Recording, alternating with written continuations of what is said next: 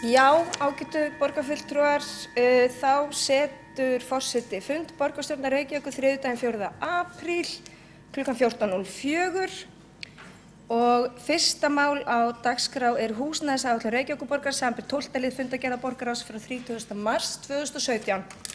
Og forseta hefur borist fyrirspurn að rýmka ræðutíma undir þessum lið og hefur ákveðið að verða við því samanber 23. greinar samþykktar stjórn Reykjavíkurborgar undir ræðutíma þar sem stendur í 3.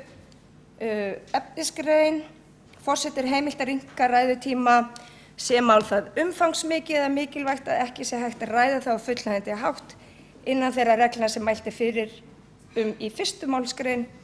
Einnig forseta heimilt að rýmka ræðutíma borgarfulltrúa sérstaklega stendur á og nauðsyn krefur og ákvörðun forseta samkvæmt þessari málsgrein skal liggja fyrir áður en umræða hefst og þá vísar forsetinn í tölvupóst sem hann sendi borgarstjórn áður en umræðan hófst. Og fyrstu tekur til máls borgarstjóri. Hér Sveinbjörg Birna Sveinbjörnsdóttir, borgarfulltrúi, að koma undir fundarsköpun.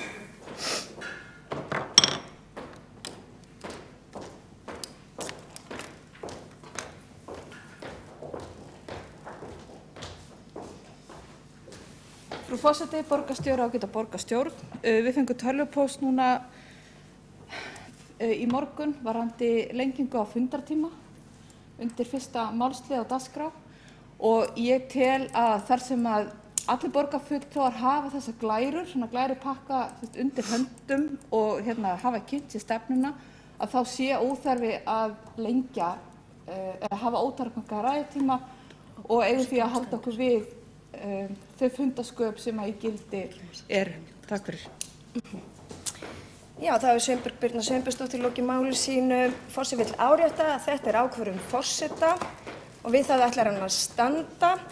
Borgarfulltrúum að sjálfsögðu heimilt að stytta mál sitt og það alltaf gott í fari stjórnmálamanna að stytta mál sitt og vera skorinorðir.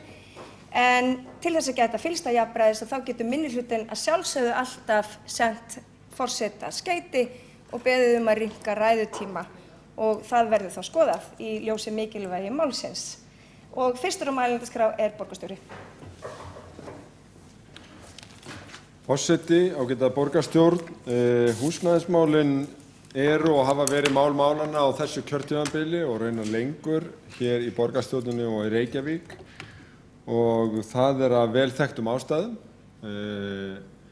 Í kjölfar hrunsins fór nánast ekkert í uppbyggingu og það sem var í byggingu á höfuðborgarsvæðinu voru fyrst og fremst íbúðir sem voru í fanginu eða höndum banka og höfðu farið af stað fyrir 2007 og fengu fjármagn til þess að klára það sem komið var af stað en fá ný verkefni bættust þar við. Mjög margir verktakar lenti í vandræðum og leitun að verktökum sem ekki þurftu að semja við sína lánardrottna á einhvern hátt. Það haft fyrir satt að þetta hafi gengið svo langt að nánast allar vinnuvélar og allir nema einn stór krani seldir úr landi eins og fjármálastofnanir og byggingariðnaðurinn byggist ekki við að nokkurn tímann þyrfti að byggja aftur hús á Íslandi en það var auðvitað ekki því að þó að fækkun hafi verið á Íslandi strax eftir hrun vegna brottflutningsfólks að þá hélt þjóðinni áfram að fjölga og nú svo komið að bæði flytur erlent vinnuafl til borgarinnar og landsins og ekki síður ferðamenn sem koma hér til gistingar. Þetta kallar á húsnæði og þess vegna hefur verið unnið undanfarin ár í Reykjavík að miklu átaki í skipulagi nýrra uppbyggingarsvæða og grundvelli aðalskipulagsborgarinnar. Inn á velferðarsviði hefur verið unnið að húsnæðismálum og greiningum árum saman á þörfinni fyrir mismunandi gerðir húsnæðis, fyrir mismunandi hópa en með nýjum lögum húsnæðismál sem tóku gildi við áramót að þá orðin skylda á öllum sveitarfélögum að setja fram heildstæða húsnæðisáætlun þar sem að mat sveitarfélaganna á uppbyggingarþörf og þörfunum á húsnæðismarkaði skuli dregnar saman ásamt viðbrögðum sveitarfélagana við því mati sem að blasir við. Þess vegna hefur Reykjavíkurborg dregið saman á einn stað í því sem nú lagt fram sem drög að húsnæðisáætlun. Þetta gerum við gjarnan þegar við mælum fyrir mikilvægri stefnumótun hér í borgarstjórn, að við leggjum fyrst fram drög, gefum síðan nokkra vikur til þess að fá viðbrögð á það, setjum gjarnan yfir það og ég myndi nú leggja það til í samvinnu meiri og minni hluta, hvort að eitthvað þurfa að skýra betur eða hnika til eða bæta í og mælum síðan fyrir áætluninni aftur og hér það lagt til eins og nefnt var í borgarráði í síðustu viku að við stefnum að samþykkt formlegra húsnæðisáætlunar borgarinnar og eftir atvikum tillagna á hennar grunni í maí næstkomandi. Aðeins í upphafi hvað húsnæðisáætlun? Og vísa ég þar beint í plaggið sem að borgarfulltrúar hafa undir höndum og aðgengilegt á vef borgarstjórnar til hægri á skjánum þegar horft á þessa útsendingu. Húsnæðisáætlun Reykjavíkurborgar sett fram til að setja fram á einum stað greiningu á stöðu húsnæðismála og veita yfirlit yfir aðgerðir borgarinnar í húsnæðismálum sem allar eiga það sannmerkt að mæta áskorunum á húsnæðismarkaði og ná markmiðum Reykjavíkurborgar í húsnæðismálum. Áætlunin byggir á stefnumörkum borgarinnar á sviði húsnæðismála og á lagaumgjörð og nýjum greiningum á stöðunni á húsnæðismarkaðnum. Hún felur í sér töluleg markmið þann fjölda íbúða sem þurfa að fara í uppbyggingu til lengri og skemmri tíma. Þá eru skilgreind helstu byggingasvæði í Reykjavík og hvernig uppbyggingu íbúðarhúsnæði sem Reykjavíkurborg beitir sér sérstaklega fyrir verður háttað í samvinnu við verkalýðshreyfinguna, húsnæðissamvinnufélög, samtök eldri borgara, stúdenta og einkaaðila og eigin leigufélags borgarinnar félagsbústaða. Stefnumótun Reykjavíkurborgar á sviði húsnæðismála að finna allvíða í samþykktum stefnuskjölum og samþykktum borgarstjórnar og borgarráðs. Helstu stefnuskjöl sem taka til húsnæðismála og húsnæðisstefnu borgarinnar eru aðalskipulagið, samningsmarkmið Reykjavíkurborgar á nýjum uppbyggingasvæðum og samþykktur nýju Reykjavíkurhúsin, svo dæmi sé tekið. Ef við leyfum okkur að rekja meginatriðin í þessari stefnu þá segir aðalskipulagið í fyrsta lagi að tryggja í fjölbreytt framboð húsagerð og búsetukosta, að innan hvers hverfis verði fjölbreytt framboð til að tryggja félagslega fjölbreytni. Það að segja að hverfin og borgin þróist ekki þannig að þeir sem hafa mest á milli handanna safnist í dýrar íbúðir á einum stað og þeir sem hafa minnst á milli handanna verði einkum í einu eða fleiri hverfum á sérstökum stað.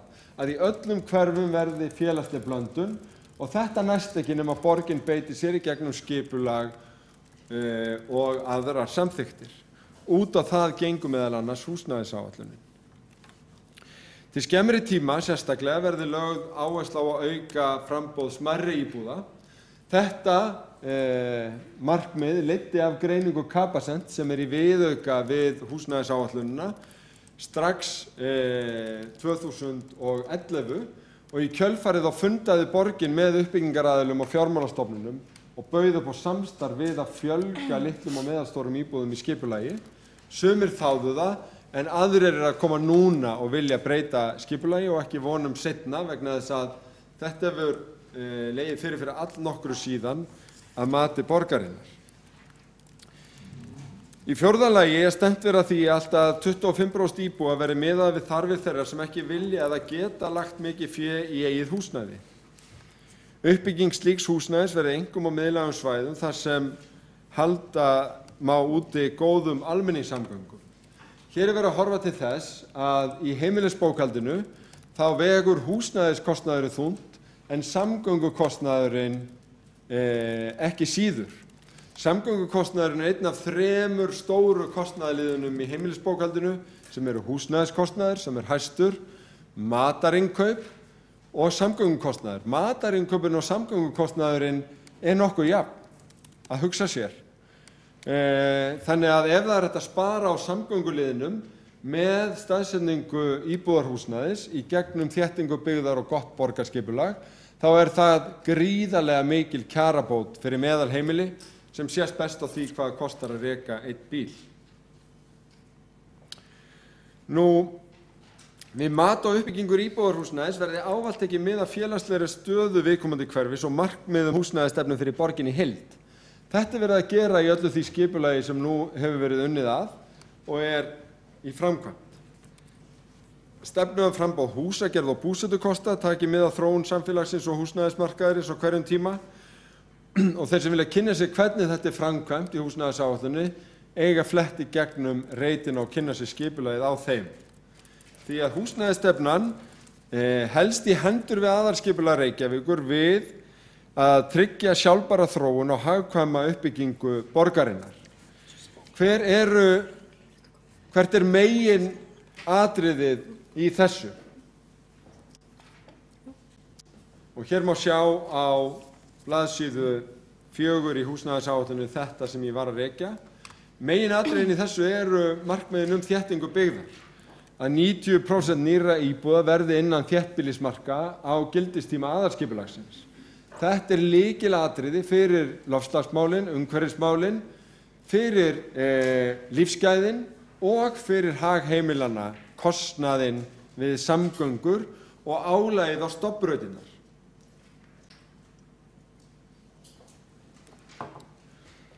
Og það eru 3 svæði sem eru veigamest í aðalskipulaginu. Það er Vatnsmýri, það er Elliðavorin og það er svæði kringum miðborg og gömlu höfnina. Við leggjum mat á það að til ársloka 2020 eigum við að stefna því að hefja smíði á 7.000 íbúðum og þá er tekið mið af því að við gefum töluvert í frá markmiðum aðalskipulags og svæðisskipulags. Við höfum rætt það áður í þessum sal að í aðalskipulagi og svæðisskipulagi miða við að á hverju ári séu byggðar 700 íbúðir í Reykjavík. Minnihlutinn í borgarstjórn hefur talað fyrir því að þetta markmið verði hækkað í 1000 íbúðir á ári í ljósi stöðunnar og oddviti Sjálfstæðisflokksins ræddi það á allavega 2 fundum í borgarstjórn á þessu ári að markmið ætti að vera 1000 íbúðir. Við höfum uppfært þetta mat og Haraldur Sigurðsson, sérfræðingur á skipulagssviði, og teljum að vegna uppsafnaðrar þarfar og þrýstingsins frá ferðaþjónustu og þess sem kemur til vegna aukningar á innflutningi vinnuafls vegna stöðunar á vinnumarkaði, að þá eigi að hækka þessa tölu og ekki fara í 1000 íbúðir, heldur 1250 á ári að lágmarki. Og við teljum á grundvelli áætlana Reykjavíkurborgar að þá eigi að vera hægt að ná þessu og miða við það að önnur sveitarfélög komi líka inn eins og rætt hefur verið á vettvangi sambands sveitarfélaga á höfuðborgarsvæðinu, þá ætti að vera komið á betra jafnvægi á húsnæðismarkaði á höfuðborgarsvæðinu eftir 3 til 4 ár. Til þess að standa við hlut Reykjavíkurborgar í þessu hefur verið ráðist í þróun og skipulag á nær öllum þeim 60 uppbyggingarreitum sem aðalskipulagið til 2030 gerir ráð fyrir að fara í uppbyggingu á tímabilinu.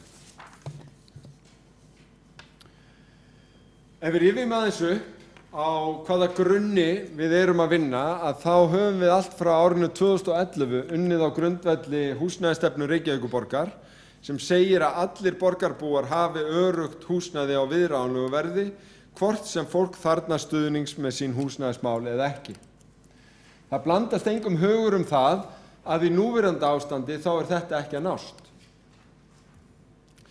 En húsnæðisstefna Reykjavíkurborgar og samspilið við þau lög sem gilda í landinu og sérstakan stuðningi húsnæðismálum frá ríki og borg á að geta náð þessum markmiðum. Húsnæðisstefnu Reykjavíkurborgar ætlað að ná utan húsnæðisþarfir allra borgarbúa, óháð eignaformi, stærð og gæðum húsnæðis. Borgarbúar þurfa að geta eignast og eða leigt húsnæði eftir þörfum hverju sinni. Þess vegna þarf að vera fjölbreytt framboð í hverju hverfi, eins og segir í húsnæðisstefnunni. Og þau markmið sem sett voru og við höfum verið að vinna síðan eru enn í fullu gildi. Fjölgun leiguíbúða og búseturéttaríbúða, smærri íbúðir, langtíma leigumarkaður, persónubundinn stuðningur, sérstakar húsaleigubætur og húsnæðisstuðningur ríkis og sveitarfélaga þarf að vera heildstæður. Síðast en ekki síst þarf að hugsa höfuðborgarsvæðið sem eitt búsetusvæði og sveitarfélögin á höfuðborgarsvæðinu þurfa að vinna mjög þétt saman að þessu markmiði. Þverpólitískur starfshópur sem fékk það verkefni að innleiða húsnæðisstefnuna gerði síðan fjölda tillagna sem samþykktar voru í borgarráði. Þar var kveðið á það að skipulag skilgreini að 20% hlutdeild leigu- og búseturéttaríbúða og þetta rataði inn í aðalskipulagið. Þar var talað það að í lóðaúthlutunum væri sérstaklega hugað að uppbyggingaþörf fyrir leigu- og búseturéttaríbúðir á viðráðanlegum kjörum. Þetta hryggjarsúlan í húsnæðisáætlun og húsnæðisstefnu borgarinnar að útvega lóðir fyrir stúdentaíbúðir, fyrir búseturéttaríbúðir, fyrir leiguíbúðir í samvinnum við verkalýðshreyfinguna, fyrir íbúðir fyrir eldri borgara og hefur verið alveg frá því að þessi innleiðingahópur sem í sátu ásamt mér fulltrúar úr öllum flokkum á síðasta kjörtímabili, meðal annars Áslaug Friðriksdóttir sem hér fyrir hönd Sjálfstæðisflokksins. Í þriðja lagi var talað langtíma leigufélög. Það var talað það hvernig Reykjavík gæti komið að því að þau yrðu að veruleika. Þetta þróaðist út í hugmyndina almennar íbúðir og lögin almennar íbúðir sem Alþingi síðan setti og aðkomu Reykjavíkurborgar í gegnum stofnframlög. Og þannig hefur Reykjavíkurborg gert viljayfirlýsingar á grundvelli þeirra laga út frá sýninni sem var fram hér í borgarstjórn á síðasta kjörtímabili aðkomu að langtíma leigufélögum og samstarfi verkalýðshreyfinguna og fleiri. Það var talað sérstakan persónubundinn stuðning og það rataði inn í lög húsnæðisbætur sem eru núna alfarið á hendi ríkisins en sveitarfélögin og Reykjavíkurborg eru með sérstakar húsaleigubætur. Innleiðingin á því áramót sýndi hins vegar ákveðna gloppur. Núna þegar tekið mið af öllum tekjum þá voru sumir viðkvæmir hópar sem fengu miklu minni bætur vegna síns húsnæðis heldur en þeir höfðu áður fengið og ég hef rætt það við félagsmálaráðherra að ríkið komi inn með aukinn stuðning við tekjulága hópa vegna þessa og borgin verður að vera viðbúin að stíga þarna inn líka þegar komin reynsla á þetta á vormánuðum eða mitt þetta ár. Því að þarna eru hópar sem eru með þeim viðkvæmustu á húsnæðismarkaði og við eigum sannarlega að horfa til þarfa þeirra í okkar ákvörðunum. Í 5. lagi var síðan talað hlutverk og fyrirkomulag félagsbústaða og þarna var ekki ennþá búið að setja lögin almennar íbúðir og við vorum að velta fyrir okkur hvort að félagsbústaði færi að byggja í auknum mæli sjálfir. Það var valin sú leið að félagsbústaði myndi frekar eignast íbúðir inn í reitum sem aðrir myndu byggja, ýmist einkaaðilar í gegnum samningsmarkmið eða með samningum við félög sem ekki rekin í hagnaðarskyni á þeirra reitum. Og þannig samninga búið að gera núna uppbyggingu meira en 250 almennra félagslegra íbúða og sérstakra búsetuúrræði fyrir fatlað fólk að auki. Og þetta kemur fram í yfirlitum yfir uppbyggingu félagslegra íbúða og sérstakra búsetuúrræða í húsnæðisáætluninni. 7. atriði var persónubundinn stuðningur við sérstaka hópa og þar eru komin ný lög eins og áður sagði og síðan nýjar aðgerðir gegn húsnæðisleysi og þar verið að vísa til aðgerða í málefnum utangarðsfólks sem hafa verið í mikilli deiglu og þróun eftir að Reykjavíkurborg tók við gistiskýlinu og þar verið að innleiða hugmyndafræðina Housing First, nefnilega það að ef fólk sem jafnvel hefur verið utangarðs lengi fær skjólshús, öruggt húsnæði, að þá fara aðrir hlutir að lagast í kjölfarið. Og við erum að fikra okkur áfram á þessari braut og tillögur sem liggja fyrir á velferðarsviði og inn í velferðarráði það sem tekið verður afstæði til á næstu vikum og mánuðum. Nú nýju Reykjavíkurhúsin, þau voru hugmyndafræði og sýn það að blanda í blokk eins og það var kallað. Að hús byggðust ekki bara fyrir fáa með mikil efni eða lítil efni, heldur gjarnan fyrir fjölbreytta hópa félagslega og það sem oft hefur verið nefnt sem fyrstu Reykjavíkurhúsin Vesturbuktin. 170 íbúðir sem að fara að byggjast þar og hafa verið í býsna löngu og flóknu samningskaupaferli sem nú sér fyrir endan á.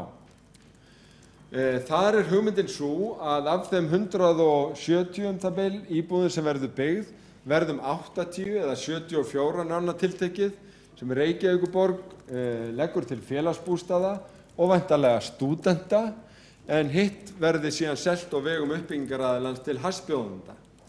Þetta verður betur kynnt núna þegar samningar þessa uppbyggingu liggja fyrir en markmiðin nýju Reykjavíkurhúsin eru ekki bara nást í Vesturbuktinni heldur í raun á öllum þessum reitum þar sem að yfir 250 félagslegar íbúðir verða í bland við aðra uppbyggingu víðast hvar og í raun á nánast öllum uppbyggingareitum sem eru að fara í gangi í borginni. Þetta nefnilega hugmyndin félagslega blöndun og eitt dæmi það að húsnæðisáætlunin býsna róttæk við að innleiða og nota sér bæði skipulagsvald og lóðaúthlutunar borgarinnar til þess að blanda félagslega allstaðar þar sem við höfum tök á. Það má segja að þetta hafi kristallast þessi innleiðingaráform á síðasta kjörtímabili í hugmyndinni og markmiðinu að 2500 til 3000 leigu- og búseturéttaríbúðir færu af stað á næstu 3–5 árum, eins og það var kallað. Og húsnæðisáætlunin staðfestir að það mun takast. Núna liggja fyrir yfir 3000 staðfest áform í samvinnu við félög sem eru rekin án hagnaðarsjónarmiða. Til viðbótar eru reyndar almenn húsnæðisfélög eða leigufélög á almennu markaði sem sumir eru rekin í hagnaðarsjónarmiði með leiguíbúðir sem að hugsunin var að myndi teljast innan þessara tölu en bætast þá sannarlega við hana. Og eitt af lykiltækjunum eins og ég hef nefnt hérna við innleiðingu á húsnæðisstefnunni eru samningsmarkmið Reykjavíkurborgar. Samningsmarkmið Reykjavíkurborgar sem sett voru almennt og fyrir alla þessa uppbyggingu í borginni í lok árs 2014, nánar tiltekið 27. nóvember. Í samningsmarkmiðunum segir að á grundvelli aðalskipulags Reykjavíkur verði til fjölmörg uppbyggingarsvæði fyrir nýjar íbúðir í Reykjavík. Unnið hafi verið að kortlagningu þessara svæða á vegum umhverfis- og skipulagssviðs Reykjavíkurborgar og skrifstofu eigna- og atvinnuþróunar. Svæðin eru mörg hver í blönduðu eignarhaldi en oftar en ekki að ræða land í eigu Reykjavíkurborgar en lóða eða byggingaréttur að verulegu leyti í höndum einkaaðila sem eru handhafar gildandi lóðalegu samninga með mismunandi réttindum. Í samþykktinni samningsmarkmið segir að Reykjavíkurborg leggi áherslu á mikilvægi þess að skilgreina samningsmarkmið sín í tengslum við þá uppbyggingu sem framundan ekki síst varðandi þau svæði sem í blandaðri eigu. Samningsmarkmiðin eru sett fram til að tryggja gegnsæi og gæta samræmis á milli svæða. Skilgreining samningsmarkmiða leiðir til markvissari samningsgerðar og eykur líkur á að niðurstaða náist og af uppbyggingu verði. Hver voru svo þessi samningsmarkmið? Jú, að í fyrsta lagi við næðum markmiðunum gott borgarskipulag sem voru áhersla á fjölbreytileika í stærð og gerð íbúða, áhersla á gæðasvæði og gott umhverfi, áhersla á að varðveita staðaranda og yfirbragð byggðar, að land og innviði borgarinnar verði nýtt sem best, að stofnkostnaður innviða fyrir uppbyggingarsvæði verði greiddur með fjármunum sem fást af uppbyggingunni, að ákveðinni fjárhæð verði varið til listsköpunar í almenningsrýmum á svæðinu og verði sú fjárhæð hluti af heildarkostnaði innviða á viðkomandi svæði. Síðast en ekki síst að byggt verði upp í samræmi við húsnæðisstefnu Reykjavíkurborgar til 2020 og stuðlað að uppbyggingu leigumarkaðar og félagslegri blöndun íbúa. Stefnt verði að því að 20–25% íbúða í hverfum verði leiguíbúðir, stúdentaíbúðir, búseturéttaríbúðir og eða nýju Reykjavíkurhúsin. Einnig verði stefnt að því að félagsbústaðar hafi kauprétt fyrir alltaf 5% íbúða fyrir félagslegt leiguhúsnæði. Dæmin eru fjölmörg svæði þar sem þessu hefur verið beitt. Þau stærstu og þau sem hafa sum verið mikið í umræðunni eru Vogabyggð, Ártúnshöfði, Barónsreitur, Norðlingaholt, Sogavegur og Heklureitur. Á þessum svæðum eru 1000 íbúða. Þar sem að í öllum tilvikum hefur verið náð þessum samningsmarkmiðum að allmiklu leyti. Við höfum verið að læra svolítið af reynslunni í þessu, þannig að í elstu samningunum og fyrstu samningunum að þá talað kauprétt eða forkaupsrétt félagsbústaða 5% íbúða, en þá skapast sú hætta að íbúðirnar verði svo dýrar að félagsbústaðir geta ekki keypt þær miðað við verðin sem félagsbústaðir þurfa að vera undir. Þannig að við höfum verið að semja beint fyrirfram ákveðnar hámarksupphæðir vegna félagsbústaða í öllum nýjum samningum og munum sannarlega halda því áfram, og þá erum við að byggja á nýju lögunum almennar íbúðir. Þetta nauðsynlegt til þess að þessi markmið nái fram hvað félagsbústaðir varðar. En samningsmarkmiðin hafa verið mjög mikilvæg til þess að ná fram húsnæðisstefnunni þar sem við höfum ekki farið með lóðaréttindin eða lóðaúthlutanir. Þetta miklu einfaldara þegar við erum sjálf að úthluta lóðunum.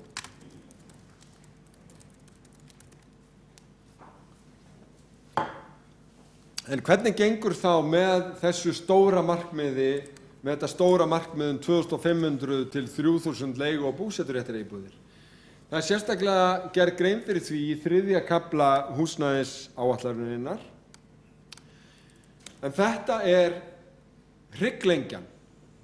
Þetta hrygglengjan í húsnæðisáætlun og stefnu Reykjavíkurborgar, samstarf við húsnæðisfélög án hagnaðarsjónarmiða.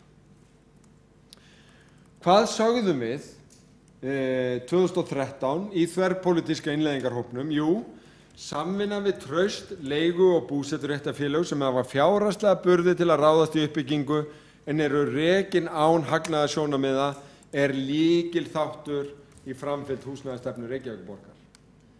Þetta enn aðalatriði. Við stefnum að því og höfum stefnt að því að 2500 til 3000 leigu- og búseturéttaríbúðir færu í uppbyggingu á 3 til 5 árum. Nú liggja fyrir 3700 staðfest áform félaga sem byggja án hagnaðarsjónarmiða. Húsnæðisáætlun borgarinnar gerir ráð fyrir því að gera grein fyrir stöðu og framgangi þessara verkefna 2 ári, það bil á þessum árstíma og svo á hinum árlega húsnæðisfundi sem í september.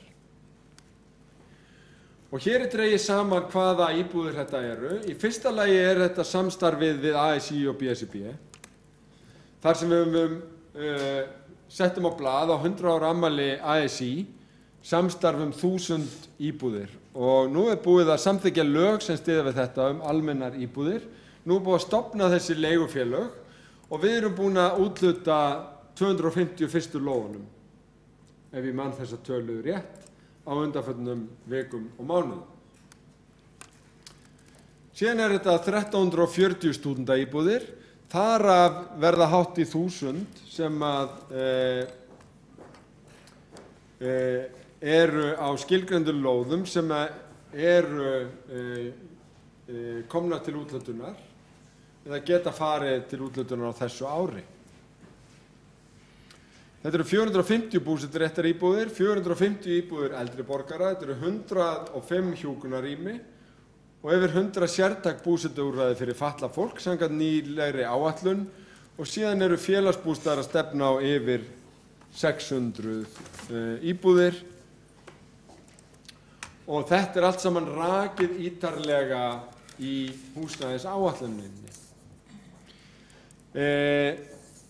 Nákvæmar staðsetningar á þessum 1000 íbúðum í samvinnu við verkalýðshreyfinguna liggja fyrir meira en fjórðunginn. Það samt búið að úthluta fyrir fyrsta fjórðunginn og meira á leiðinni innan tíðar. Stúdentaíbúðirnar eru ýmist byggðar af Félagsstofnun stúdenta, Byggingafélagi námsmanna og Háskólanum í Reykjavík sem eru þessi 3 stóra aðilar. Heildaráform þeirra eru upp á 1340 íbúðir. Þetta hærri tala en við höfum notað til viðmiðunar og það að hluta til vegna þess að Byggingafélag námsmanna ætlar sér lengri tíma í þetta heldur en hin byggingafélög stúdenta, þannig að við erum ennþá að vinna þetta með skammtímamarkmið 1000 íbúðir en hinar eru líka komnar inn á plan. Búseturéttaríbúðirnar eru að meginstofni til byggðar af Búseta og í samvinnu við Búseta á hluta til af lóðum og byggingarreitum sem við leggjum til og hluta til á lóðum sem að Búseti hefur orðið sér út eftir öðrum leiðum. Meðal annars stærsta byggingarverkefni Búseta í Smiðjuholti, lóð sem að félagið keypti af Landsbankanum skömmu eftir hrun á býsna hagstæðum kjörum, en Búseti var að fá úthlutað lóðinni Keilugranda 1 ásamt byggingarrétti og hefur vilyrði lóðir við Skógarveg og í Árskógum sem upp í Mjódd. Þá hefur Búseti lýst áhuga á að koma inn í svæði þar sem nýju Reykjavíkurhúsi myndu rísa á öðrum svæðum. Og núna þegar að nást utan þessi byggingaverkefni Búseta að þá hefur félagið lýst yfir vilja til þess að bæta við hjá sér umfram þessar 450 íbúðir. Sömu sögu reyndar að segja að byggingafélögum eldri borgara. Þar erum við að vinna í samstarfi við Hrafnistu, Grund, Samtök aldraðra, Vonandi og Félag eldri borgara. En stærsti samningurinn við Hrafnistu Sléttuveg. Þar félagið að fara að reisa 126 leiguíbúðir og félagsbústaðir fá íbúðir þar inni. Þar á líka að rísa hjúkrunarheimili. Það verið að ræða við Samtök aldraðra lóð á Kennaraháskólareitnum. Félag eldri borgara hefur hafið framkvæmdir við íbúðir upp í Mjódd og vilja fjölga þeim. Við erum búin að selja íbúðir til einkaaðila eða lóð til einkaaðila fyrir 60+ uppbyggingu við Hraunbæ 103A og í mörkinni Grund að byggja auk þess sem hjúkrunarheimili Sóltún að byggja í Mánatúni. Það reyndar athyglisvert að verkefnin bæði hjá Grund og í Mánatúni áttu að verða búseturéttaríbúðir en breytingar í lagaumhverfi búseturéttaríbúða á síðasta ári urðu til þess að þessir aðilar hafa skýrt frá því að þeir treystu sér ekki lengur til þess að hafa þetta búseturéttaríbúðir, heldur verða þetta söluíbúðir eða leiguíbúðir.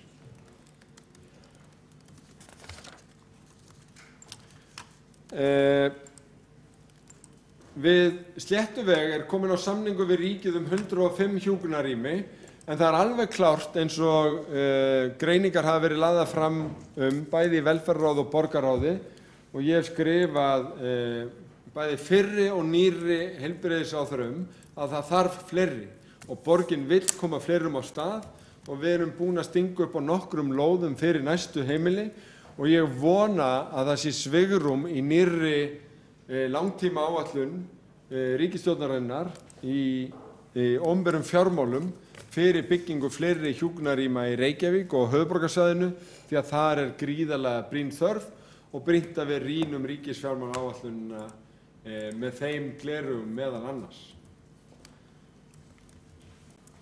Nýlega var lögð fram í velferðarráði og borgarráði áætlun sértæk búsetuúrræði fyrir fatlað fólk. Nú þegar borgin að setja á hverju ári 5 milljarða í stuðning við búsetuúrræði fatlaðs fólks víðs vegar borgina og hér verið að tala að bæta verulega í bæði uppbygginguna og rekstrarkostnaðinn. Ef að þessi áform gengju óbreytt eftir þá myndi það kalla á aukinn árlegan rekstrarkostnað á borginni upp á 1,5 milljarð. Það getur verið að aðrar leiðir eins og NPA og sjálfstæð búseta með stuðningi geti lækkað þann rekstrarkostnað eitthvað. Það ekki víst, en þetta verður rýnt núna í framhaldinu, en það auðvitað þegar brýnustu verkefnin farin af stað. Það var opnaður nýr búsetukjarni í Þorláksgeisla kringum áramótin og teknar skóflustungur bæði í Austurbrún og upp í Móvaði að kjörnunum sem eru að fara í uppbyggingu þar og það gert ráð fyrir búsetukjörnum í skipulagi á nokkrum af þeim reitum sem við erum búin að vera að klára skipulag fyrir að undanförnu. Félagsbústaðir eru síðan að fylgja eftir stefnumörkun borgarstjórnar frá lokum síðasta kjörtímabils því að munum það að þegar húsnæðisstefnan var sett kringum 2011 þá var hugsunin sú að sérstakar húsaleigubætur kæmu að mörgu leyti í staðinn fyrir það að borgin ætti sjálf fleiri félagslegar íbúðir. Eftir nánari greiningu á þessu í þverpólitíska innleiðingarhópnum snerist borgarstjórn hins vegar hugur og ákvað að setja fram markmið fjölgun félagslegra íbúða allavega 500 á næstu árum eins og það var orðað 2013 og núna búið að bæta í eftir frekari greiningu. Þannig að í húsnæðisáætluninni listað upp bæði hvað á að bæta við af félagslegum íbúðum almennum, sérstökum búsetuúrræðum og íbúðum samtals. Þetta greint á þessum yfirlitum og þarna haldið til haga að jafnframt til þess að það rugli nú ekki umræðuna að þá hafa búsetuúrræði sem hafa verið geymd inn í eignasjóði verið að flytjast inn í félagsbústaði eins og gert ráð var fyrir í upphafi og þessu haldið öllu til haga aðgreindu í þessu yfirliti hér sem á að gera grein fyrir því hvenær líka þetta húsnæði kemst í notkun því að við höfum þurft að horfast í augu við það að vegna þess hvað erfiðlega félagsbústöðum hefur gengið að kaupa á almennum markaði sem hefur verið megin aðferð félagsbústaða við að fjölga íbúðum alveg frá stofnun félagsins að þá höfum við farið í það að skilgreina bæði samningsmarkmiðunum og inn á einstaka byggingareitum hvað félagsbústaði fá í sinn hlut á hverjum og einum reit. Auðvitað væri hægt á vinnslutíma áætlunarinnar sem nú lagð fram sem drög, hægt að leggja fram ítarlegt yfirlit yfir hvar félagsbústaðir fá nákvæmlega íbúðir á þessum reitum og gæti verið fróðlegt fyrir borgarráð og velferðarráð að sjá það. En hér svona stóra myndin, það getur visst flókið að setja sig inn í en býsna skýrt en ég vek athygli að þetta yfirlitið við hvenær þessar íbúðir hægt að taka þær í notkun. Áætlunin mun framþyngri þegar henni stillt upp þannig hvenær uppbygging íbúðanna fer af stað. En þá erum við komin hér að fjórða kafla húsnæðisáætlunarinnar sem kafli sem ætlaður til þess að veita yfirsýn yfir bæði mat á íbúðarþörfinni, uppbyggingarþörfinni og hvernig borgin hefur verið að mæta því með samþykktum í skipulagi. Aðeins stóru myndina. Í Reykjavík í dag eru tæplega 52.000 íbúðir í heildina. Meðalstærðin 110 fermetrar per íbúð og fjöldi fermetra á hvern íbúa 45 fermetrar. Þetta eru reyndar tvöfalt hærri tölur heldur en Finnar komast að með í Helsinki, sem athyglisvert, en mikilvægt fyrir svona stóru myndina. Þegar við erum að bæta við íbúðum í Reykjavík, þá erum við alltaf að bæta við þennan heildarstokk. Ef einhver sem býr í Reykjavík kaupir sér íbúð og flytur, þá losnar nefnilega íbúðin sem fyrir og hún getur verið bæði minni eða stærri eða nákvæmlega jafn stór og nýja íbúðin. Og framboð af litlum eða stórum íbúðum hefur þannig tekur mið af því hvernig þessi hringrás á fasteignamarkaðinum spilast. En það má reikna með því að þurfa að byggja allavega 13 til 15.000 íbúðir á tímabilinu 2016 til 2030 miðað við íbúaforsendur aðalskipulagsins og uppfærða íbúðaspá. Það hvorki meira né minna en 25 til 30% af núverandi húsnæðisstofni Reykjavíkur. Reykjavík að stækka inn á við þriðjung á þessu tímabili. Hvað þýða þessar tölur? Jú, það verið að bæta við rúmlega 1 Kópavogi til 2030. Bara til 2020, þegar þessar 7.000 íbúðir að fara af stað, þá erum við að bæta við íbúafjölda sem jafngildir samanlögðum íbúafjölda í Garðabæ og Seltjarnarnesi. Þegar alls konar greiningaraðilar hafa verið að slá fram 8.000 íbúðum sem vantar eða 12 eða eitthvað svona, þá verðum við að muna raunveruleikann á bakvið þessar tölur að 5.300 íbúðir, sem hljómar meira segja nánast lítið með það sem hefur verið slengt fram í umræðinu, það eitt stykki í Garðabær. Það eitt stykki í Garðabær. Og núna erum við sem með eitt stykki í Garðabæ fyrirliggjandi á svæðum sem ýmist eru komin í uppbyggingu eða eru tilbúin í skipulagi. Ég nefndi áðan matið á uppbyggingarþörfinni. En hvar eru þessar íbúðir, þessar 5.300 íbúðir sem eru á framkvæmdastigi eða í samþykktu deiliskipulagi?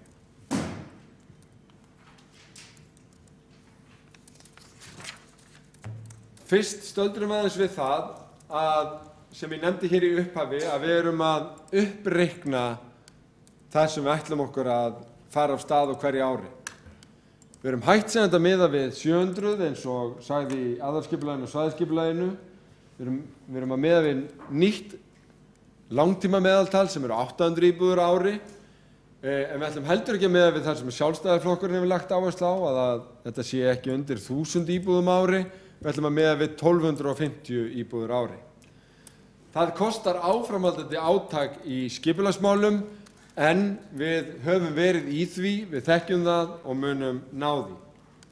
Við ætlum að ná 1250 íbúðum á ári. Hér eru aðeins þessar tölur sem ég var að fara yfir áður og borið saman við húsnæðisáform borgarbúa. Við höfum nefnilega kannað þetta þrisvar núna í samstarfi við Capacent, ekki bara hvar fólk býr, heldur hvað ætlar að hugsa sér næst.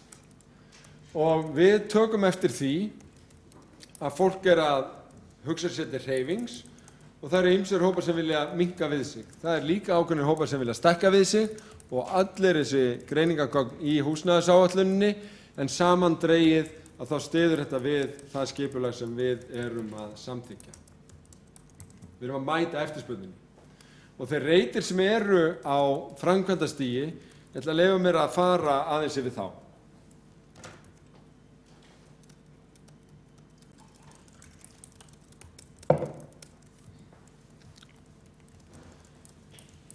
Þetta eru Rúflóð, Hlíðarendi, Einholt, Þverholt, Smiðjuholt þar að segja, Bryggjukörri 2, Lýsislóð, Ásholtsreitur, Hljómalindareitur, Hverfisgata, Hafnartorg, Brynjureitur, Frakkastígsreitur, Tryggvagata, Bílanæstureitur, Nýlendugötureitur, Suðurmjótur, Reynisvarsás, Höfðatorg, Mörkin, Skipholt 70, Laugavegur 59 og Hverfisgata 61.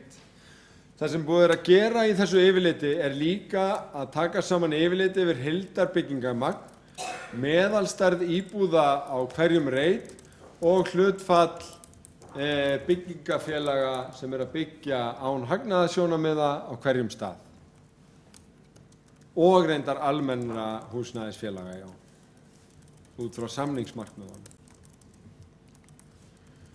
Ef við förum og berum þetta saman til dæmis við nýlegt yfirlit Samtaka iðnaðarins uppbyggingu í borginni, að þá nokkur munur. Samtök iðnaðarins telja ekki allar þessar lóðir og skipulagssveiti sem lóðir í uppbyggingu vegna þess að Samtök iðnaðarins telja botnplötur. Telja íbúðir þar sem komin botnplata.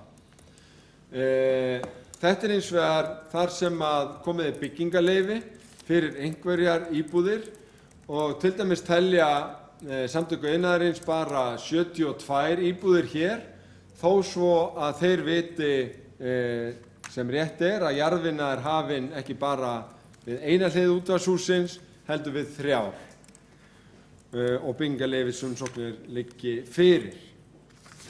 Þannig að ég held að þurfa að hafa báðar tölur í huga þegar verið að meta hvað í pípunum, bæði tölu borgarinnar byggingarleyfi og hvað tilbúið í skipulagi og tölu Samtaka iðnaðarins botnplötur, og ef að allir telja sinn hluta rétt og með sínum aðferðum, að þá fæst heildarmynd sem það að það hefur sjaldan eða aldrei verið jafn mikið í uppbyggingu og sjaldan eða aldrei verið jafn mikið að koma inn til uppbyggingar. En á Hlíðarenda að þá eru 600 íbúðir að fara á stað á þessu ári og það jarðvinna hafin víðast hvar. Í Einholti Þverholti að ljúka 203 íbúðum. Í Bryggjukverfi eru síðustu áfangarnir í 280 íbúða uppbyggingu að fara í gang. Lýsislóðin með 140 íbúðum líka að klárast. Það beinlínis flutt inn á nemendagarðana í Ásholti. Það enduðu í 103. Það eru komin á sölu á Hljómalindareit. Það 35 íbúðir sem voru þar. Það búið að leggja inn leyfi til þess að fara í jarðvinnu fyrir íbúðir á Hverfisgötu 94 til 96 og raunar líka hinum megin við götuna. Alls eru þetta 210 íbúðir og þetta eitt af því sem verður fljótt að uppfarast og hækka tölurnar. En við Hafnartorg þá byrjuð þetta uppsteypan á reitum 1 og 2 en að hefjast núna hótelmegin við Geirsgötu, alls 178 íbúðir þar. Brynjureitur líka að hefjast uppsteypa á. Frakkastígsreitur líka kominn. Tryggvagötureitur ætti að klárast á þessu ári, 40 íbúðir þar, eins og Mánatún með 44 íbúðir.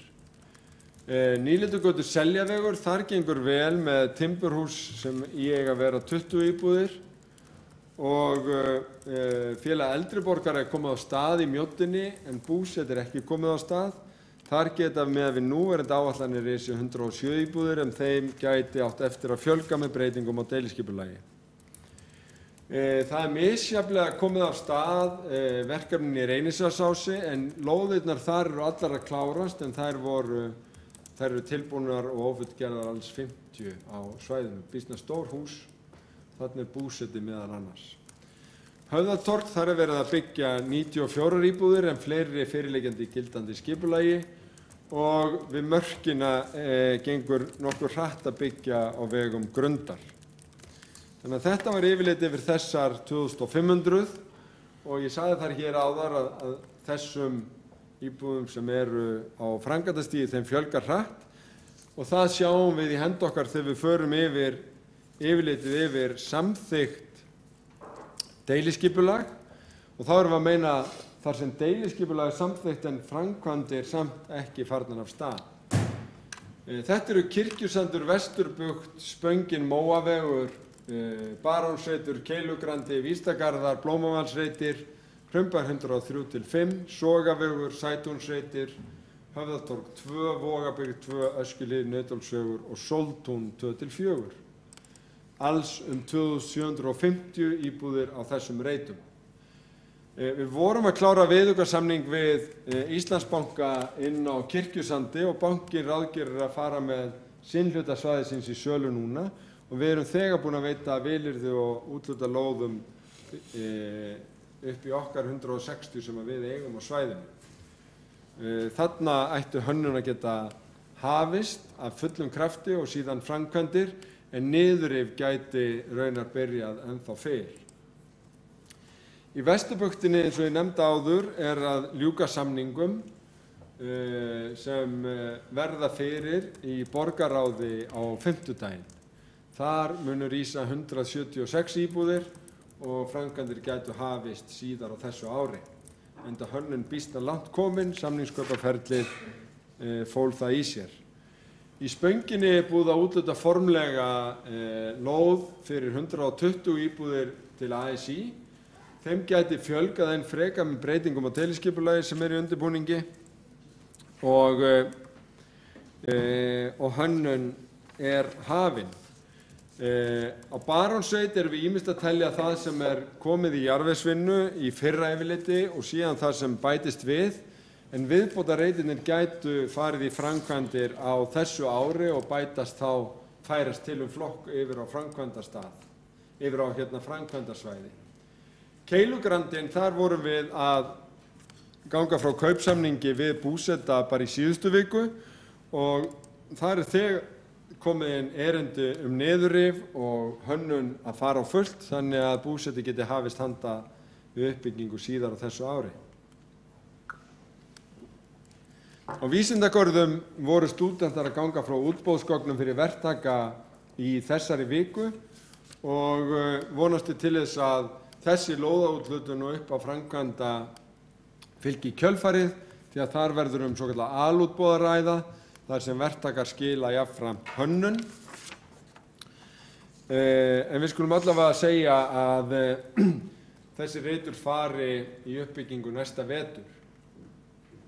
Blómavalsreitur hefur legið fyrir í samþykktu skipulagi nokkurn skeið án þess að þar hafi mikið hreyfst en þó aðeins byrjuð hreyfing varðandi hótelhlutann og ég grennslaði sérstaklega fyrir það hvort að þetta ætti nú ekki að fara að hreyfast og mér var tjáð að það gæti gerst á seinni hluta þessa árs þannig að ég vonast til þess að næsta vetur fari þetta í gang. Hraunbær 103-5 lóð sem við vorum að úthluta og ég á von á því að hönnun fari þar á fullt og framkvæmdir geti hafist einhvern næsta vetur en ekki með nákvæmar upplýsingar það. Sogavegur 73-77 liggur líka fyrir í samþykktu skipulagi en ég ekki með nákvæmar upplýsingar upphaf framkvæmda þar. Sætúnsreitur gerir ráð fyrir 100 íbúðum í skipulagi en þessi reitur hefur legið fyrir nokkuð lengi og hreyfist hægt og ég hef látið gera fyrirspurnum hvernig þetta fara af stað en ekki fengið alveg skýr svör það. en eins og borgarstjórn heyrir þá heyrir það til undantekninga varðandi þá reiti sem eru í samþykktu skipulagi. Höfðatorg 2 fylgir væntanlega í kjölfar Höfðatorgs 1 sem í framkvæmd, en þarna geta þó bæst við 76 nýjar íbúðir í öðrum turni.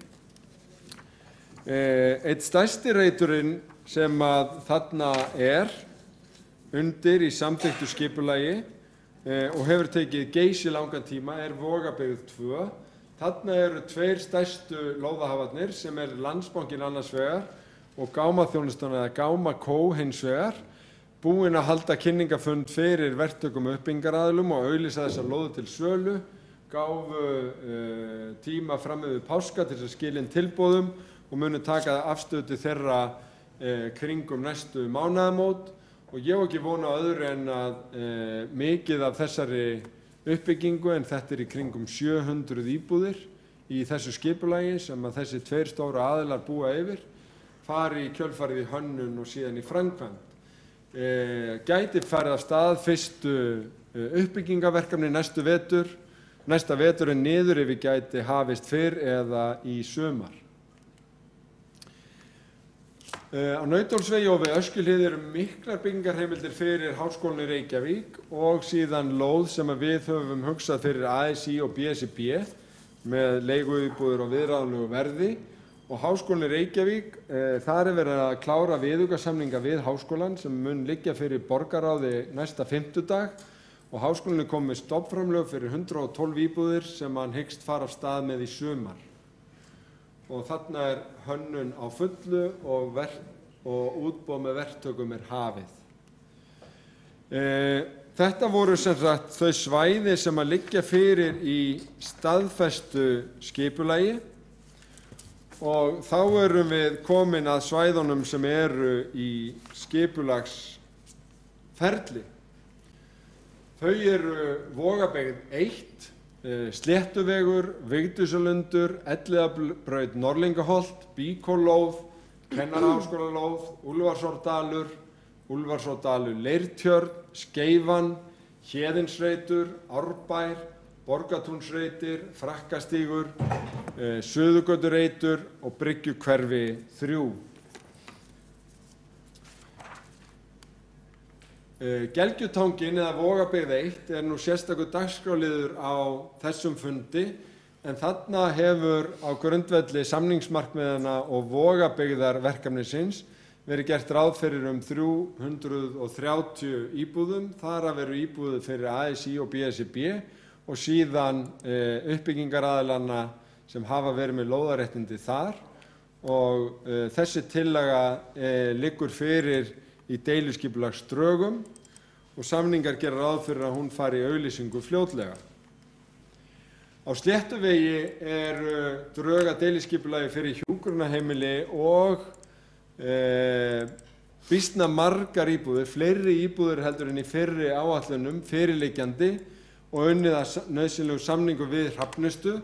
Þetta verða þá 126 íbúðir fyrir eldri borgara á vegum Hrafnistu en líka annað hús með 70 íbúðum sem verður boðið út í raun á verktakamarkaði, en bæði uppbyggingaráformin verða með íbúðum fyrir félagsbústaði og síðan þarna hjúkrunarheimili með 105 hjúkrunarrýmum.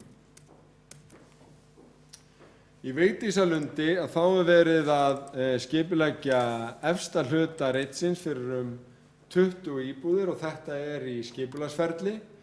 Það hafa náð samningar á grundvelli samningsmarkmiðanna upp í Norðlingaholti og þar aðalskipulagsbreytingin að klárast og deiliskipulag fyrir 203 íbúðir ef ég man rétt, ætti þá að geta klárast í kjölfarið. Þarna fyrirheit uppbyggingaraðilum það að fara býsna hratt í þessu uppbyggingu, enda verður þetta án efa eftirsótt. Bíkóreiturinn hefur verið í auglýsingaferli og verið að fara yfir athugasemdir þar núna. Þarna vekur meðal annars athygli að í þessum 70 íbúðum sem þarna eiga að rísa, að þá meðalstærð íbúða 40 fermetrar. Þetta eru nákvæmlega smá íbúðirnar sem verið að kalla eftir oft í umræðunni og eru býsna algengar á þessum nýbyggingarreitum sem við erum að kynna hér. Á Kennaraháskólareitnum gert ráð fyrir 150 til 160 íbúðum.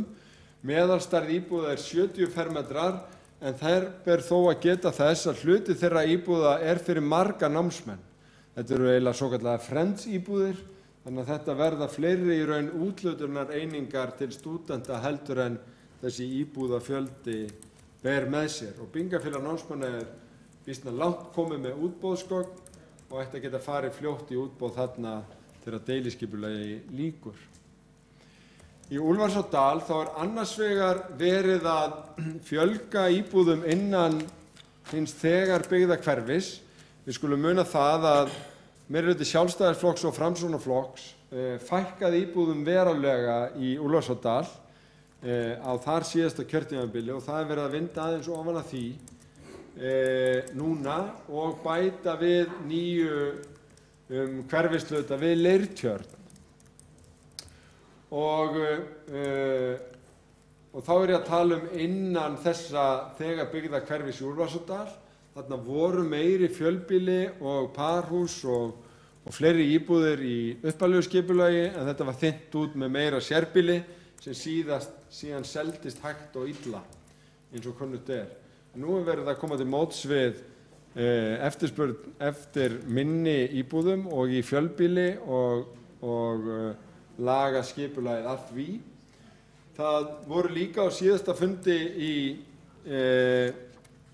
umhverfis- og skipulagsráði kynntur rammi að því hvernig uppbyggingin á fyrstu áföngum í Skeifinu gæti litið út. Þar gætu orðið fleiri íbúðir heldur en í aðalskipulagi Reykjavíkur. Þetta mjög spennandi og margir uppbyggingaraðilar þarna í starthólunum. Það að segja þeir sem hafa haldið á þessum lóðum og halda á þeim á grundvelli lóðaleigusamninga fyrir aðra uppbyggingu en vilja núna fara af stað og blanda þarna í takt við stefnu borgarinnar blandaða og áhugaverða byggð í Skeifunni. Á Héðinsreit liggja inni fyrirspurnir hótel sem hefur verið svarað neikvætt af skipulagsfulltrúa því að aðalskipulagi gerir ráð fyrir því að þarna verði íbúðir þó að þarna geti líka verið einhver atvinnustarfsemi og ekki útilokað að eitthvað af því verði hótel. En þarna þarf að halda fast á samningsmarkmiðum borgarinnar og tryggja að þetta verði að eins stórum hluta litlar íbúðir eins og kostur að mínu mati. Litlar íbúðir fyrir alls konar fólk sem vill búa í litlum íbúðum og í Árbænum að þá verið að þróa skipulag fyrir æfingasvæði sem áður var notað sem æfingasvæði við Bæjarhálsinn og það svæði hefur meðal annars verið hugsað fyrir íbúðir á vegum ASÍ og BSRB og þarna þetta byggja umtalsvert og þetta á leið í auglýsingu. Það vekur nokkru athygli að kortlagning á Borgartúnsreitum bendir til þess að þar megi líka byggja og til dæmis á Guðmundar Jónassonar-reitnum sem komin í auglýsingu hygg ég að þar má bara byggja nokkuð mikið og þessi mynd sem meðfylgjandi ef mig grunar rétt einmitt af þeim reit og þarna verið að vinna að samningum á grundvelli samningsmarkmiðanna eins og öðrum reitum en ekki búið að landa því. Þarna meðalstærð íbúða líka nokkru fyrir neðan meðalstærð íbúða í Reykjavík í heild sinni. Það síðan verið að vinna að skipulagi við Frakkastíg og Skúlagötu. Þar meðal annars gert ráð fyrir litlu fjölbýlishúsi hér við Frakkastíg 1 og lágreistri byggð hérna á þessari ræmu og þeirri hugmynd hefur meðal annars velt upp að þarna megi mæta eftirspurn eftir heilsutengdri starfsemi miðsvæðis, til dæmis með einhvers konar líkamsrækt eða spa sem þá rekið af einkaaðilum á þessu svæði því að það auðvitað sundhöll miðsvæðis en þarna gæti verið þjónusta fyrir sem myndi nýtast íbúum en líka ferðafólki eftir atvikum. Síðan var verið að kynna niðurstöður úr skipulagssamkeppni stúdentagarða við Gamlagarð í gær og þar komin fram spennandi hugmynd að útfærslu á stúdentagörðum á horninu við Hringbraut og Sæmundargötu sem að vonandi kemst síðan á fleygiferð í gegnum skipulag og síðan til uppbyggingar eins fljótt og hægt er. Og þetta var yfirferð yfir þá reiti fyrir 4.000 íbúðir sem eru í formlegu skipulagsferli. Ef ótalið er á Bryggjukverfið sem er tilbúið sem lýsing og það er að segja forsendugerð og það er komið núna úr athugasemdaferli hjá opinberum umsagnaraðilum og er á leið í deiliskipulag. Það verður teymi sem kom að gera rammaskipulags annars vegar og Björn Ólafs sem gerði deiliskipulagi fyrir Bryggjukverfið sem mun skipuleggja, gera drög að deiliskipulagi og vonandi vinnst það hratt. Og það eru 2 svæði af þeim sem eru svona stór sem við höfum verið að velta fyrir okkur hvort við getum stytt leiðina frá skipulagi að framkvæmdum með því að auglýsa eftir áhugasömum þróunaraðilum á skipulagsstigi. Og það er annars vegar Bryggjukverfið hér með 800 íbúðir og síðan Skerjafjörðurinn með annað eins. Og Skerjafjörðurinn er einmitt eitt af svæðunum sem fellur undir það að vera þróunarsvæði sem eru tæplega rúmlega 9.000 íbúðir sem teljast þróunarsvæði og er verið að vinna með eða eru merkt sem þróunarsvæði í aðalskipulaginu og geta verið áhugaverð að vinna með núna til þess að bæta við þá þessi 5.500 pluss 4.000 sem eru einmitt samþykkt í skipulagi eða í formlegu skipulagsferli og myndu síðan bætast við. En þetta engu að síður mjög spennandi uppbyggingamöguleikar sem sumir eru kannski skemur undan heldur en maður gæti haldið þegar við nefnum þetta þróunarsvæði.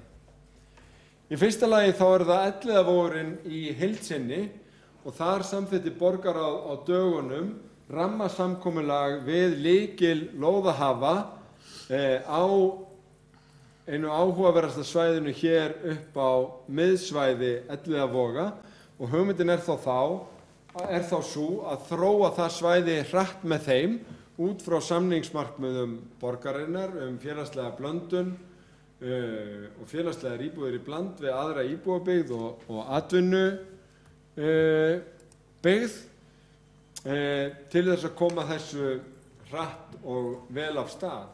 Þetta eru auðvitað gríðarlega margar íbúðir og þetta er umfram forsendur aðalskipulags og þarna erum við að hluta til að skapa svigrúm til þess að ná með samningum við ríkið að hægja á uppbyggingunni í Vatnsmýri en óskir það hafa komið fram af hálfu núverandi samgönguráðherra. Og þetta svæði gæti komið inn í staðinn fyrir sum svæði þar ásamt ríkislóðum sem við erum líka að semja Við Laugaveg, þetta hefur við nú kallað Heklureit í almennu umræðu, þarna er bílaumboðið Hekla og við erum búin að gera viljayfirlýsingu við Heklum og þau flytji sig upp í Mjódd og fari með okkur í skipulagssamkeppni Heklureitinn og það er búið að skipa dómnefnd og það eru búin að komnir inn hópar sem vilja taka þátt í þessari keppni og það verður að segjast að það verður gríðarlega spennandi hópar sem gáfu kost á sér í þessa keppni og ég bind miklar vonir við að þau leysi þetta vel því að þetta er alveg sérstaklega áhugaverður reitur vegna þess að þarna við Laugaveg og síðan Suðurlandsbraut þróunarás Reykjavíkurborgar. Línuborgin og borgarlínan á að koma þarna, þannig að þarna fáum við kannski forskrift af því hvernig Reykjavík getur þróast upp við borgarlínu með þéttri og áhugaverðri borgarbyggð út úr þessari samkeppni. Vonir allara sem að henni standa ganga út á það.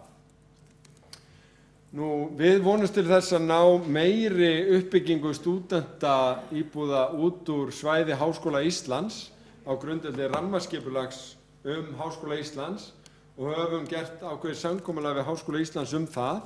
Erum meðal annars að sækjast eftir þessari lóð frá ríkinu til þess að byggja stúdentagarða hér á horni Hringbraut og Suðurgötu, en það eru líka aðrar hugmyndir.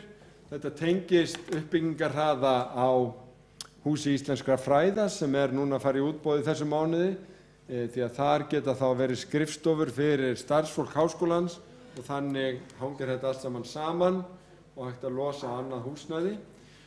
Við erum að undirbúa skipulagssamkeppni við eignaraðila í Kringlunni líka og þar sjáum við fyrir okkur að geta farið lengra heldur en forsendur aðalskipulagsins segja og geta verið allavega 500 íbúðir, jafnvel meira ef skipulagssamkeppnin sýnir fram á það. Þarna væri líka hægt að hugsa sér borgarlínustöð og heilmikla uppbyggingu eins og þessar skissur frá lóðahöfum þarna bera með sér. Þarna þurftum við líka að ná samkomulagi á grundvelli samningsmarkmiða. Þá það Skerjafjörðurinn sem auðvitað eitt mest spennandi uppbyggingarsvæðið, hefur tafist nokkuð út af lagadeilum þriðju brautina sem núna eru úr sögunni og þetta eitt af þeim svæðum þar sem hægt að hugsa sér að auglýsa eftir þróunaraðilum strax, meðal annars úr röðum stúdenta og samvinnuverkefni við verkalýðshreyfinguna, en þarna þurfum að vera í nánu samkomulagi við ríkið og höfum óskað eftir viðræðum það vegna þess að gamli samningurinn kaup okkar á þessu svæði gerir ráð fyrir allar lóðir yrðu seldar hæstbjóðanda. Allavega þar til komið væri upp að ákveðnu hlutfalli lóða á svæðinu sem átti að koma í hlut ríkisins. Fleiri ríkislóðir eru þarna sem við höfum sent ríkinu erindum að koma til þróunar uppbyggingar vegna stöðunar og húsnæðismálum. Landhelgisgæslulóðin ein þeirra. Þarna eru tvær mikilvæga byggingar, annars vegar Símhúsið sem Samtök íslenskra myndlistarmanna eru með á útleigu til sinna félagsmanna sem verður væntanlega og vonandi bara áfram, og svo gamla Farsóttarhúsið sem að gæti staðið þarna áfram en hægt verður að prjóna við í skipulagi. Sjómannaskólareiturinn, þar mætti byggja meira og þetta líka ríkislóð. Laugarnesreiturinn, þar sem að Listaháskólinn hann mætti þróa og þar mætti byggja til dæmis fyrir stúdenta eða fyrir listafólk sem vildi búa nálægt Listaháskólanum eða bara hvern sem vill búa á þessum frábæra stað. Á Borgarspítalareitnum miklur uppbyggingarmöguleikar. Hér sýnt fram á það að þarna megi byggja 225 íbúðir í lágreistri byggð. Ef hún fengi að rísa aðeins hærra upp þá verður þetta miklu fleiri íbúðir. Á Veðurstofuhæð má koma fyrir 150 íbúðum bara á þessum gula reit og ef við myndum nýta hana ennþá betur þá mætti byggja þarna miklu meira og þetta enn ein ríkislóðin sem borgin búin að vera að skrifast á við fjármála- og húsnæðismálaráðuneytið núna í meira en 4 ár og vonandi fæst lending í það núna þegar ráðherranefnd húsnæðismál skilar af sér. Eins og áður sagði höfum við líka falast eftir þessari lóð hér fyrir stúdentagarða á horni Suðurgötu og Hringbrautar. Síðan þróunarreitur í aðalskipulaginu í landi Keldna og Keldnaholtinu sem myndi stækka hverfið þar og það eru líka mjög miklir viðbótarmöguleikar í Vogabyggðinni þar sem hugsanlega borgarlína kæmi. Útfærsla á borgarlínunni hefur leitt í ljós að þar mætti koma fyrir mjög miklu byggingarmagni, alltaf 200.000 fermetrum á þessum frábæra stað sem gæti þó verið blandað íbúðahverfi og atvinnu húsnæði á í raun miðsvæðis og höfuðborgarsvæðinu. Við vorum síðan að fara í gegnum skipulagssamkeppni varðandi Gufunesið þar sem sett var fram sýn 1000 til 1500 íbúðir í bland við atvinnuhúsnæði og þetta var kallað fríríki frumkvöðlanna þar sem að það væri leyfilegt að gera alls konar tilraunir og þarna eru þetta að skjóta rótum öflugt kvikmyndaþorp. Við erum búin að útluta þarna reitum fyrir Reykjavík Studios, vorum að landa samningi við Kukl sem tækjaleiga í kvikmyndagerð og erum búin að leigja félagi kvikmyndagerðarmanna í raun húsnæði fyrir einyrkja á því sviði á svæðinu.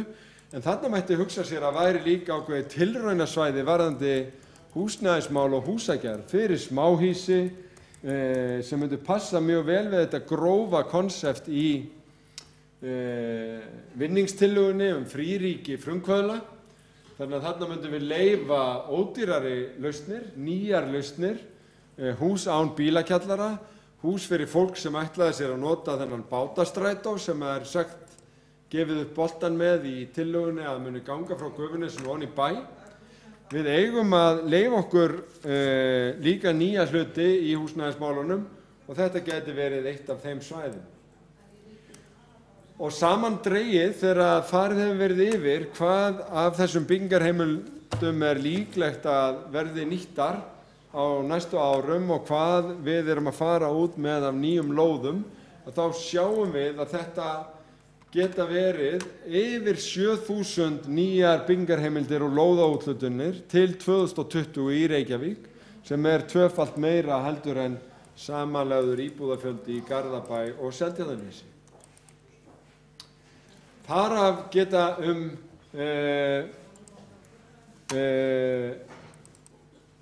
allavega 3.000 farið af stað á vegum félaga sem að byggja án hagnaðarsjónarmiða og auðveldlega fleiri. Í húsnæðisáætluninni síðan fjallað í næstu köflum hið nýja fyrirkomulag stofnframlaga sem þetta mikilvægur þáttur í persónulegum stuðningi þeirra sem þurfa á stuðningi að halda í húsnæðismálum, að stofnframlögin eiga að nýtast þeim sem að byggja upp án hagnaðarsjónarmiða og ætla að koma inn með hagkvæmt íbúðarhúsnæði á þennan markað. Þá koma stofnframlög annars vegar frá ríki og hins vegar frá sveitarfélögum í tengslum við konkrét verkefni þar sem fyrir hendi lóð og frumhönnun og líftíma útreikningur í raun viðskiptaáætlun út allan rekstur þess leiguhúsnæðis sem trúverðug. Og það búið að afgreiða af hálfu Reykjavíkurborgar fyrstu stofnframlögin fyrir almennar leiguíbúðir, alls rúmlega 100 stofnframlög til félags- og vegum ASÍ og BSRB, tæplega það fyrir félagsbústaði og síðan 112 íbúðir til HR og aðeins minna fyrir Brynju, það 2 íbúðir þar. Og það að koma reynsla á þetta umsóknarferli, þá án efa eftir að slípa það. En eitt af því sem skiptir mjög miklu máli núna í húsnæðismálunum að ríkið tryggi full fjármögnun á stofnframlögum fyrir öll áhugaverð verkefni sem komin í gegnum skipulag. Háskólinn í Reykjavík gæti til dæmis farið af stað með allar sínar 350 íbúðir í Hvelli ef þeir fengju stofnframlög fyrir því öllu saman, en ekki bara þessar 112 sem þó að fara af stað. Að mínu mati þá á að setjast niður með þessum aðilum og gera það. Og sama að segja af þessu stóra og merkilega uppbyggingafélagi ASÍ og BSRB, þá að tryggja að þessar 1000 íbúðir fara af stað eins hratt og hægt með að tryggja nauðsynleg og nægilega há stofnframlög. Aðeins til að tala tölur. Í þessu heildarsamhengi þegar við erum að ræða þessi áform félaga án hagnaðarsjónarmiða og við höfum heyrt talað svolítið Breiðholtið í þessu samhengi. Margir sem hafa talað Breiðholtið og sótt innblástur til þess mikla uppbyggingaátaks sem leiddi af samþykkt Viðreisnarstjórnarinnar og verkalýðshreyfingarinnar 1964. Í því fólst markmið 1250 íbúðir. Þar af 250 sem að Reykjavíkurborg byggði sem félagslegar íbúðir.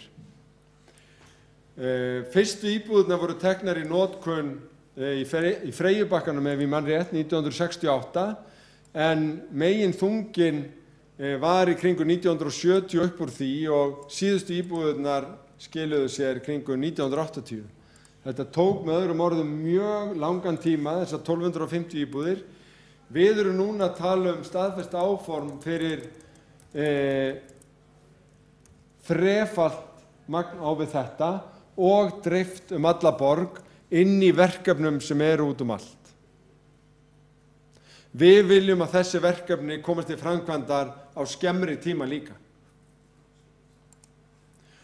Og eins mikilvægt og þetta var, þetta átak í Breiðholtinu, fyrir fátækt fólk sem margt bjó í bröggum, ennþá, 20 árum eftir lok seinni heimsstyrjaldar, að þá erum við að segja má að læra af reynslunni þegar við erum að dreifa þessum uppbyggingaráformum í samvinnu við félög án hagnaðarsjónarmiða út alla borg og inn í önnur verkefni. Þetta sýnir styrkin í þessari húsnæðisáætlun. Sá stuðningur sem að borgin veitir og ríkið fólki sem á leigumarkaði síðan í gegnum húsnæðisbætur og persónubundinn stuðning.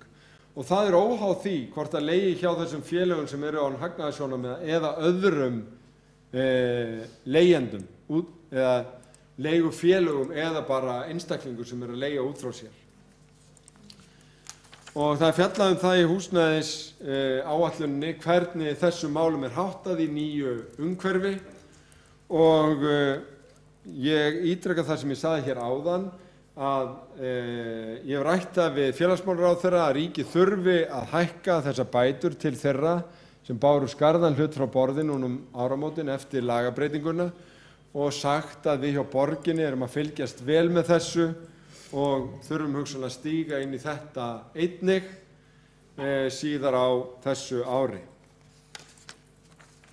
Við erum að greiða út í sérstökum húsnæðisbótum rúman milljarð á ári, mjög víða, bæði til þeirra sem leigja á félagsbústöðum og hjá öðrum og það gæti sem sagt hækkað.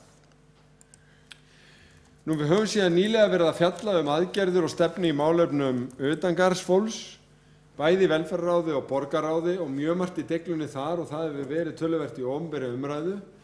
En það er áherslan á Housing First,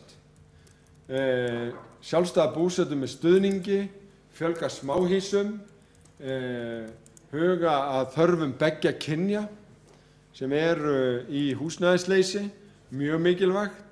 Það verður áfram einhver þörf fyrir neyðarskýli en kannski ekki jafn mikil og í núverandi gistiskýli. Við viljum minnka það. Það er áberandi í þeim greiningum sem við höfum gert að sumir hafa notað þetta bara sem langtíma búsetu árum saman og kannski hvorki gott fyrir viðkomandi né fyrir gistiskýlið og þá starfsemi. Við erum að setja nokkurt fé í þetta málefni utangarðsfólks. Við sjáum ekki eftir þeim peningum en við viljum að þeir nýti sem best þeim sem eru að nota þessi úrræði og við viljum auðvitað að önnur sveitarfélög axli líka ábyrgð á þessum málaflokkum. Að sjálfsögðu.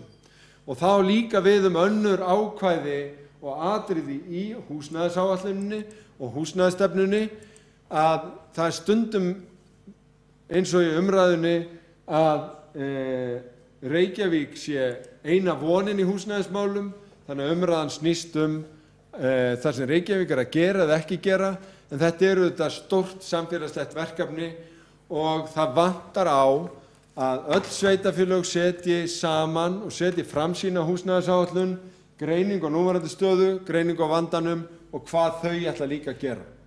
Þannig að þetta ekki bara Reykjavíkurmál þó að við séum hér að lyfta grettistaki í húsnæðismálum út frá okkar greiningu á stöðunni. Við erum eins og líka í þessu að bregðast við þrýstingi vegna aukinna ferðaþjónustu í borginni og það líka hluti af húsnæðisáætluninni. Við höfum verið með starfshópa sem að vinna að því að tryggja innleiðing á nýjum lögum gistiþjónustu muni hafa tilætluð áhrif til þess að létta á húsnæðismarkaðnum. Þeir að fara að skila og við höfum verið að funda með sýslumannsembættinu eftirlit með Airbnb og þar fram eftir götunum.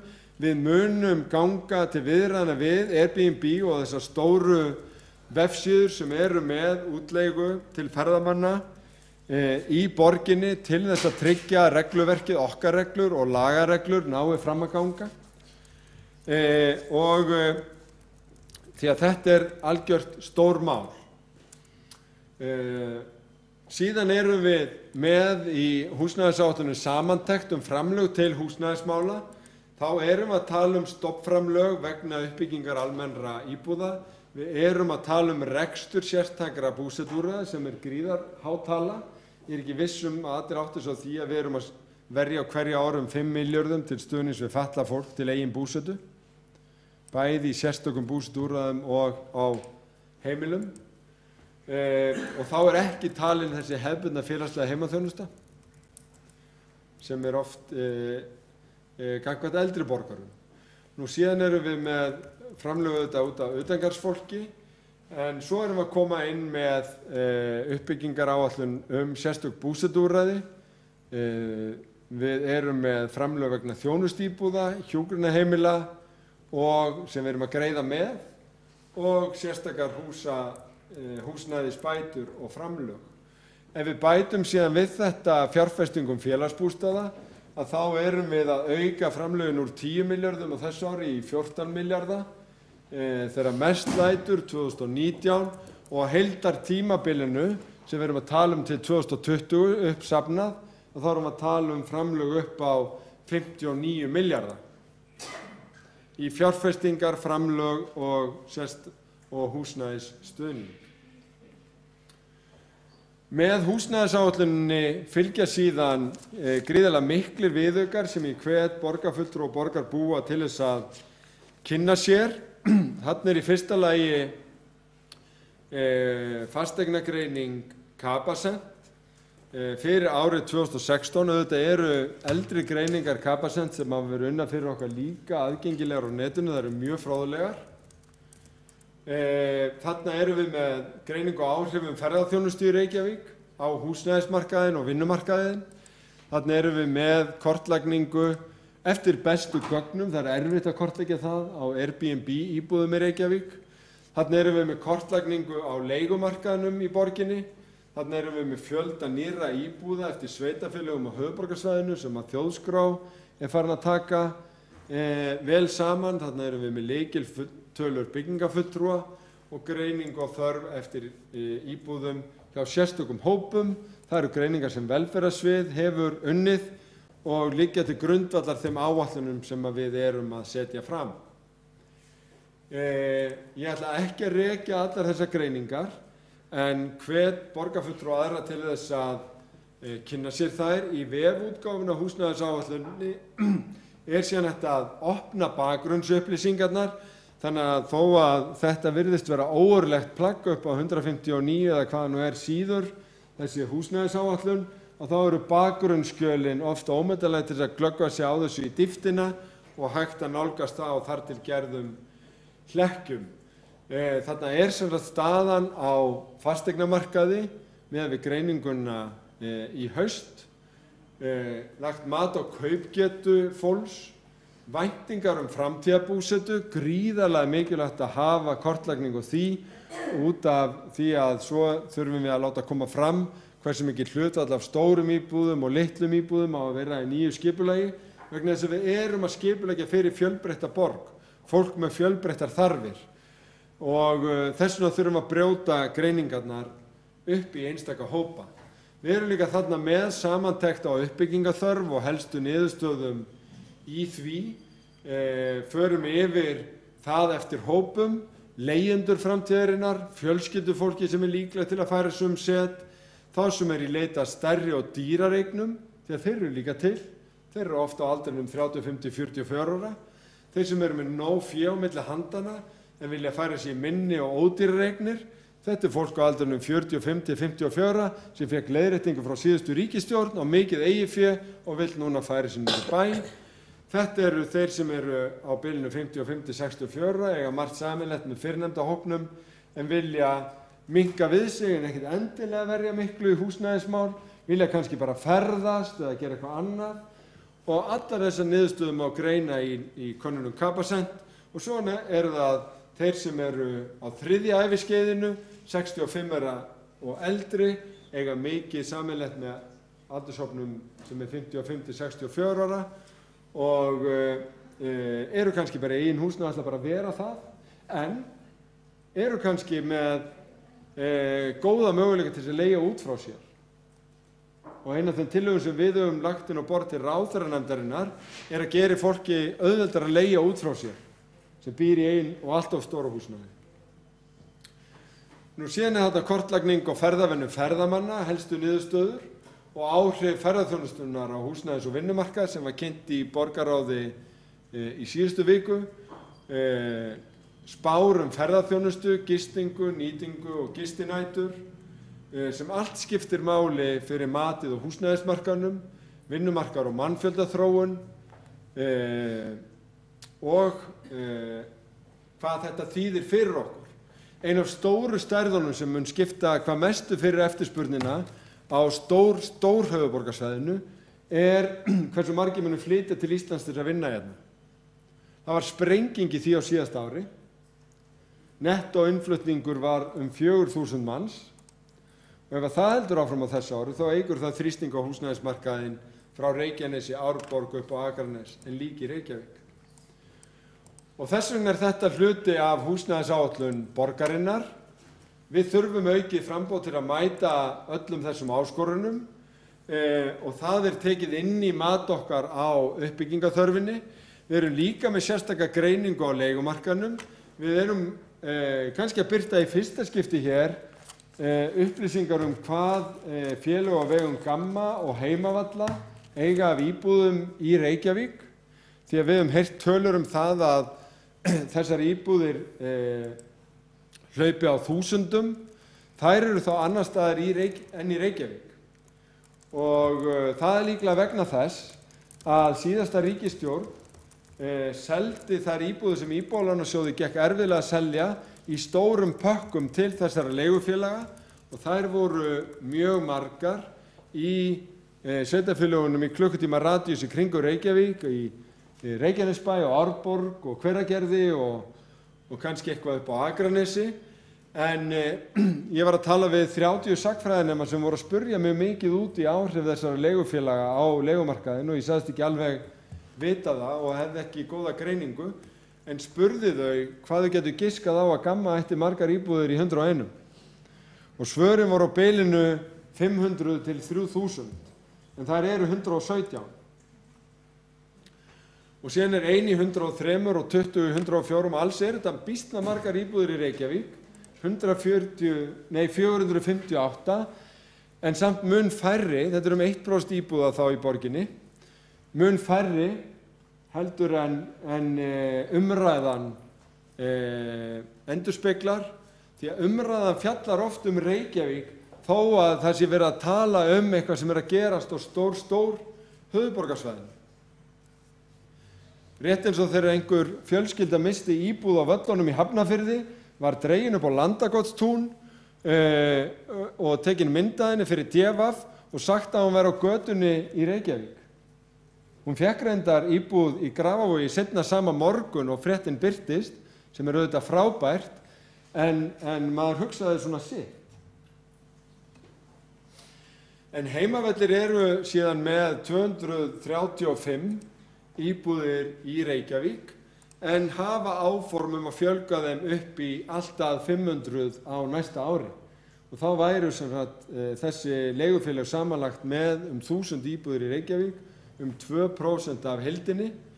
Til samanburðar þá eru leigufélög þessu tagi oft með 10% af markaðnum á Norðurlöndum, en stóri munurinn þar er auðvitað að leigufélög á vegum sveitarfélaga og non-profit félög eru með ennþá stærri markaðshlutdeild.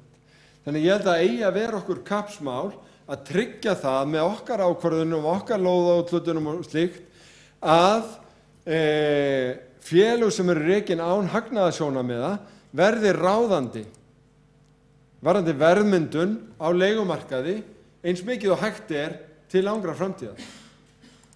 Það gott markmið. Síðan hér nýjar tölur Þjóðskrár nýjar íbúðir, þar sem sést að Kópavogur hefur verið býsna stór árin 2013, 14 og 15 í nýjum íbúðum með 217, 331 og 310 íbúðir. Garðabær kom svolítið sterkur inn í fyrra, Hafnarfjörður líka árið 2015, en Reykjavík hefur verið að koma að vaxandi þunga inn og tölurnar í fyrra vekja athygli vegna þess að þá stórhækkaðar fyrir Reykjavík. Ég spái að þær hækki ennþá meira fyrir þetta ár, en þá fara þær, þá tvöfaldast þær fyrir Reykjavík og fara úr það bil 300 í 635 fyrir fullgerðar íbúðir og meðan þær helmingast til dæmis í Kópavogi, og ég veit ekki hvort að þetta tilviljun eða hvort að þetta sé eitthvað trend. Þannig að tölurnar fyrir þetta ár munu segja okkur þá væntanlega hvort að Reykjavík að koma inn á svona miklum þunga og aðrir að gefa eftir eða hvort að þetta hafi verið tilviljun að nýjum íbúðum í Kópavogi fakkaði svona mikið í fyrra. En ég hvet alla til að kynna sér undir gagnagrúsk og talnaefni fjöldi íbúða hjá Þjóðskrá. Þar komin mjög aðgengilegu vefur frá því í loki janúar, byrjun febrúar, þar sem hægt að kynna sér nýjar íbúðir sem komin á markað, nýja samninga og svo framvegis, og svo tölfræði passar ekki alltaf við umræðuna sem opinberlega, en þarna Þjóðskrá að koma inn og vinna verkefni sem mjög mikilvægt, að bæta upplýsingagjöf fasteigna- og húsnæðismarkaðinn í samfélaginu, vegna þess að þetta tugmilljarðamarkaður sem allt of lítið safnað kerfisbundið upplýsingum og það var í raun algjört stórslys þegar Húsnæðisstofnun var lögð niður á sínum tíma án þess að væri skýrt hver ætti að spá og safna upplýsingum þetta, og Rannsóknarstofnun byggingariðnaðarins var reyndar rennt inn í nýsköpunarmiðstöð og enginn hefur beinlínis það hlutverk að gera rannsóknir á því hvernig á að byggja ódýrt á Íslandi núna. Ímyndið ykkur að það væru þó ekki verið nema 0,5% af byggingakostnaði ársins settur í slíka rannsóknir á hverju ári, hvað það geti sparað samfélaginu. Þetta hafa verið skammsýnar ákvarðanir, teknar í einhvers konar trausti þess að markaðurinn að leysa alla hluti, og ef við höfum lært eitthvað af húsnæðismálum í borginni á undanförnum árum og áratugum, þá það að markaðurinn leysir ekki húsnæðismál í Reykjavík frekar en annars staðar í Evrópu. Það snýst húsnæðisáætlun borgarinnar að koma inn með róttæka hugsun, félagslega hugsun og heildarsýn sem stórhuga. Við höfum rifist það í þessum sal borgarstjórnar og þessu kjörtímabili þar sem fulltrúar Sjálfstæðisflokksins hafa sagt: nú Gamma farinn að reka leiguíbúðir, nú eru Heimavellir komnir inn á leigumarkaðinn, nú þurfum við ekkert að hafa áhyggjur af þessum leigumarkaði. Markaðurinn að fara að leysa þetta. Við höfum haldið okkar striki frá síðasta kjörtímabili, sagt við viljum vinna með aðilum sem ekki rekin í hagnaðarskyni. Við höfum lagt megináherslu á að fjölga íbúðum þar til þess að tempra verðhækkanir. Eftirspurnin og aukinn kaupmáttur hefur hins vegar þrýst verðinu gríðarlega upp. Það eru mjög stór verkefni framundan í þessu, en munum eitt: sama hvað Sjálfstæðisflokkurinn segir, markaðurinn mun ekki leysa þetta. Við þurfum að vera áfram róttæk, við þurfum áfram að vera með félagslega lausnir og við þurfum að vera stórhuga í því, og út á það gengur þessi húsnæðisáætlun. Ég hlakka til að ræða hana áfram við ykkur hér í sal borgarstjórnar. Ég óska eftir því að við getum átt samtal þvert á alla flokka á meðan hún liggur frammi sem drög, og við erum opin fyrir öllum ábendingum það sem mætti skýra betur, það sem mætti leggja fram ítarlegar, því að þó þetta sé mjög ítarlegt og þessi ræða sé orðin býsna löng, ég efast ég hafi haldið jafn langa ræði í borgarstjórn nokkurn tímann, ekki einu sinni í fjárhagsáætlun og 5 ára áætlun umræðunni, að þá það vegna þess að þetta mjög stórt mál. Það hefur marga anga, við höfum þurft að horfa á geysilega margar hliðar og marga þætti í þessu til þess að geta sett þessa áætlun fram og geta sagt með sanni, hér erum við að greina vandann, kortleggjan, setja fram skipulag, úthlutunaráætlanir og uppbyggingaráætlanir til að mæta honum. Það þarf hins vegar fleiri til. Ég vil enda á því að horfa hér á yfirlit yfir félagslega leiguíbúðir sveitarfélaga. Þar sem í ítarefninu með áætluninni. Þar Reykjavíkurborg í algjörum sérflokki. Í algjörum sérflokki, hvort heldur út frá fjölda félagslegra íbúða eða fjölda þeirra per 1000 íbúða. Það sem meira að Reykjavík með þessi stóru áform að fjölga félagslegu húsnæði, fjölga sérstökum búsetuúrræðum fyrir fatlað fólk, og þetta vantar. Þetta vantar hjá nágrönnum okkar, þetta vantar víð land og við verðum að kalla eftir þessu. Það getur ekki verið þannig að það bara að fjölga félagslegu leiguhúsnæði í Reykjavík, að það bara að byggja húsnæðisúrræði fyrir fatlað fólk í Reykjavík. Það þurfa allir að koma með. Það þurfa allir að axla samfélagslega ábyrgð í húsnæðismálunum, sveitarfélög, ríkisstjórnir og einkaaðilar, og við segjum ekki annað en við erum til. Erum í forystu, ætlum okkur að verða í forystu, en við erum til. Og hér áætlunin það hvernig það gerist. Þá hefur borgarstjóri lokið máli sínu og þá veitir andsvar borgarfulltrúinn Marta Guðjónsdóttir.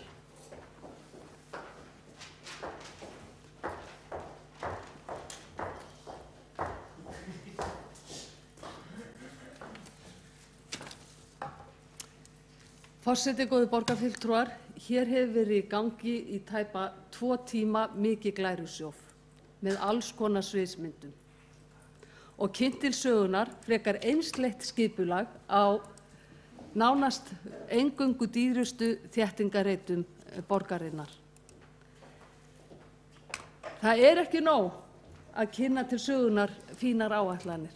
Fólk býr ekki í slíkum áætlunum. Það býr ekki í innantómum silkiumbúðum utanum slíkar áætlanir. Borgarstjóri, hann felur sig gjarnan á bak við það að hér hafi verið hrun og þess vegna sé húsnæðisskortur og þess vegna hafi uppbyggingin verið svo hæg hér í borginni. Hvernig ætlar þá borgarstjórinn að skýra það að á árunum 2013 til 2017 fjölgaði íbúum í Kópavogi og í nágrannasveitarfélögunum meira en í Reykjavík? Var engin uppbygging þar? Eða náði hruni bara til Reykjavíkur, ekki til landsins alls? Borgarstjórinn felur sig líka gjarnan á bak við það að hér sé svo mikil fjölgun ferðamanna og húsnæðisskortinu sé það að kenna. Veit borgarstjóri það ekki að við erum hér með heilt menningar- og ferðamálasvið og höfuðborgarstofu sem að fylgist með þróun og fjölgun ferðamanna í borginni?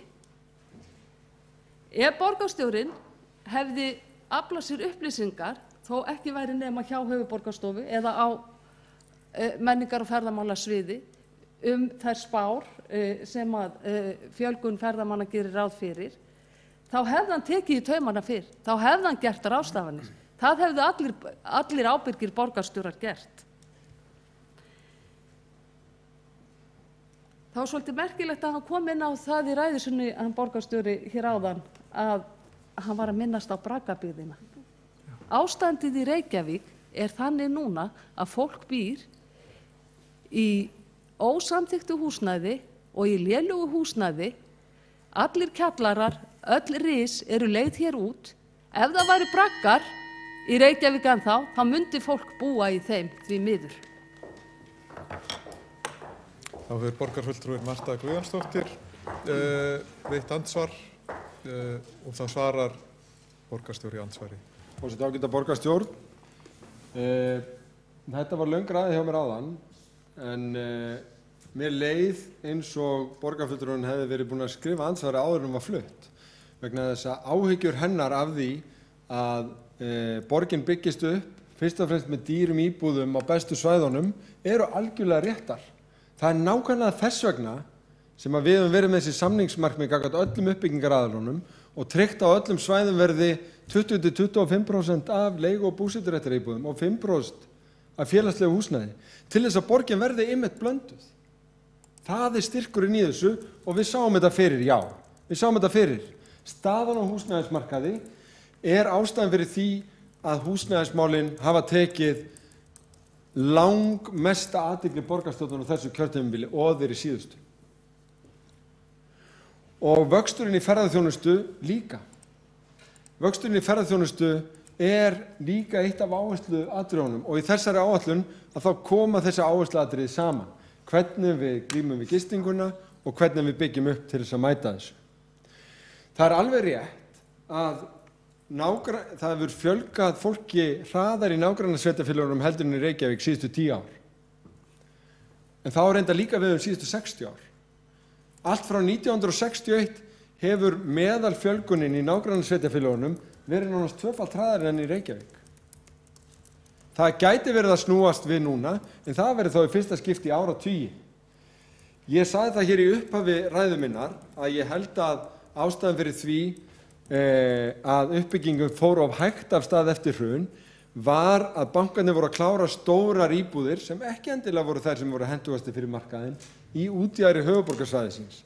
Það var fyrst og fremst vegna þess að þeir voru með veð í þessum íbúðum og voru að verja veðin með því að láta þær þó klárast og lánuðu ekki ný og önnu verkefni á meðan. Hins vegar fannst með borgarfulltrúinn ekki svara því hvort að Sjálfstæðisflokkurinn ennþá þeirra skoðunar að markaðurinn muni bara leysa þetta og flokkurinn sem seldi einmitt leigufélögunum Klett og eignir Íbúðalánasjóðs á síðastu kjörtímabili síðustu ríkisstjórnar væri enn þeirra skoðunar að það hefði verið góð hugmynd. Vegna þess að það það ekki. Þá hefur borgarstjóri lokið við að svara andsvari og þá veitir andsvar öðru sinni borgarfulltrúinn Marta Guðjónsdóttir. Forseti, góðir borgarfulltrúar, það ekki fyrsta skipti sem að borgarstjóri veitir smjörklípu aðferðinni þegar hann getur ekki svara spurningum og beinir þá gjarnan spurningum til annarra í staðinn. Það sem að leysir þennan húsnæðisskort, háttvirtur borgarstjóri, fyrst og síðast það að auka lóðaframboðið, sem að síðan mun lækka kaupverð á íbúðum og lækka leiguverð. Þetta vita allir og þetta virðast allir vita nema borgarstjórinn í Reykjavík.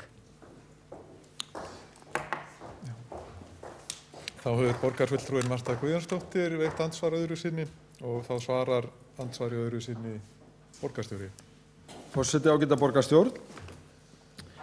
Það sem leysir húsnæðisvandann, það mjög margt. Meðal annars úthlutun lóða en líka úthlutun byggingaréttar í gegnum skipulag.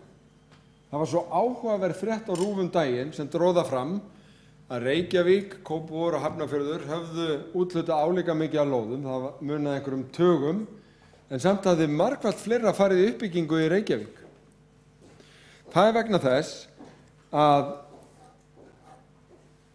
það annars vegar verið að byggja á lóðum sem úthlutað og hins vegar á grundvelli byggingaréttar sem skilgreindur í skipulagi, til dæmis á þéttingarsvæðum.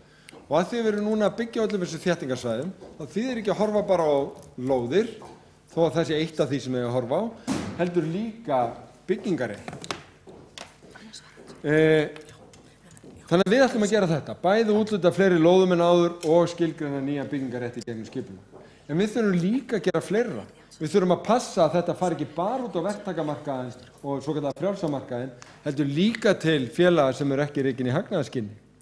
Og við þurfum að passa upp á alla hópana, ekki bara þá sem hafa mest á milli handana, heldur líka unga fólkið sem mér finnst ríkisstjórnin hafa gleymt. Og við þurfum að passa upp á þá sem vilja búseturétt og þá sem þurfa félagslegt leiguhúsnæði og þá sem eru fatlaðir og þurfa sérstök búsetuúrræði. Og styrkurinn í húsnæðisáætluninni með sá að hún heildstæð. Hún hugsar alla þessa hópa út frá nákvæmri greiningu á þörfum hins fjölbreytilega hóps sem einu nafni kallast borgarbúar. Horfið til nútíðar í því, lærir af fortíðinni, en að byggja upp til framtíðar út frá spánum eins og við á besta hugsanlega hátt sjáum að staðan verði. Auðvitað eru spár alltaf ófullkomnar, en hér erum við að leggja spilin á borðið og fá viðbrögð á það og svo reynum við að fá aðra með okkur í þetta, því þetta er risastórt samfélagslegt verkefni. Þá er borgarstjóri svarað andsvari öðru sinni og andsvörum telst lokið og við göngum aftur til mælendaskrár og það er Guðfinna Jóhanna Guðmundsdóttir borgarfulltrúi sem að tekur næst til máls.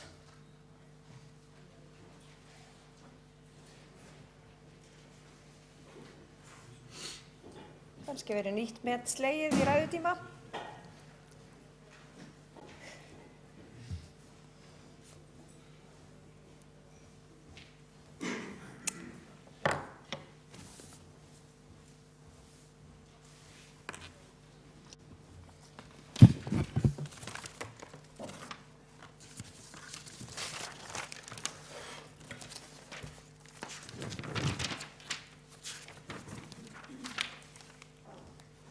Forseti, borgarfulltrúar, ég þakka borgarstjóra fyrir tæplega 2 klukkustunda langa ræðu sem að ég held að ég hafi hlustað á nokkuð oft áður.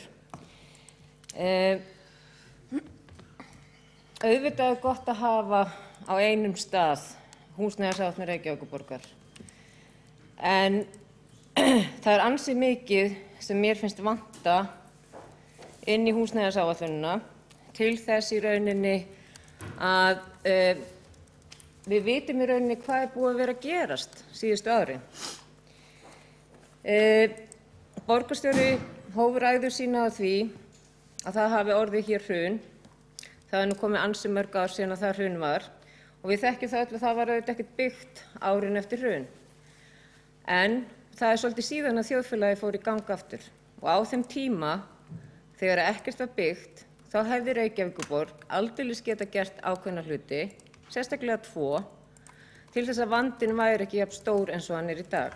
Annars vegar hefði borgin geta úthlutað lóðum til stúdenta eins og Félagsstofnun stúdenta margítrekaði í viðtölum í fjölmiðlum í kringum 2011 að það væri 1000 manns á biðlista og ef eina sem gæti leyst þetta væri ef að Félagsstofnun stúdenta fengi lóðir. Þannig að þarna hefði verið kjörið tækifæri að úthluta til stúdenta fleiri lóðum af því að fjármagni var til þess að byggja. Annað sem hægt var að gera að það hefði verið að fjölga félagslegum leiguíbúðum á þessum tíma því það voru veitt 90% lán á niðurgreiddum vöxtum. Samfylkingin var nú með það ráðuneytið á þessu tíma alveg fram til ársins 2013 þannig að það hefði nú verið hæg heimatökin hjá síðasta meirihluta í borgarstjórn og fasteignaverð var lágt á þessum tíma þannig að þetta var í kringum þá sirka 2 milljónir sem að borgin hefði í rauninni þurft að afla til þess að fjármagna félagslegar íbúðir á þessum tíma í eigið fé og við munum öll hver kostnaðurinn var til dæmis við Borgartúnið í kringum 300 milljónir, það er nú verið aldeilis verið hægt að nota þann pening til þess að fjölga félagslegum leiguíbúðum. Nei, þess í stað var þeim ekki fjölgað, enda í húsnæðisáætluninni frá 2011 fjallað það að leiguverð væri svona sirka jafn mikið á almenna markaðnum og hjá félagsbústaðum og með því að fólk sem bjó í slíkum íbúðum hjá félagsbústaðum að mér sérstakur húsnæðisstuðningi og húsaleigubótum eins og þetta hét að þá væri það svipað eins og leigi á hinum almenna markaði. Það hins vegar breyttist nokkrum vikum eftir að húsnæðisstefna borgarinnar var samþykkt í árslok 2011. Það var skortur á leiguíbúðum og leiguverð hækkaði. Þannig að þessi meirihluti og síðasti meirihluti bera mikla ábyrgð á þeim húsnæðisvanda sem við eigum við að etja hér í borginni á árinu 2017. Stór hluti þessa vanda sem við eigum við að etja er vegna einstrengislegrar þéttingarstefnu og lóðaskorts. Það er dýrt að byggja á þéttingarreitum, það tekur lengri tíma, það hafa samtök iðnaðarins ítrekað bent á og þeir eru sérfræðingar í þessu. Og við sjáum það öll sem að viljum sjá hvað það búið að taka langan tíma að skipuleggja og byggja. Við erum búin að hlusta á megnið af þessari ræðu sem borgarstjóri hélt hér áðan fyrir nokkrum árum síðan. Þess var upptalning að það ætti alveg að fara að klára Hljómaleyndareiturinn, Brynjureiturinn, Lýsisreiturinn og ég veit ekki hvað og hvað. Þetta það nákvæmlega sama við hlustuðum á síðasta ári og þar síðasta ári og árinu þar á undan. Áætlanir hafa ekki gengið eftir og stefnur ekki heldur, því miður. Það eru fasteignafélögin og bankarnir sem hafa stýrt ferðinni hér í þessari borg. Ekki Dagur B. Eggertsson borgarstjóri. Það eru fasteignafélögin og bankarnir.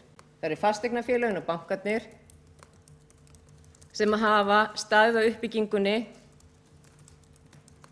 staðið á skipulagsvinnunni, sem auðvitað verður ekki unnin nema í samvinnu við borgina, því að borgin fer með skipulagsvaldið, en það hefur tekið allt of langa tíma. Og við þekkjum það að í haust eru komin 5 ár frá því að Vogabyggðarverkefni hófst með því að Landsbankinn, en Hömlur dótturfélag bankans, á stærsta hluta af lóðunum á svæðinu Vogabyggð 2 sem búið að klára deiliskipulag að, og þeir töldu að það var hægt að byrja að gera hlutina á árinu 2014. En það verður kannski veturinn 2017-2018 sem það verður hægt. Vogabyggð 1, sem við munum sérstaklega fjalla hér undir öðrum dagskrárliði eftir, það er nú ekki búið að klára deiliskipulagið ennþá. Þannig að þetta er búið að taka mjög langan tíma. Við þekkjum það líka að fyrsta 31 mánuðinn á þessu kjörtímabili þá úthlutaði borgin einungis 5 til 6, eftir því hvernig maður lítur á það, fjölbýlishús á lóðum með fleiri en 5 íbúðum. Það þarf lóðir til þess að byggja.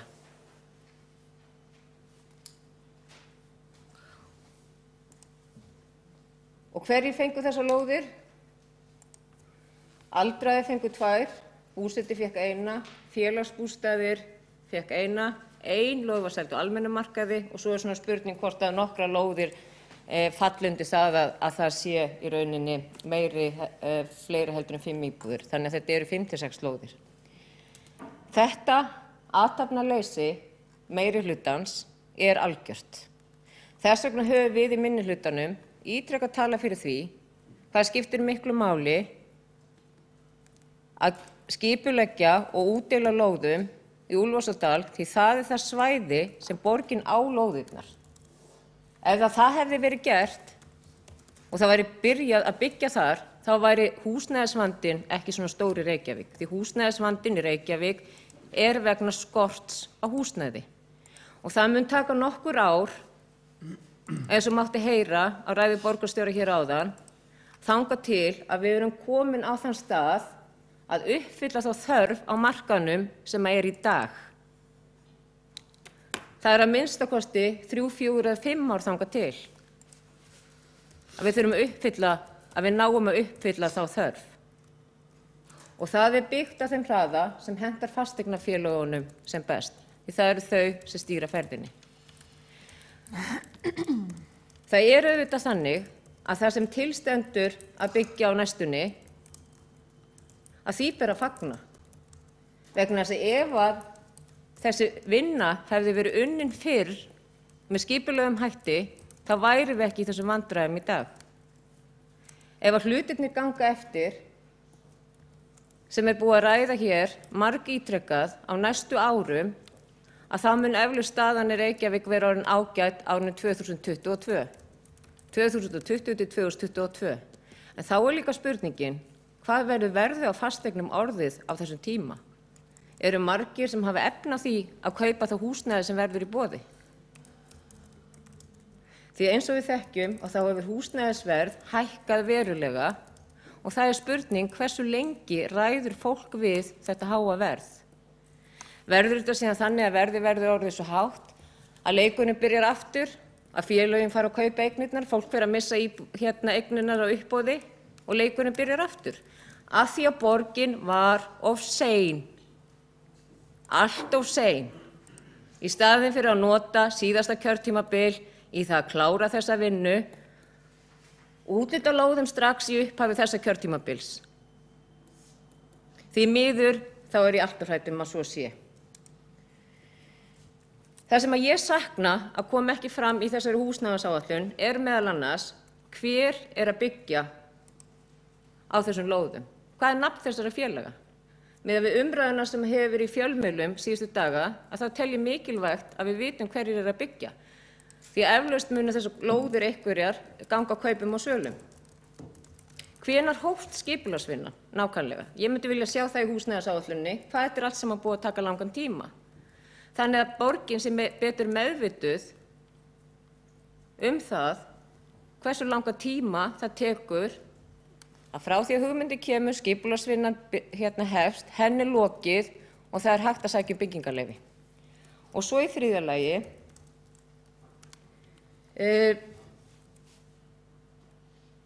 hvenær var þessum lóðum úthlutað? Hvað var úthlutað á þessu kjörtímabili? Hvað búið að úthluta? Það sem mér finnst líka vanta mjög mikið inn í þessa húsnæðisáætlun, því að þetta auðvitað upptalning af hlutir sem við erum búin að sjá á prenti frá árinu 2011, sem endurtekið í húsnæðisáætlunni, en það kemur ekkert fram hvernig þetta hefur gengið á öllum þessum tíma. Ef ég fer bara yfir nokkur atriði sem koma fram, að þá kemur strax í upphafi húsnæðisáætlunar að hún byggi á áætlunum og stefnum, en það kemur ekkert nákvæmlega fram hvernig hafa þessar áætlanir og stefnur frá því að voru settar eins og húsnæðisáætlun 2011 gengið eftir því árið 2017.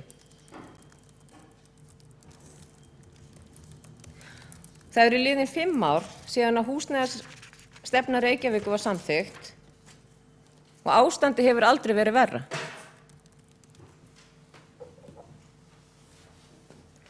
Hvað nákvæmlega búið að vera gert á þessum árum? Hvernig gekk að uppfylla þessi skilyrði? Það kemur fram að í aðalskipulagi Reykjavíkur sem gildi frá 2010 til 2030 og nú árið 2017 að stefnt verið að því alltaf 25% íbúa verði miðað við þarfir þeirra sem ekki vilja geta lagt mikið fé í eigið húsnæði. Hvað mikið af því húsnæði sem hefur verið byggt í Reykjavík frá 2010 til dagsins í dag sem uppfylla þetta? Að við hljótum að til þess að geta haldið áfram, þá þurfum við að sjá hvernig hlutirnir eru í dag. Það þarf að greina betur hvernig hlutirnir gengu frá 2010 til 2017.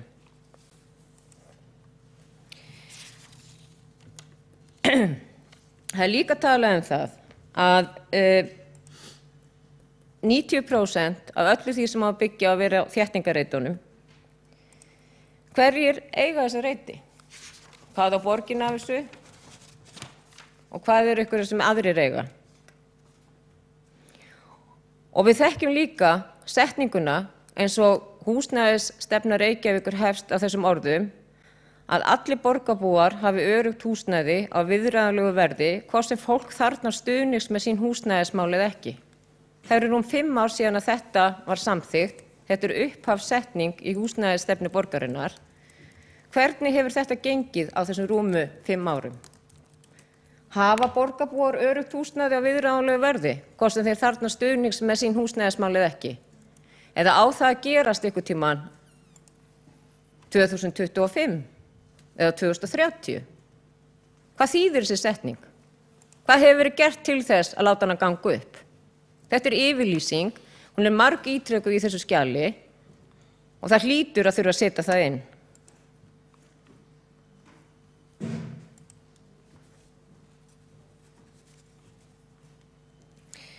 Það kemur líka fram að það hafi verið samþykkt og síðan eru liðin mörg ár að það sérstakur stuðningur í formi lóðaúthlutana.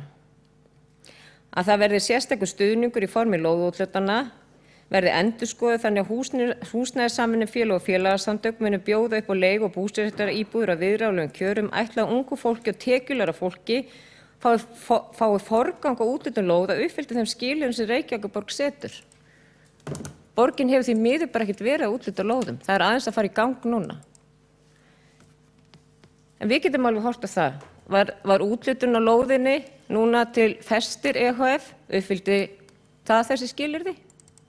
Við reyndar munum ræða það undir sérstökum lið hér á eftir. Það kemur líka fram að það eigi að setja eigendastefnu félagsbústaða. Hefur hún verið sett? Rúmum 5 árum seinna. Og það hefur líka verið talað það fyrir nokkrum árum og kemur fram í húsnæðisáætluninni að kannaði verði möguleika því að félagsbústaður sinni félagslegu húsnæði öllu höfuðborgarsvæðinu. Hefur það verið gert?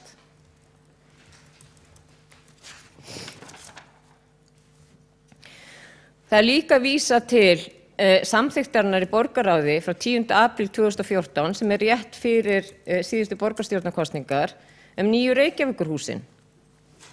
Rúma ári seinna, eða í apríl 2015, þá voru lagðar fram hugmyndir hvað stefnu ætti að taka í Reykjavíkurhúsunum sem voru nokkrar leiðir og það lá heldur ekkert skýrt fyrir þá hvaða leið ætti að fara. Og það er búið að tala nýju Reykjavíkurhúsin ansi lengi og þetta er búið að taka mörg ár.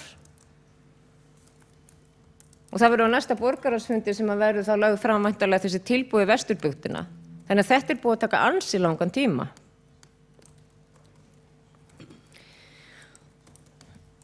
Og ef við skoðum hérna innleiðingu húsnæðisstefnunni líka sem að kemur fram í þessari húsnæðisáætlun að tillögur stýrihóps sem var samþykkt í borgarráði 24. október 2013 að þar kemur fram 2500 til 3000 nýjar leig- og búseturéttaríbúðir,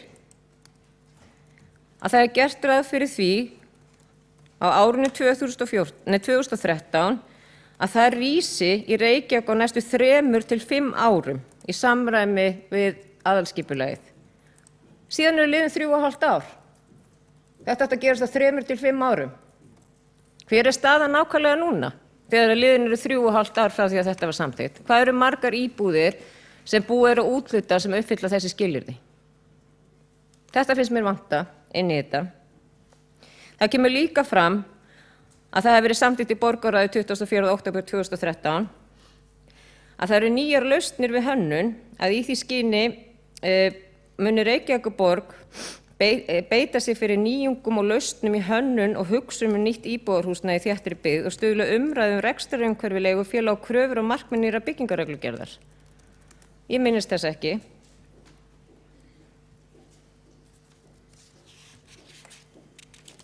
Nýjir úthlutunarskilmálar íbúðarlóða til að stuðla uppbyggingu almenna langtíma leigufélaga. Við getum alveg skoðað það líka. Það er munur á því hvort við ætlum að byggja upp leigumarkað almennan eða leigumarkað með það í huga að það séu fyrir félög sem eru rekin án hagnaðarsjónarmiða. Vegna þess að það er ekki bara nóg að mínu mati að segja 20 til 25% af öllu íbúðarhúsnæði eigi að vera leiguíbúðir. Því almenni leiguíbúðir nýtast til dæmis ekki ungu fólki, það er ekki það hagkvæmasta fyrir ungt fólk. Almenni leigumarkaðurinn er alltaf dýrasti kosturinn. Þannig er það skynsamlegt að hafa þetta svona opið? Er ekki skynsamlegra ákveðin hluti sé ætlaður fólki sem er undir eign- og tekjumörkum, nákvæmlega eins og við í Framsókn og flugvallavinnu bentum á við úthlutun á Keilugrandalóðinu til búseta. Búseta er félag sem er rekið án hagnaðarsjónarmiða. Það er í eigu félagsmanna og félagsmenn í búseta eru bæði undir og yfir eigna- og tekjumörkum. Þannig að þar býr fólk sem að þarf stuðning en það þarf líka fólk sem að þarf ekki stuðning.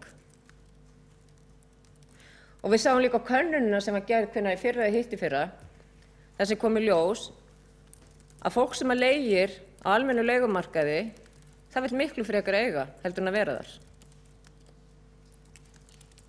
Þannig eru við að fara að stýra markaðnum hér í borginni í átt að almennum hagnaðardrifnum leigufélögum. Er það vilji okkar með nýrri húsnæðisáætlun?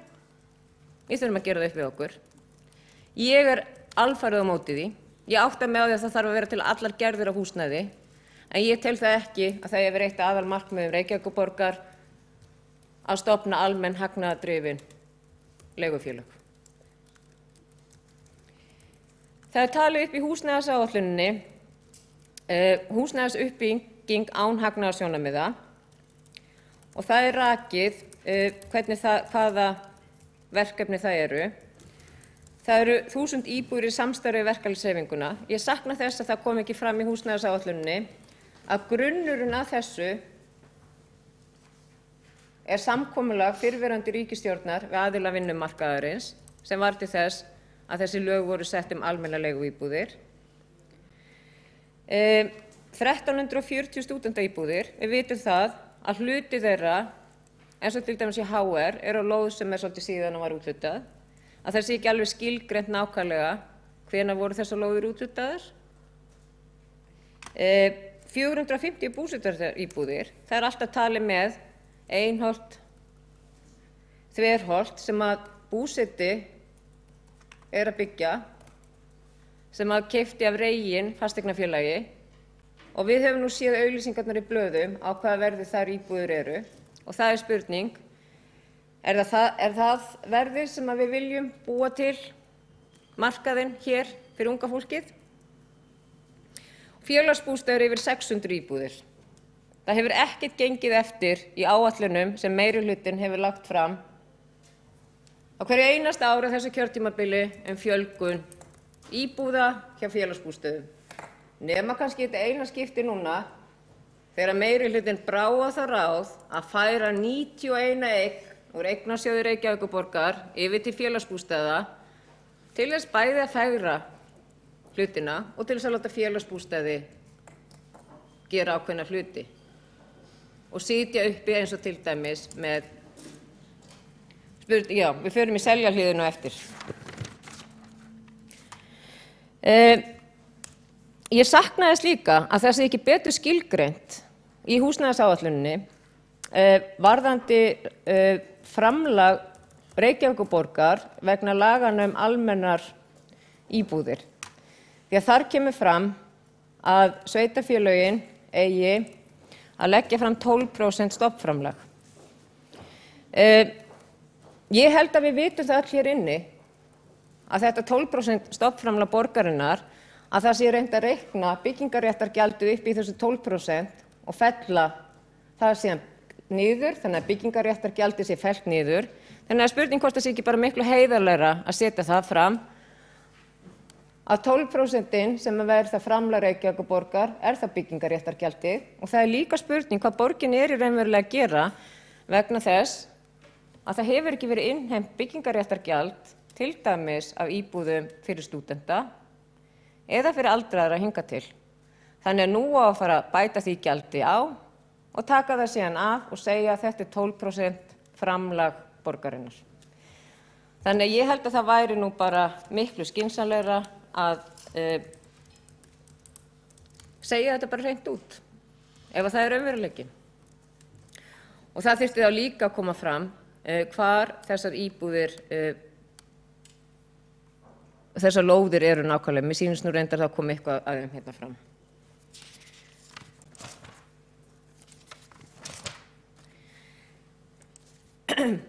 Mér sýnist þetta plagg, þegar ég las það fyrst yfir, að það uppfyllir öll þau skilyrði að líta vel út. Það er mjög áferðarfallegt og virkar rosalega flott ef maður veit ekkert húsnæðismálin í Reykjavík.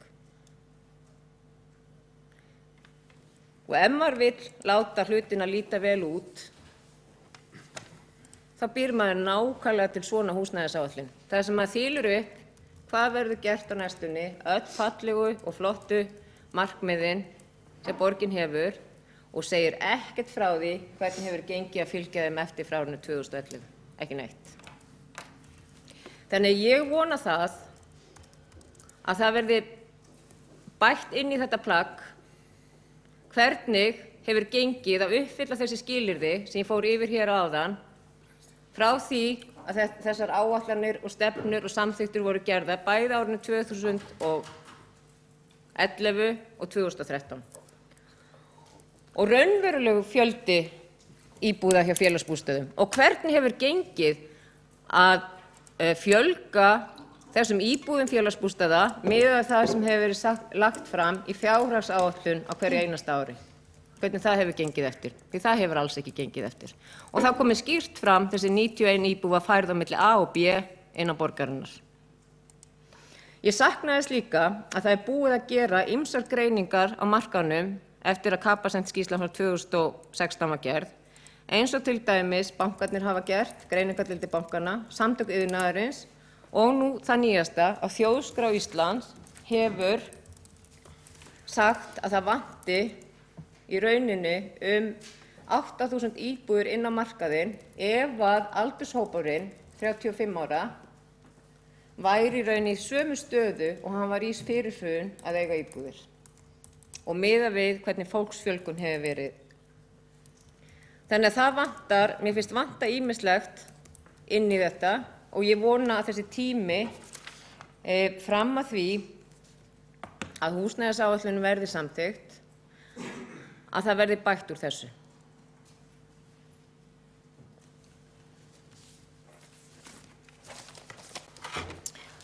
Þá hefur Guðfinna Jóhanna Guðmundsdóttir borgarfulltrúi lokið máli sínu og 2 borgarfulltrúar hafa óskað eftir því að koma upp í andsvör og fyrstu tekur til máls borgarstjóri.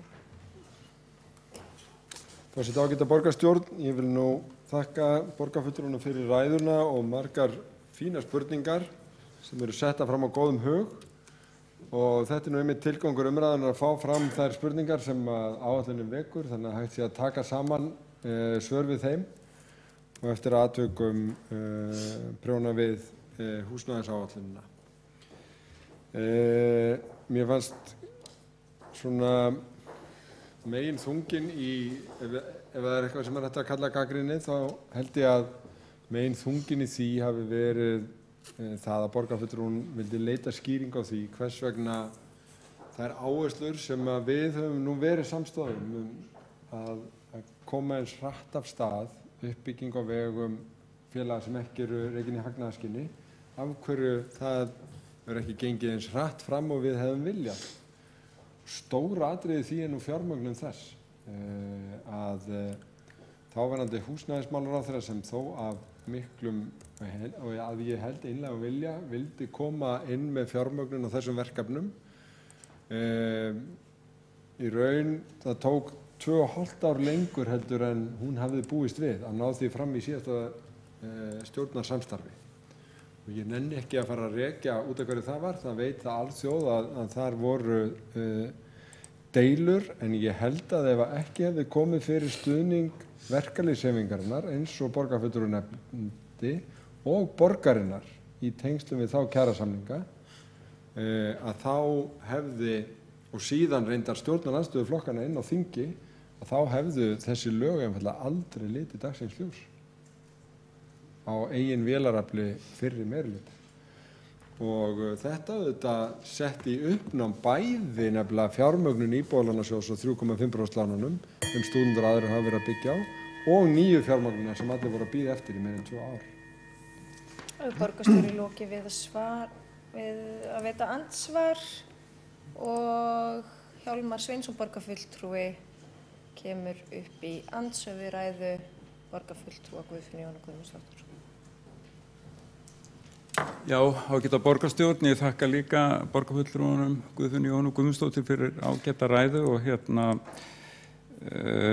hefði á tilfinningunum hún sé á margan hátt sammála mörgu sem að kemur fram í þessari stefnu og það kemur ekki óvart af því hún hefur lagt áherslu á húsnæðismál. Hvað var það sem hefði mátt betur fara, það er ýmislegt og ég ætla ekki að rekja það nákvæmlega. En mér langar aðeins að gera athugasemd við orðalagið það að þessi bankar og fasteignafélög sem að ráða ferðinni. Jú, það er þetta sláði fram og auðvitað er það þannig að það er voru lítið hægt að gera nema bankarnir sem með í spilinu. Þú getur ekki eins og keyptir bíl á þess að bankin lániði peninga í það. En borgarfulltrúinn veit það að því hún er í umhverfis- og skipulagsráði að það er nú ekki alveg þannig. Af því að nákvæmlega þetta ráð hefur fengið svo fjölmargar uppbyggingareiti það sem að einmitt fasteignafélög og bankar hafa viljað gera hlutina í einum grænum og á þann hátt sem við höfum ekki sett okkur við. Af því við höfum bara sagt þetta er lélegt, þetta er óvandað, lélegt skipulag, þið verðið að vanda ykkur og farið aftur heim og komið með betri tillögur. Þannig að okkar kröfur sem sagt hafa orðið til þess að í mjög mörgum tilvikum hafa fasteignafélög og bankar orðið til þess að breyta kúrs Og ég held að í öllum tilvikum séu bara, þegar upp staðið, sé fólk bara ánægt með hvernig til hefur tekist. Þannig að þetta svona beggja bland. Fjármagnið hefur þetta mjög mikið að segja, en við sem skipulagsyfirvald sem betur fer höfum líka alveg helling að segja það hvernig staðið að skipulagi byggðarinnar. Hjálmar Sveinsson lokið við að veita andsvöraði borgarfulltrúans andsvörum telst lokið og einnig þessari umræðu og þá það Kjartan Magnússon borgarfulltrúi sem tekur næstu til máls.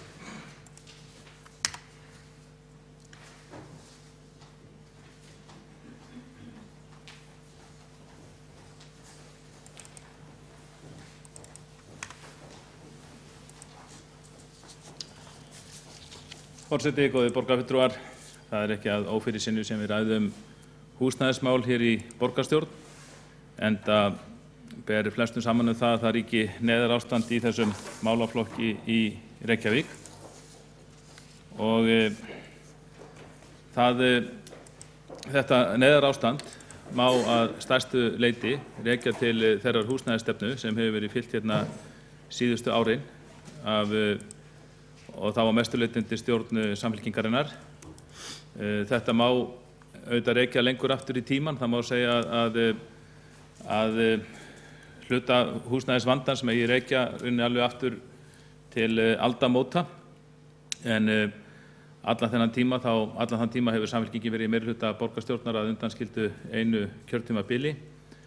Oftast leitt húsnæðisstefnuna, verið með formann forystu í skipulagsnefnd, skipulagsumhverfisnefnd borgarinnar og núverandi borgarstjóri, hann mótaði stefnuna í skipulagsmálum meðal annars á því tímabili sem þessi húsnæðisvandi varð til, ef svo má segja. Og megin orsakirnar eru einkum tvær. Það ætti flestum að vera ljóst. Framboð af lóðum of lítið og lóðaverð of hátt. Og þetta má hvort tveggja rekja til þeirrar húsnæðisstefnu sem rekin hefur verið á vegum borgaryfirvalda. Og það hafa auðvitað verið ýmsar útgönguleiðir. Það ákveðin kúnst að ástandi sé alltaf þannig að það séu nægar lóðir til reiðu, en í þessum efnum eins og mörgum öðrum samt hægt að stilla sæmilega af framboð og eftirspurn. Svona getum við sagt á sæmilegum glugga, nokkur ára tímabili. Og það ekki síst hægt þegar að sveitarfélag eins og Reykjavíkurborg á í hlut sem nýtur þeirra sérstöðu með við margar aðra borgir að eiga í rauninni margar lóðir, mikið land sem hægt að leggja undir lóðir. En því miður, hér hefur svo húsnæðisstefna verið ráðandi að það með ýmsum aðgerðum stuðlað að lóðaskorti og stórhækkun lóðaverðs. Og þetta má rekja sumt aftur til R-listans, þar sem var farið að stunda svokallaða lóðaskortstefnu og farið í rauninni á uppboð á lóðum til þess að hækka verðið á þeim. Og það var borið við þeim rökum að Reykjavíkurborg mætti alls ekki gefa lóðir. Það mætti ekki gefa svona verðmæti, það það selja og borgarstjóri þyrfti á því að halda. Og jafnvel haldið fram að ný hverfi stæði ekki undir sér í þeim skilningi ef að lóðir væru seldar á venjulegu gatnagerðargjaldi. En það gleymdist eins og í þessu að fannst mér að gera ráð fyrir því að þeir sem stýrðu þessari stefnu, mótu þessari stefnu þá, þeir gerðu ekki ráð fyrir því að langtíma tekjur borgarinnar af nýjum lóðum eru ekki vegna einskiptis lóðagróða, heldur vegna þess að á lóðunum rísa hús og inn í húsin flytur fólk sem ekki síst í nýbyggingahverfum harðduglegt og vinnandi fólk sem skapar mikla tekjur fyrir borgina og þá til langs tíma en ekki út einskiptis lóðagróða. En þetta má sem sagt rekja vel aftur í tímann og menn ætti að vera búin að sjá það núna að þessari stefnu þarf að breyta. Þessi stefna á stóran þátt í þeim verðhækkunum sem hafa orðið á fasteignaverði og hafa leitt til þess að margt fólk hefur ekki lengur efni á að reisa sér þaki yfir höfuðið. Auðvitað hafa koma fleiri þættir til dæmis eins og strangari byggingarreglugerðir. Ég ætla ekki að gera lítið úr þeim hluta. En flestir sérfræðingar sem hafa fjallað þessi mál, þeir benda fyrst á þessa lóðaskrárstefnu og þetta háa lóðaverð. Þannig að þetta held ég að við borgarfulltrúar ættum að gera okkur þetta ljóst. Og nú þegar í óöfni er komið í þessu málum enn einu sinni, það sætti furðu að sá flokkur, Samfylkingin, sem hefur borið mesta ábyrgð á mótun húsnæðisstefnunnar síðustu árin, að hann telji sig allt í einu hafa lausnina í húsnæðismálum fyrir Reykvíkinga og leggur fram þetta plagg. Það er eins og borgarstjóri með því að slá ræðu mitt hér í borgarstjórn sennilega, svona utan fjárhagsáætlunar funda, að hann telji sig með einhverjum hætti geta talað sig frá vandanum. En í þessum efnum svo sem öðrum þá þýðir ekki bara, þá er ekki hægt að tala sig frá vandanum. Það sem skiptir máli er hvaða aðgerðir grípi til og að framkvæma. Og við Sjálfstæðismenn höfum bent á það er full þörf á því og hefur verið í nokkur ár að grípa til róttækra og fjölbreytilegra aðgerða í húsnæðismálum í því skyni að fullnægja spurn eftir góðum lóðum á viðráðanlegu verði sem víðast. Í þessu skyni þarf að stórauka lóðaframboð í Úlfarsárdal og huga að þróun framtíðarbyggðar í Geldinganesi. Samhliða því þarf auðvitað að halda áfram þéttingu byggðar inni í borginni, þar sem vel hefur verið staðið að verki að mörgu leyti. Við getum nefnt Vogabyggð og við getum nefnt skilgreinda þéttingareiti víð borgina sem borgarstjóri fór reyndar bara vel yfir áðan, hvað eru margir. En við verðum að hafa í huga að það tekur oft langan tíma að þróa og skipuleggja slíka þéttingareiti og því megum við engan tíma missa í því skyni að búa í haginn fyrir og hefja stórfellda uppbyggingu í Úlfarsárdal. Reynslan hefur kennt okkur það, eins og þétting byggðar enn og af hinu góða og ég held að við séum sammála þá tekur þetta tíma. Þetta tekur tíma og þessi þéttingareitir, þeir einir og sér leysa ekki þá miklu spurn sem er eftir lóðum núna í Reykjavík. Það er ekki þannig. Við þurfum að grípa til sem fjölbreytilegasta lausna og láta af kreddu hugsunarhætti og virkja sér flestar leiðir til þess að skaffa lóðir. Það er alveg rétt sem var hér bent á af Guðfinnu Guðmundsdóttur borgarfulltrúa. Þegar við lítum nokkur ár aftur í tímann, þá eru það að mjög miklu leyti bankar og fasteignafélög sem hafa verið með frumkvæði í uppbyggingunni hér í Reykjavík. Það er alveg rétt. Maður hefur undrast vegna þess að við vitum af flestum þessum lóðum að maður hefur stundum undrast það að stórar lóðir bíða hér árum saman tilbúnar en óbyggðar. Og það er ekki þannig eins og borgarstjóri gaf í skyn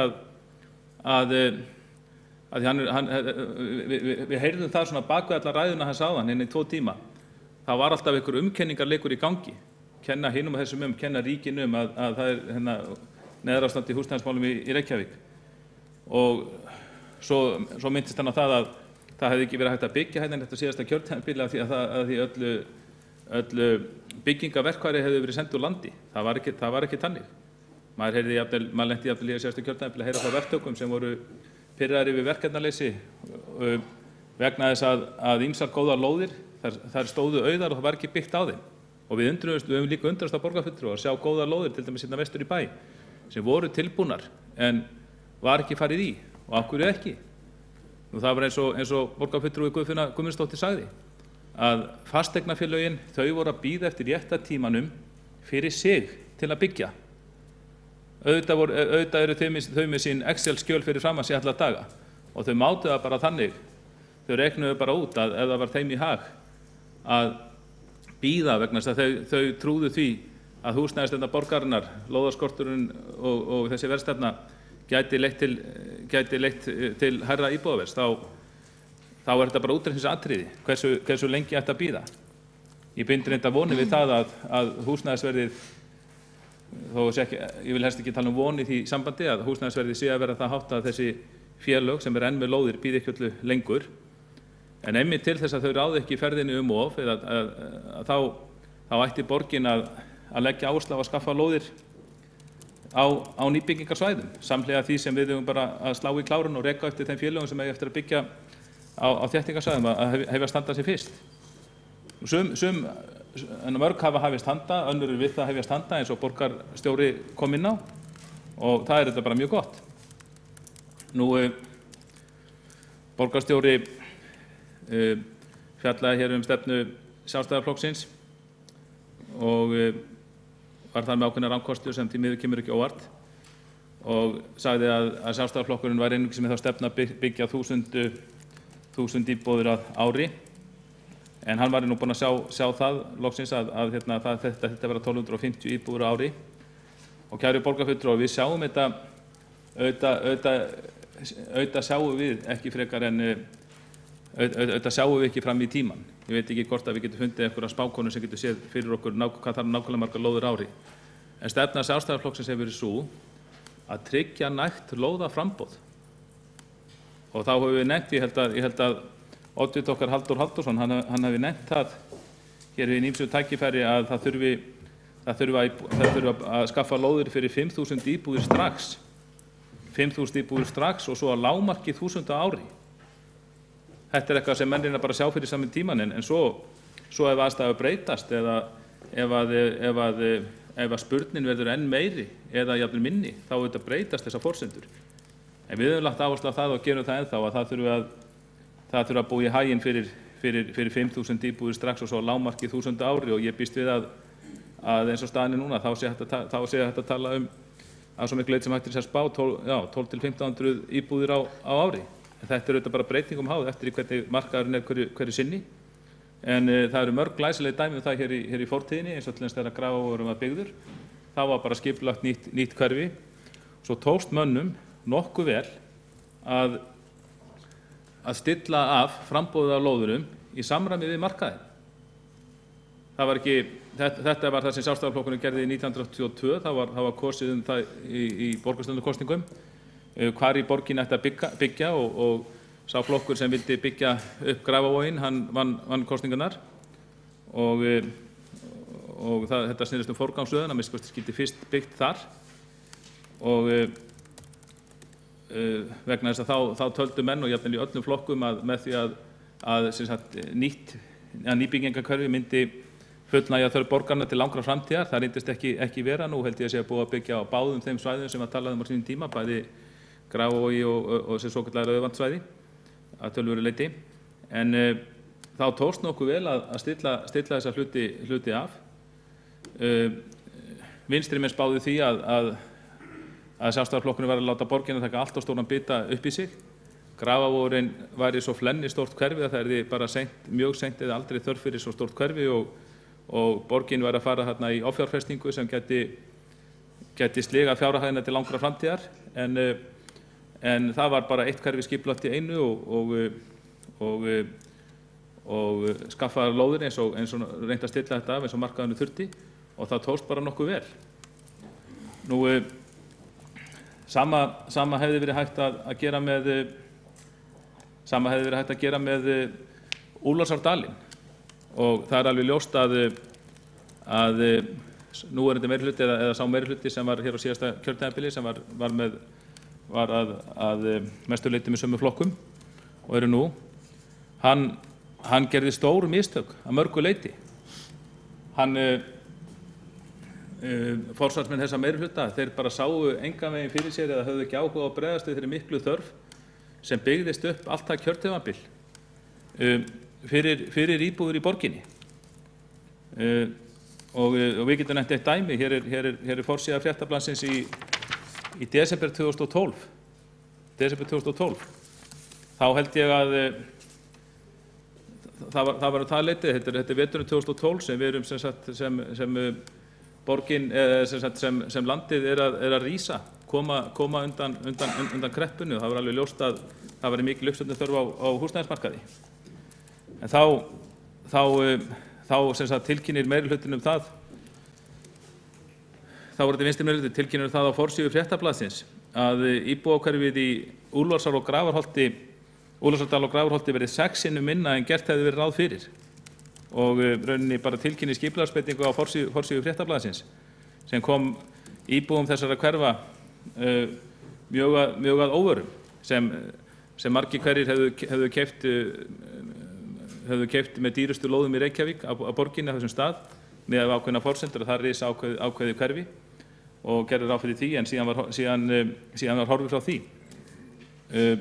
Og við Sjálfstæðismenn höfum ásamt Framsókn og flugvallavinum bent auðvitað margótt á þetta og flutt tillögur það í borgarráð og borgarstjórnum að það verði horfið frá þessari óheillavænlegu ákvörðun frá síðasta kjörtímabili og vissulega er verið að endurskoða skipulag og okkur verið gefnar góða vonir að þessu verið eitthvað breytt en fulltrúar meirihlutans tala þó mjög varfærnislega þegar rætt þessi mál og ég sé að þarna er tækifæri sem menn hljóta að sjá að þarf að nýta að fara í miklu stórfelldari uppbyggingu þarna heldur menn gera ráð fyrir og miða við gamlar áætlanir. Ég er ekki að tala að miða við þær áætlanir sem unnar voru þegar núverandi borgarstjóri var formaður skipulagsnefndar, þá var gert ráð fyrir mjög fjölmennri byggð þarna. Ég held að það hafi verið gert ráð fyrir talað að þarna í Úlfarsárdal og Grafarholti gæti verið 30.000 manns og borgarstjóri var nú mjög ónákvæmur þegar hann sagði hér áðan að meirihluti Sjálfstæðisflokks og Framsóknarflokks á sínum tíma hefði fækkað og nú væri verið að vinda ofan af því. Það er alveg rétt að árið 2006 þegar sá meirihluti komst í valda þá var fækkað miðað við það sem þá var gert ráð fyrir og það var vegna óska íbúanna sem töldu byggðina hérna vera of þétta ákveðin umferðarvandamál, óleyst og svo framvegis. Það var í góðu samráði farið í íbúa, farið í það að endurskoða þetta og farið úr þeirri stórfelldu byggð sem var þá og farið niður í svona, já, ég held að þá gert það fyrir 16-18.000 manns og það var gert í fullu samráði og sátt við íbúana og sem voru mjög sáttir við þá breytingu en letu þess líka geti sem var íþróttafélagið að neðar vildu þau ekki fara vegna þess að þau teldu þessi svona 16-18 manna hverfi sem þá svipað á Vesturbarinn vera ákjósanlega stærða hverfi til þess að veita ýmissa þjónustu og halda uppi blómlegu íþróttafélag og svo framvegis. Og þannig að nú alltaf að tala að það sé verið að vinda ofan að þeirri ákvörðun en vonandi þó verið að vinda ofan að þessari ákvörðun sem var tekin 2012 eða 2013 þegar að þessi þáverandi byggð í Úlfarsárdal sá fjöldi var skrúfaður niður. Ég vona að borgarstjóri hafi bara mismælt sig og hann eigi við að hann ætli að vinda ofan af eigin ákvörðun sem hann tók þarna eða tilkynnt á forsíðu Fréttablaðsins veturinn 2012 til 2013. Það er það mikilvægasta sem við gerum í þessum húsnæðismálum núna. Það er að vinna að því að taka lóðir sem borgin á, bjóða þar til sölu á góðu verði og að gera það með sem fjölbreytilegustum hætti eins og borgarstjóri kom reyndar hér inn á og hann hefði fullan hug á. Það er bara auðvitað rétt að stefna. Við eigum að nýta krafta sem flestra sem vilja vinna með okkur í því skyni að bjóða Reykvíkingum upp á fleiri íbúðir og þá erum við að tala um auðvitað þá erum við að tala um auðvitað félagsbústaði, það er að segja borgina sjálfa en ekki síður frjálsfélög einstaklinga og svo einkaframtaki, einstaklingsframtaki, bara einstaklinga sjálfa og félög þeirra. Eins og enda sjáum við það í fortíðinni að þegar að húsnæðismál hafa verið í sem mestum blóma í Reykjavík og það var á þeim tímum þegar lóðaverð var ennþá lágt og ég held bara allir sem til borgarinnar leituðu, eða langt flestir, hvort þeir voru einstaklingar eða félög eða húsnæðisnefndir eða hvað það var, fengu jákvæða afgreiðslu á sínu lóðarumsóknum. Þetta kerfi þarf að skapa á ný, eða þetta ástand þarf að skapa á ný og það er ekkert of seint, við höfum góð skilyrði til þess. En því miður, það hefur verið deyfð og doði í þessum málum og í þessum málaflokki eins og sumum öðrum þar sem meirihluti finnur hann hefur ekki staðið sig, þá fer hann í umkenningaleik varðandi það af hverju ástandið sé slæmt, kennir einhverjum öðrum stundum kennir hann minnihlutanum að hafa ekki staðið sig, stundum kennir hann ríkinum eða einhverjum öðrum verktökum eins og í þessu tilviki, en kemur síðan með einhverja stórkostlega framtíðarsýn og ég tek alveg undir það að það er margt glæsilegt í þessari áætlun, en við mögum ekki gleyma því að það hafa flottar áætlanir verið lagðar fram áður og þær hafa ekki alltaf gengið eftir.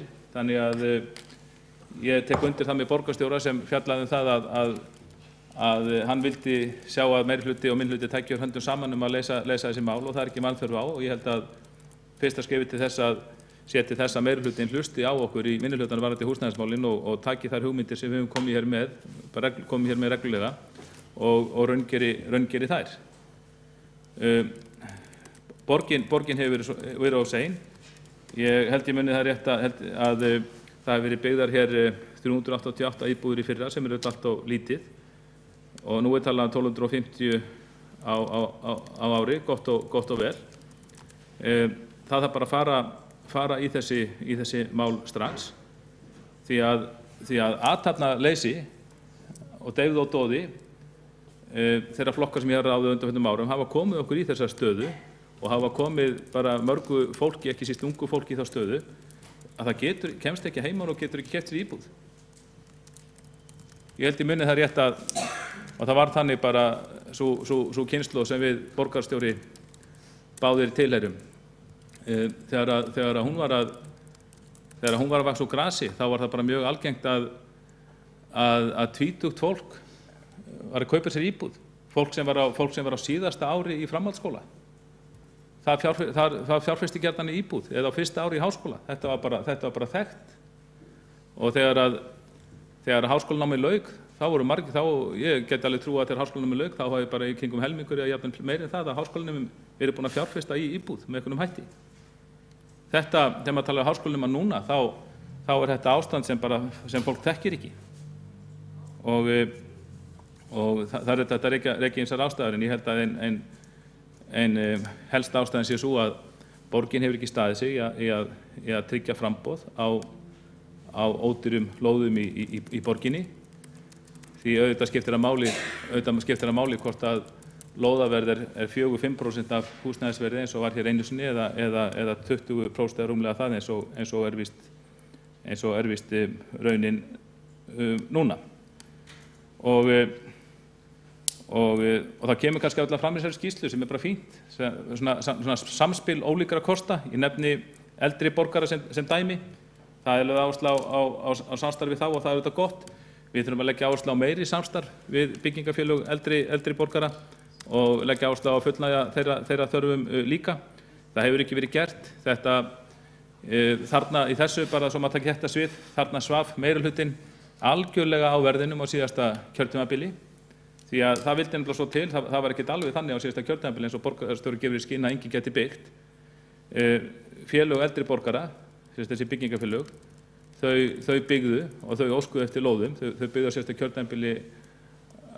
kjörtímabili á lóðum sem þau fengi úthlutað á þar síðasta kjörtímabili, en svo óskuðu eftir að halda áfram, en fengi ekki áheyrn á síðasta kjörtímabili.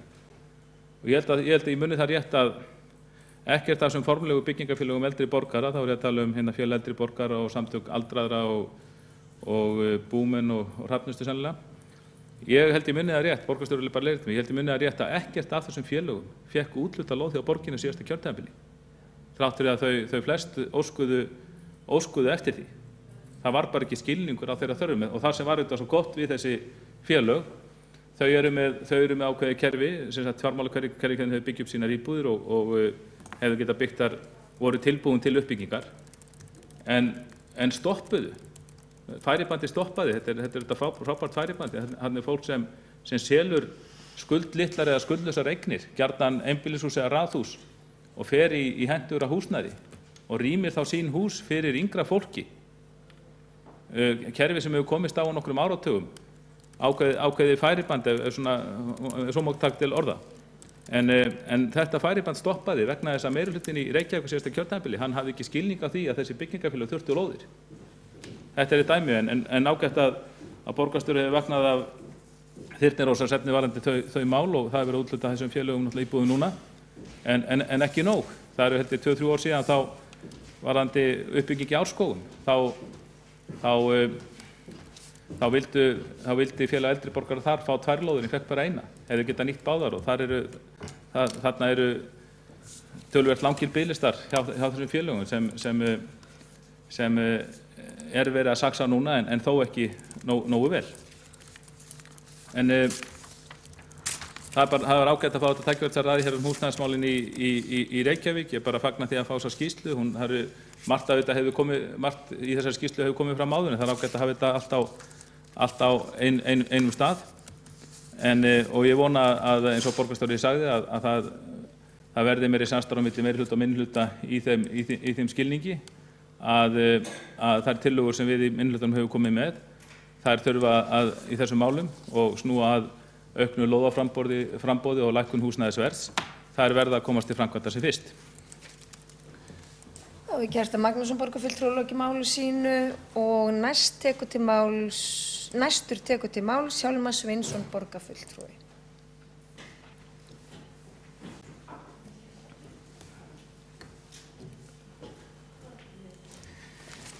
Já, forseti ágæta borgarstjórn, þessi liður hefur tekið nokkuð langan tíma í umræðunni, þannig að ég ætla nú ekki að vera, allavega ekki að fara mikið yfir klukkutíman í mínu máli.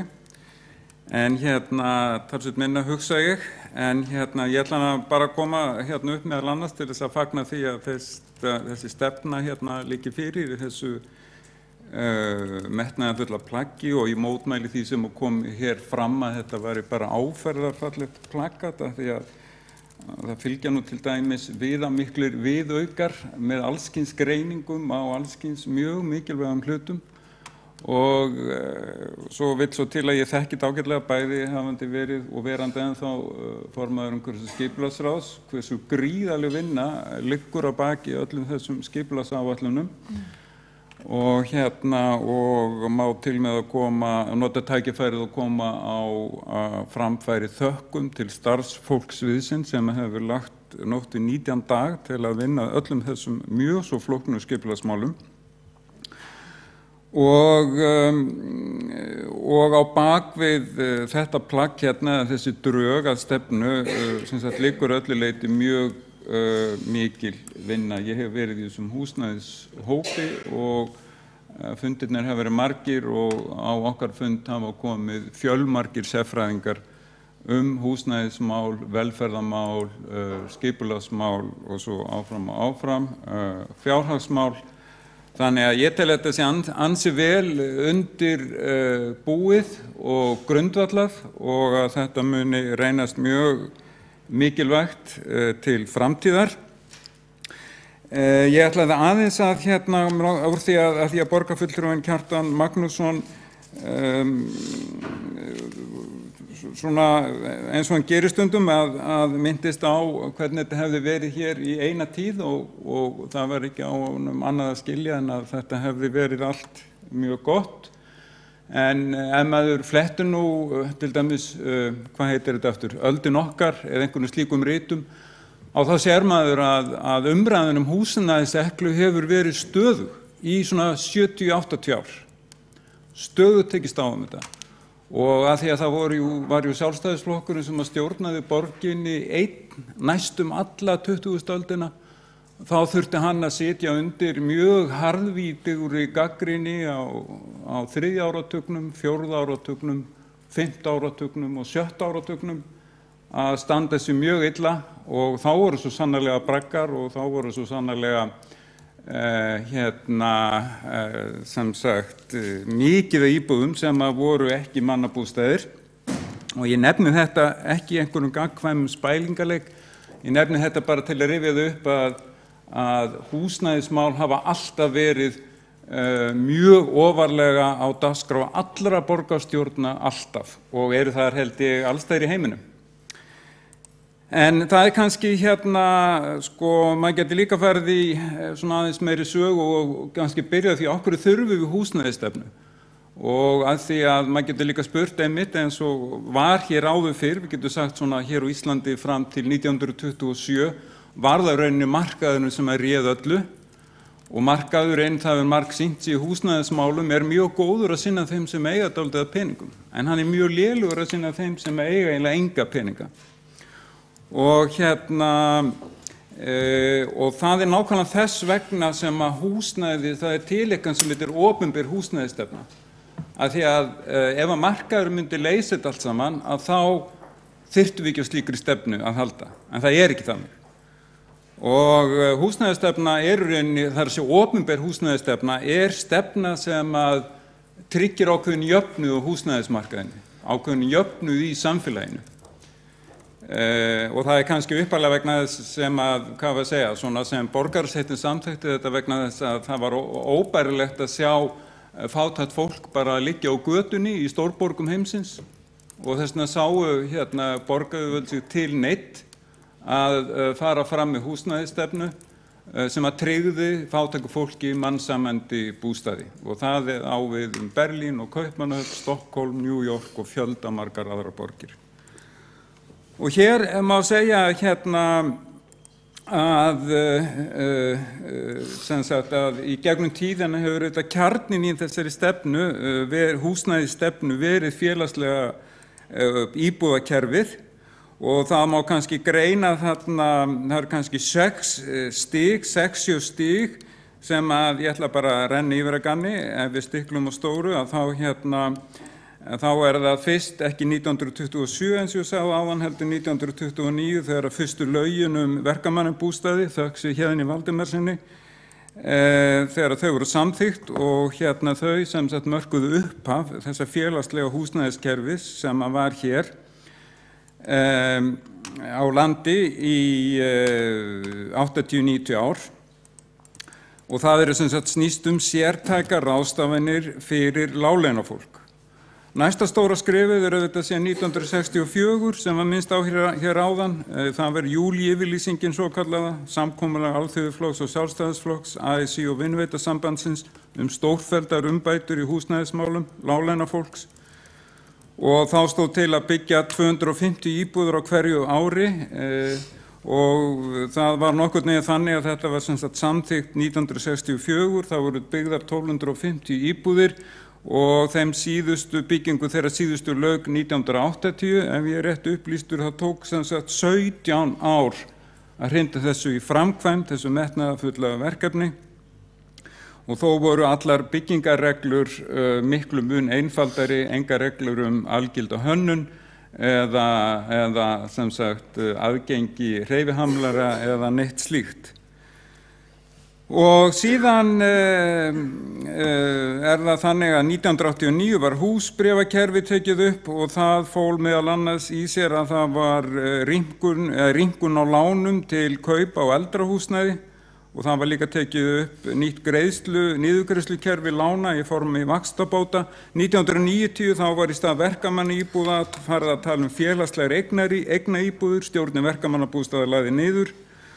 Og í hennar stað kom húsnæðisnefnd Reykjavíkur og 1999 að þá kemur svokallað viðbótarlánakerfi sem leysti félagslega íbúðakerfið af hólmi og það heimilaði lágtekjufólki að fá 90% lán af kaupverði íbúðar. Og síðan var það hið örlagaríka ár 2004 þegar sértækum aðgerðum fyrir láglaunafólk á Íslandi var hætt því að þá voru viðbótarlánin lögð niður og allir gátu fengið 90% lán og þá var rauninni ekki gefið neitt greinarmunur af því lengur hvort að fólk ætti litla peninga eða mikla peninga, allir fengu það sama. Þannig að þetta var slagt niður formlega de facto 2004. Að mínu áliti verið að taka núna fyrsta alvöru róttæka skrefið í endurreisn hins félagslega húsnæðiskerfis og það nákvæmlega í þessu plaggi sem hér. Og það var rakið ágætlega, borgarstjóri rakið ágætlega, kemur ágætlega fram og og það sem sagt bæði þetta sem kemur fram í samningsmarkmiðunum þessi 20% hlutdeild á nýbyggingarsvæðum. Ég vera búsettur réttar íbúðir, getur verið stúdentíbúðir, leiguíbúðir. Það þessi samningar við húsnæðisfélög sem ekki hagnaðardrifin. Það sem sagt þá þessi sérstaki stuðningur í formi lóða úthlutuna. Stefna langtíma leigufélög, sérstakur persónubundinn stuðningur og hlutverk félagsbústaða og svo persónubundinn stuðningur við sérstaka hópa. Þessi samningur við ASÍ og BSRB og held ég, svo ég endurtaki það, að hann sem sagt hann markar tímamót og því ber að fagna. Ég vildi líka segja hér að öðru leyti að þá að því að bregðast aðeins við því þegar borgarfulltrúinn Kjartan Magnússon bað meirihlutann það að hlusta á minnihlutann, auðvitað gerum við það, en hann bað okkur líka að raungera sínar hugmyndir, það að segja framkvæma sínar hugmyndir og það hins vegar ekki alveg sjálfsagt mál alltaf, allavega ekki ef hugmyndirnar ekki nógu góðar. Við vinnum eftir, okkur skylt að vinna eftir aðalskipulagi Reykjavíkur. Það var samþykkt 2014. Það tók 6 ár að vinna það. Það felur í sér mjög skýra stefnu. Það sem einmitt mjög mikil áhersla á það að Reykjavík sé borg fyrir alls konar fólk, mjög mikil áhersla á félagslega blöndun og þess vegna sérstakt ánægjuefnið að núna loksins skuli Vesturbuktin vera farin af stað í uppbyggingu eða fara af stað í uppbyggingu. Þannig að það okkar aðalskipulagið. Það okkar stjórnarskrá, okkur ber að fara eftir henni, hún kveður á tiltölulega mikla þéttingu eða 90% þéttingu og þá má segja að svæðisskipulag höfuðborgarsvæðisins, það nákvæmlega sama stefnan sem að þar ekki bara mótuð og mörkuð, hún samþykkt af öllum sveitarfélögunum. Þannig að ætla að fara að snúa þeirri stefnu við, finnst mér út í hött, auðvitað ef að vinna eftir þessari stefnu áfram út tímabilið til 2030. Auðvitað þarf að endurskoða öðru hvoru, en þetta okkar meginplagg, það mjög vel rökstutt af hverju við ættum að gera það og ég held að þessi húsnæðisstefna og það sem hér kom fram og það sem kemur fram í þessari skýrslu sýnir það að hér mjög mikið illa nýttar lóðir sem hægt að byggja á. Uppbygging hafin á fjölmörgum svæðum í borginni. Við lögð á stað inn í sennilega stærsta, og ekkert sennilega, þetta örugglega stærsta uppbyggingarskeið í sögu Reykjavíkurborgar og sem betur fer búið að setja þar mikilvæg leiðarljós að þetta sem sagt lúti vistvænum markmiðum og ekki síður félagslegum markmiðum. Og húsnæðisstefnan lykilatriði í því að framfylgja hinum félagslegu markmiðum aðalskipulags Reykjavíkur. Hjálmar Sveinsson borgarfulltrúi lokið máli sínu og næst tekur til máls Ilmur Kristjánsdóttir borgarfulltrúi.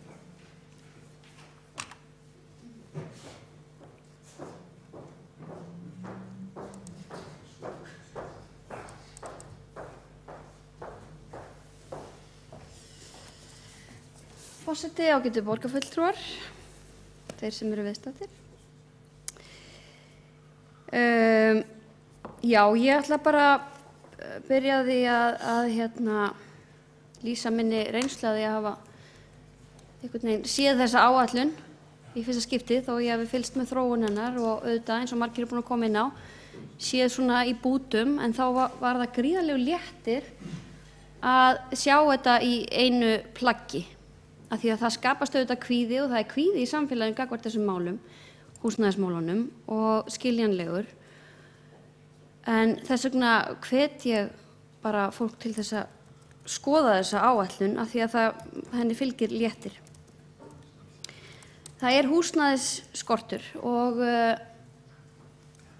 ég þekki það auðvitað gegnum velferðarráð og sitja í áfrýjunarnefnd velferðarráðs og bara á fólki í kringum mig að þetta ofta sliga fólk og fjölskyldur. En hver skylda okkar? Það auðvitað að bregðast við þessum skorti en ekki síður að skapa hérna áhugaverða borg. Og mér langaði aðeins að koma inn á það. Af því að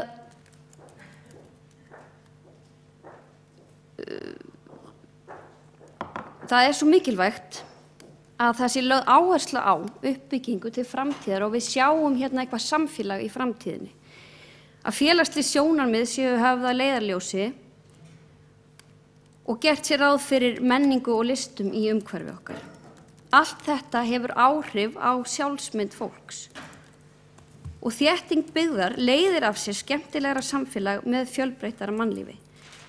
Skipulag hefur allt með það að segja hvernig mannlíf myndast, hvernig lífsgæði við ætlum að bjóða upp á.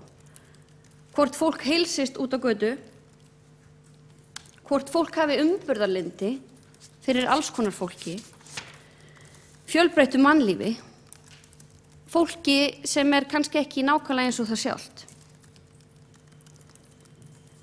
Við erum mjög glögg að sjá þetta þegar við heimsækjum aðrar borgir.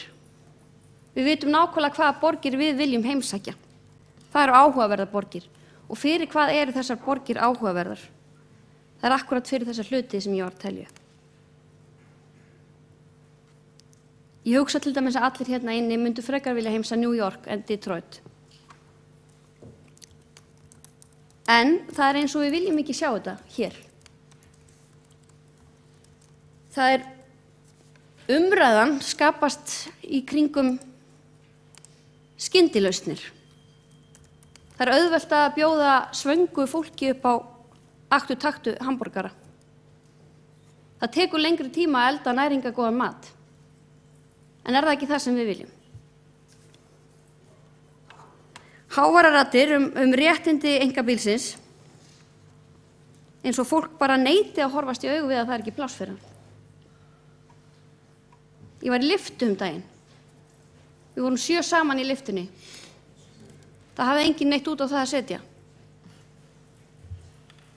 Það krafðist þess enginn að vera með enga lyftu til að komast í gegnum æðina í húsinu. Ef við sjáum þessa borg sem stórt hús, þá förum við ekki að gera kröfu á það að það sé lyfta fyrir hvern og einn, eða það ferðist bara einn í lyftu. Við sættum okkur við lyftu sem tekur 15 manns og færir okkur þangað sem við ætlum að fara. Ef okkur finnst of langt að labba.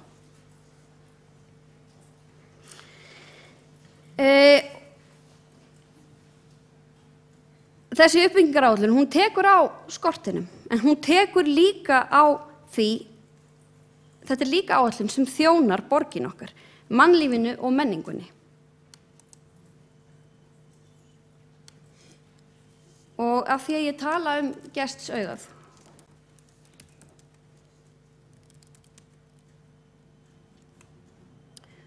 Hvað rugl það að vera með 7 sveitarfélög á höfuðborgarsvæðinu?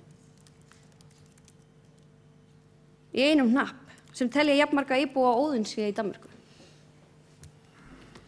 Stundum finnst mér eins og þessari borg sé haldið í gíslingu af frekakallinum og kellingunni. Upphrópunum. Það sem allri umræðu alltaf beint í sömu hjólför. Í bókstaflegri merkingu.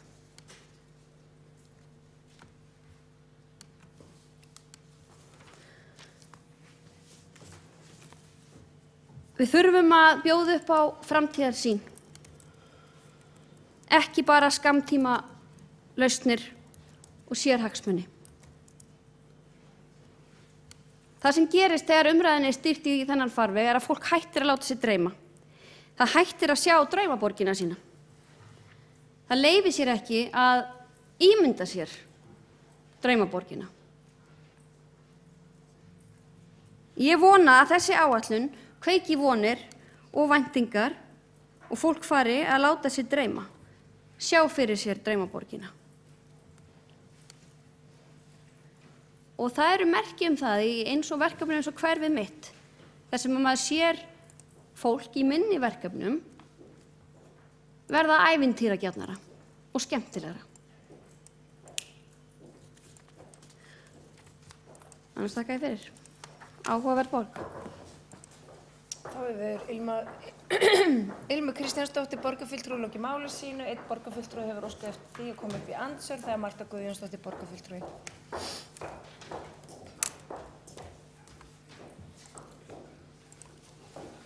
Forseti, góðir borgarfulltrúar. Borgarfulltrúin Ilmu Kristjánsdóttir talaði að við ættum að vera með umburðarlyndi fyrir alls konar fólki. Talaði áhugaverðar borgir og fallegt mannlíf og talaði að húsnæðisstefnan myndi taka á þeim skorti sem er hér á húsnæði fyrir Reykvíkinga. Ég spyr borgarfulltrúan, hvernig ætlar hann að taka á þeim biðlista sem telur núna rúmlega 900 manns fyrir félagslegu húsnæði? Ætlar borgarfulltrúin að bjóða þessu 900 manns upp á einhverja draumsýn og fallega drauma framtíðina, eða ætlar hún að bjóða þeim upp á raunverulegar lausnir? Marta Guðjónsdóttir borgarfulltrúi lokið við að veita andsvar og andsvari svarar Ilmu Kristjánsdóttir borgarfulltrúi.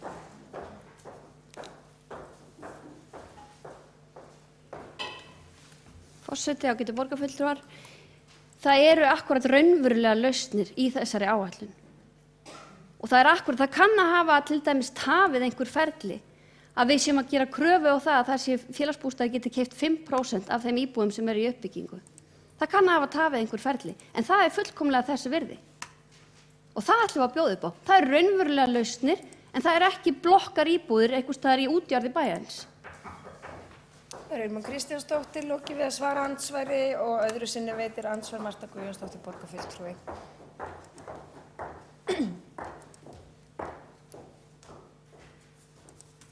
Forseti, góðir borgarfulltrúar, það er greinilegt að borgarfulltrúin Ilmu Kristjánsdóttir hefur ekki áhuga á því að leysa þennan vanda strax.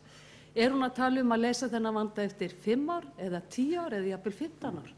Við vitum vel að þessar íbúðir sem voru kynntar hér í þessum fallegu glærum og þessum fallegu sviðsmyndum hér áðan, þær verða ekki tilbúnar á næstu árum. Það er Marta Guðjónsdóttir lokið við að veita andsvar öðru sinni og andsvar öðru sinni svarar Ilmur Kristjánsdóttir borgarfulltrúi. Ég spyr þá á móti, forseti ágætu borgarfulltrúar, ég spyr þá á móti, ertu þá að leggja til að það séu byggðar blokkir í útjaðri bæjarins? Það er Ilmur Kristjánsdóttir svara andsvar öðru sinni og stutta athugasemd ætlar Marta Guðjónsdóttir borgarfulltrúi að gera.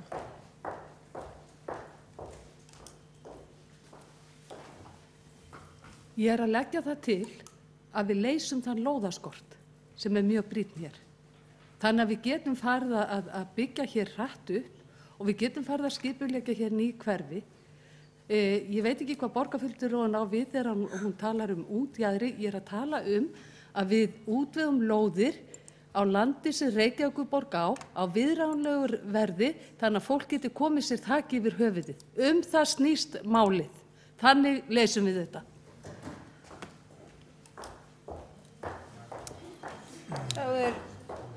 Þá er Marta Guðjónsdóttir borgarfulltrúi lokið við að gera stutta athugasemd og Ilmur Kristjánsdóttir borgarfulltrúi gerir það einnig. Það er í þessari áætlun að leysa þennan vanda. Til þess er áætlunin. Þá er Ilmur Kristjánsdóttir lokið við að gera stutta athugasemdum og andsvörum telst lokið og næstu tekur til máls Skúli Þór Helgason borgarfulltrúi.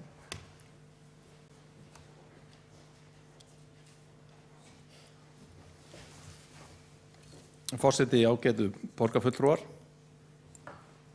Ég ætla að fara svona yfir nokkur atriði sem að hæst bera í þessari húsnæðisáætlun á þess að gera tilraun til þess að slá það magnaða met sem að borgarstjóri setti hér í sinni framsögu áðan. Þetta er auðvitað langstærsta máli sem að við erum að vinna með á þessu kjörtímabili og það kemur af ríku tilefni. Húsnæðisvandinn er auðvitað mikill í borginni og svo sem landinu öllu eftir hrunið og mér langar að draga aðeins athygli ykkar að þessari mynd. Þetta er súludans sem að sýnir okkur þróunina svona tæplega hálfa öld aftur í tíman. Elsta súlan er frá 1972 og hún sýnir tölurnar yfir nýjar íbúðir sem fara í smíði á hverju ári. Og þarna sjáum við að bláu súlurnar eru áætlunin fram í tíman en undanfarin 2 ár höfum við verið að horfa upp á það að það eru svona í kringum 600 íbúðir árin 2013 og 2014 sem að fara í byggingu og síðan fer talan upp í rúmlega 900 á síðastliðnu ári. Það sem við erum að horfa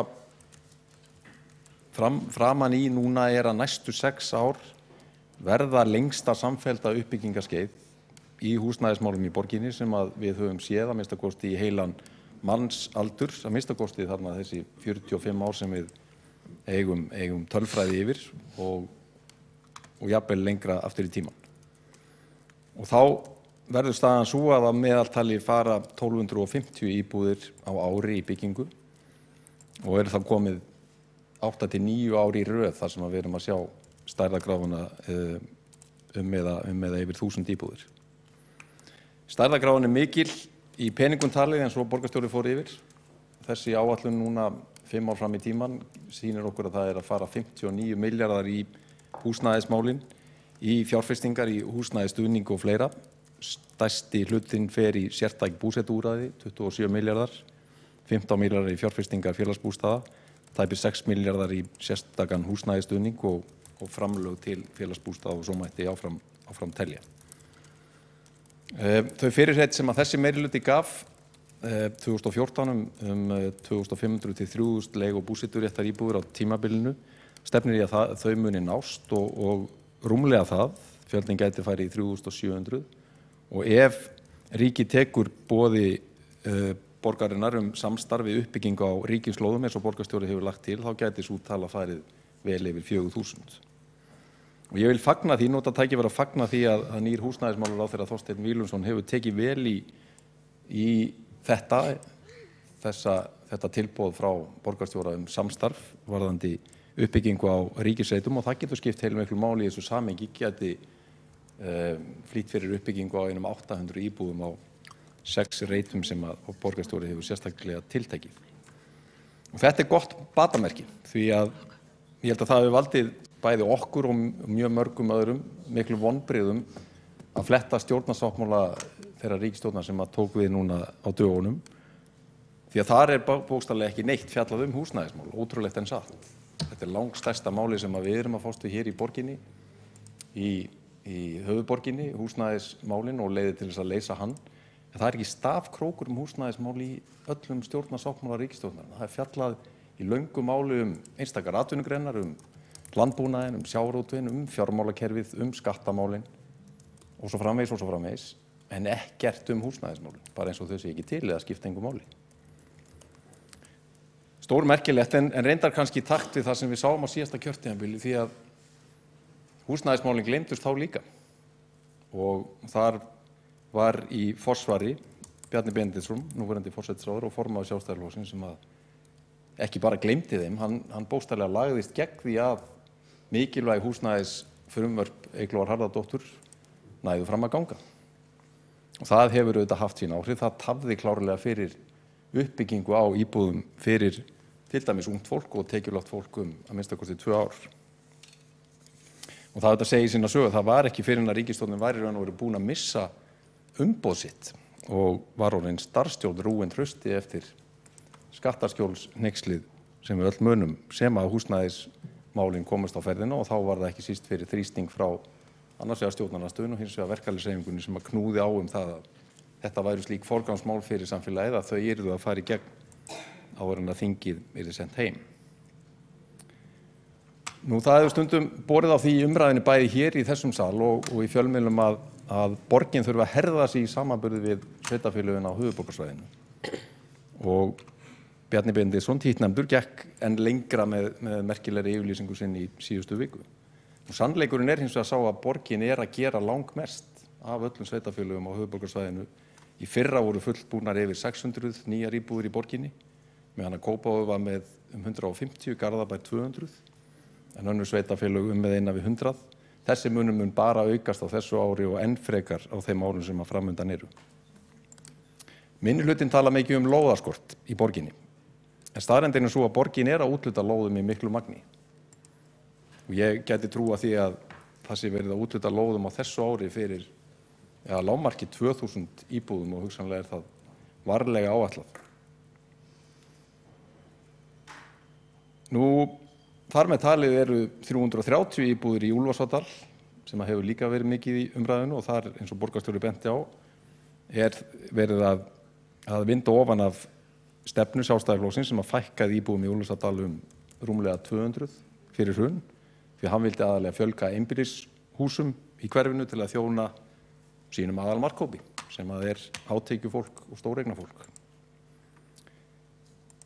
Þarna verið að fjölga samkvæmt nýrri deiliskipulagstillögu íbúðum nærri 1300, þetta nærri tvöföldun frá því sem núna svo ég held við getum ekki sagt annað en að þarna verið að taka mjög myndarlega á málum. En úrræði minnihlutans virðast öll miðast meira og meina við þetta sama að öll uppbygging að fara fram fyrst og fremst í efri byggðum til að auka enn frekar umferðartímann, álagið og samgöngukerfið í borginni, mengun, verri lífsgæði.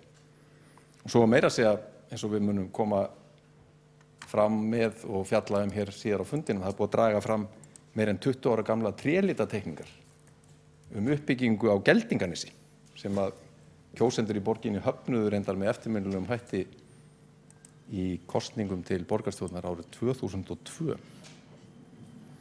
Kjarni húsnæðisstefnu borgarinnar fjölbreyttir valkostir sem að mæta ólíkum þörfum borgaranna og einstakra hópa og gríðarlega mikilvægt að alltaf 25% í húsnæðisáætluninni fer í leigu- og búseturéttaríbúðir fyrir fólk með lágar og meðaltekjur og 5% eru bundin forkaupsrétt í félagsbústaða. Það líka gaman að rýna í þessi gögn sem að fylgja með í viðaukum og draga fram hverjar eru þarfirnar, hvað vill ungt fólk, hvað vilja þeir sem eru í leiguhúsnæði og sjá fyrir sér að vera áfram í leiguhúsnæði, hvað vilja þeir sem að eiga húsnæði en sjá fram á breytingar á komandi árum. Og það kemur fram og svo sem ekki nýjar fréttir að langflestir vilja í fyrsta lagi búa í Reykjavík 60%. Og af þeim sem að vilja búa í borginni þá vilja langflestir búa miðsvæðis í gamla miðbænum og vesturbænum og síðan í hlíðunum, póstnúmerum 101 og 105. Og þetta sama mynstur birtist okkur hvort sem við skoðum óskir þeirra sem eru leigjendur eða vilja eða eru eiga sitt húsnæði sjálfur. Yfir 50% leigjenda vilja búa í þessum tveimur póstnúmerum og svona það bil þriðjungur af þeim sem að eiga sitt húsnæði. Og auðvitað það út af þessu meðalna sem að við höfum lagt áherslu á það að byggja í Vatnsmýrinni. Þar með talið á flugvallarsvæðinu, því þar með erum við að svara kalli borgarbúa og ungs fólks og þjónusta þær þúsundir ungra fjölskyldna sem að til dæmis sækja háskólana á svæðinu. Og auðvitað það fáránlegt ef við bara horfum beint framan í það að menn séu enn að rífast það hvort eigi að nota eitt dýrasta byggingarlandið í ekki bara borgin heldur landinu undir flugvöll þegar að valkosturinn að nota það undir heimili fyrir venjulega fjölskyldur í borginni með áherslu á ungt fólk sem að undanfarin ár hefur átt í mjög fá hús að venda út af himinháu húsnæðisverði sem meðal annars á rætur að rekja til lítils framboðs af hagkvæmu húsnæði á viðráðanlegu verði. Valið skýrt. Nýjar og fjölbreyttar íbúðir fyrir ungt fólk og annað venjulegt fólk á besta staði í bænum eða gamall breskur herflugvöllur á besta staði í bænum sem kemur í veg fyrir að ungt fólk geti búið þar sem það vill helst búa. Ef við værum ekki svona först í skotgröfunum eða á móti Reykjavíkurflugvelli og værum meira í því að finna lausn sem flesti geta sætt sig við, þá myndum við auðvitað sameinast það að nýta þetta frábæra borgarland í Vatnsmýrinni undir fjölbreyttar íbúðir á viðráðanlegu verði fyrir ungt fólk, námsmenn og aðra íbúa en finna annað stæði fyrir innanlandsflugvöll á höfuðborgarsvæðinu þar sem við getum boðið upp á betri þjónustu, betri aðbúnað fyrir farþega heldur en núverandi aðstaða við Reykjavíkurflugvöll býður upp á. En kjarni málsins þessi, borgin að setja 59 milljarða í húsnæðismálun á 5 ára tímabili með áherslu á úrræði fyrir fólk með lágar og meðaltekjur, ungt fólk, námsmenn, eldra fólk, alls konar fólk. Ríkisstjórn minnihlutaflokkana í borgarstjórn gaf hins vegar hátekju- og stóreignafólki 80 milljarða í svokallari leiðréttingu. Og þetta sama fólk hefur svo líka séð eignir sínar stórhækka í verði í þeirri miklu verðhækkunar hrinu sem hefur einkennt fasteignamarkaðinn síðastliðin misseri.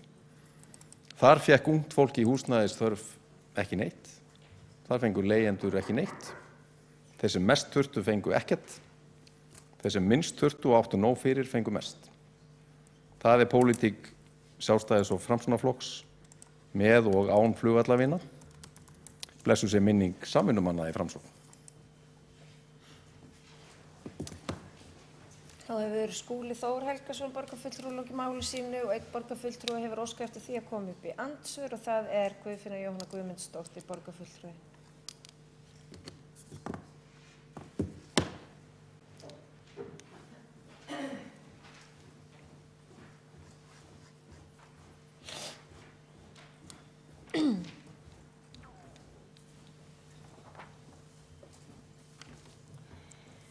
Forseti, borgarfulltrúar, ég hlakka til að heyra hvaða lóðir fyrir 2000 íbúðir verða úthlutaðar á þessu ári og vænti þess að borgarfulltrúinn Skúli Helgason komi hérna upp og útskýri hvaða lóðir á að fara úthluta núna í fyrsta skipti hjá borgin, því væntanlega er hann ekki að tala þær lóðir sem nú þegar eru í höndum annar eins og Vogabyggð.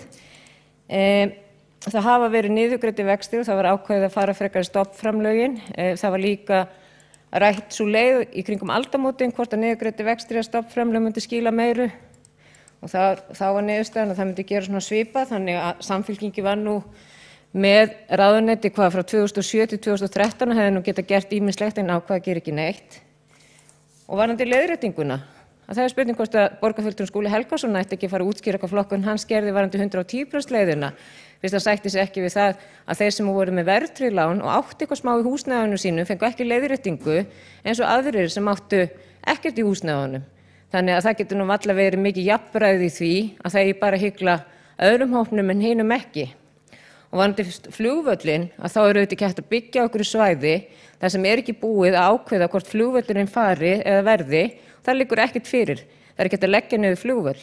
Og það er spurning hvort að borgarfulltrúinn Skúli Helgason viti hvað borgin hefur greitt nú þegar bara á Hlíðarendasvæðinu við jarðvinnuna þar og hvað það muni kosta í rauninni að byggja upp það svæði sem flugvöllurinn stendur nú á, þar sem eru nokkrir metrar niður og þarf að hreinsa svæðið og trúi því virkilega að þar verði byggðar ódýrar íbúðir þegar þarf að leggja í mikinn kostnað við það að gera það svæði byggingarhæft.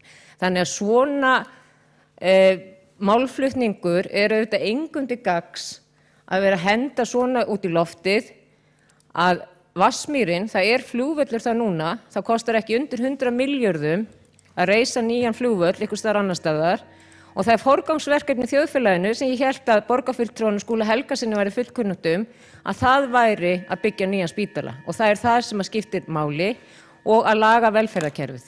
Þá hefur Guðfinna Jóhanna Guðmundsdóttir borgarfulltrúi lokið við það að veita andsvör, andsvörum telst lokið og næst tekur til máls Skúli Þór Helgason borgarfulltrúi ætlar að svara andsvari.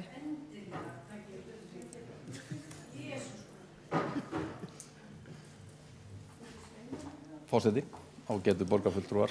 Það væri auðvitað gaman að geta farið hér yfir listan yfir þessar lóða úthlutanir og 2000 íbúðir, auðvitað er ekki hægt að ná því í stuttu andsvari eða svari við andsvari, en ég held að það sé bara ágætis mál fyrir umræðu í borgarstjórn á komandi vikum eða mánuðum að lista það almennilega upp.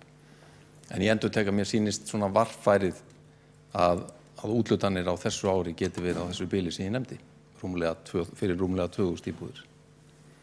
Svo varðandi flugvöllin, ég ítreka það bara, þetta er mín skoðun að auðvitað ættum við að vera sameinast það í samfélaginu og ég held að það hefur verið stigin merkileg skref hér á síðustu árum það að reyna að grafa þessa stríðsöxir og ná saman aðra kosti. Þannig að þetta langdýrasta byggingarlandi í landinu geti nýst fyrir fjölskyldunar í borginni, ekki síst ungar fjölskyldur sem að hafa þurft að lepja dauðan úr skel því miður í húsnæðismálum en ekki eingöngu fyrir þennan breska herflugvöll. Og auðvitað ráða menn alveg sínum örlögum sjálfir en mér finnst það alltaf merkilegt að hér sé stjórnmálaflokkur sem að kennir sér sérstaklega við mannvirki, tala nú ekki svona lágreist og flattneskjulegt mannvirki eins og flugvöllurinn í Vatnsmýrinni því að við erum hér til þess að þjóna hagsmunum borgarbúa í borgarstjórn og það megin verkefnið, ekki síst að leysa húsnæðisvandann og mjög gott að við getum gert það í samstarfi við bæði önnur sveitarfélög á höfuðborgarsvæðinu og síðan ríkið eins og mér sýnist og ég fagna því að það ákveðin batamerki í viðbrögðum félagsmálaráðherra við hugmyndum borgarstjórum að byggja 800 íbúðir á þessum 6 reitum sem að ríkið á í borgarlandinu. Skúli Þór Helgason borgarfulltrúi lokið við að svara andsvari og ekki hafa fleiri að andsvörum telst lokið. Og næst tekur til máls Sveinbjörg Birna Sveinbjörnsdóttir borgarfulltrúi.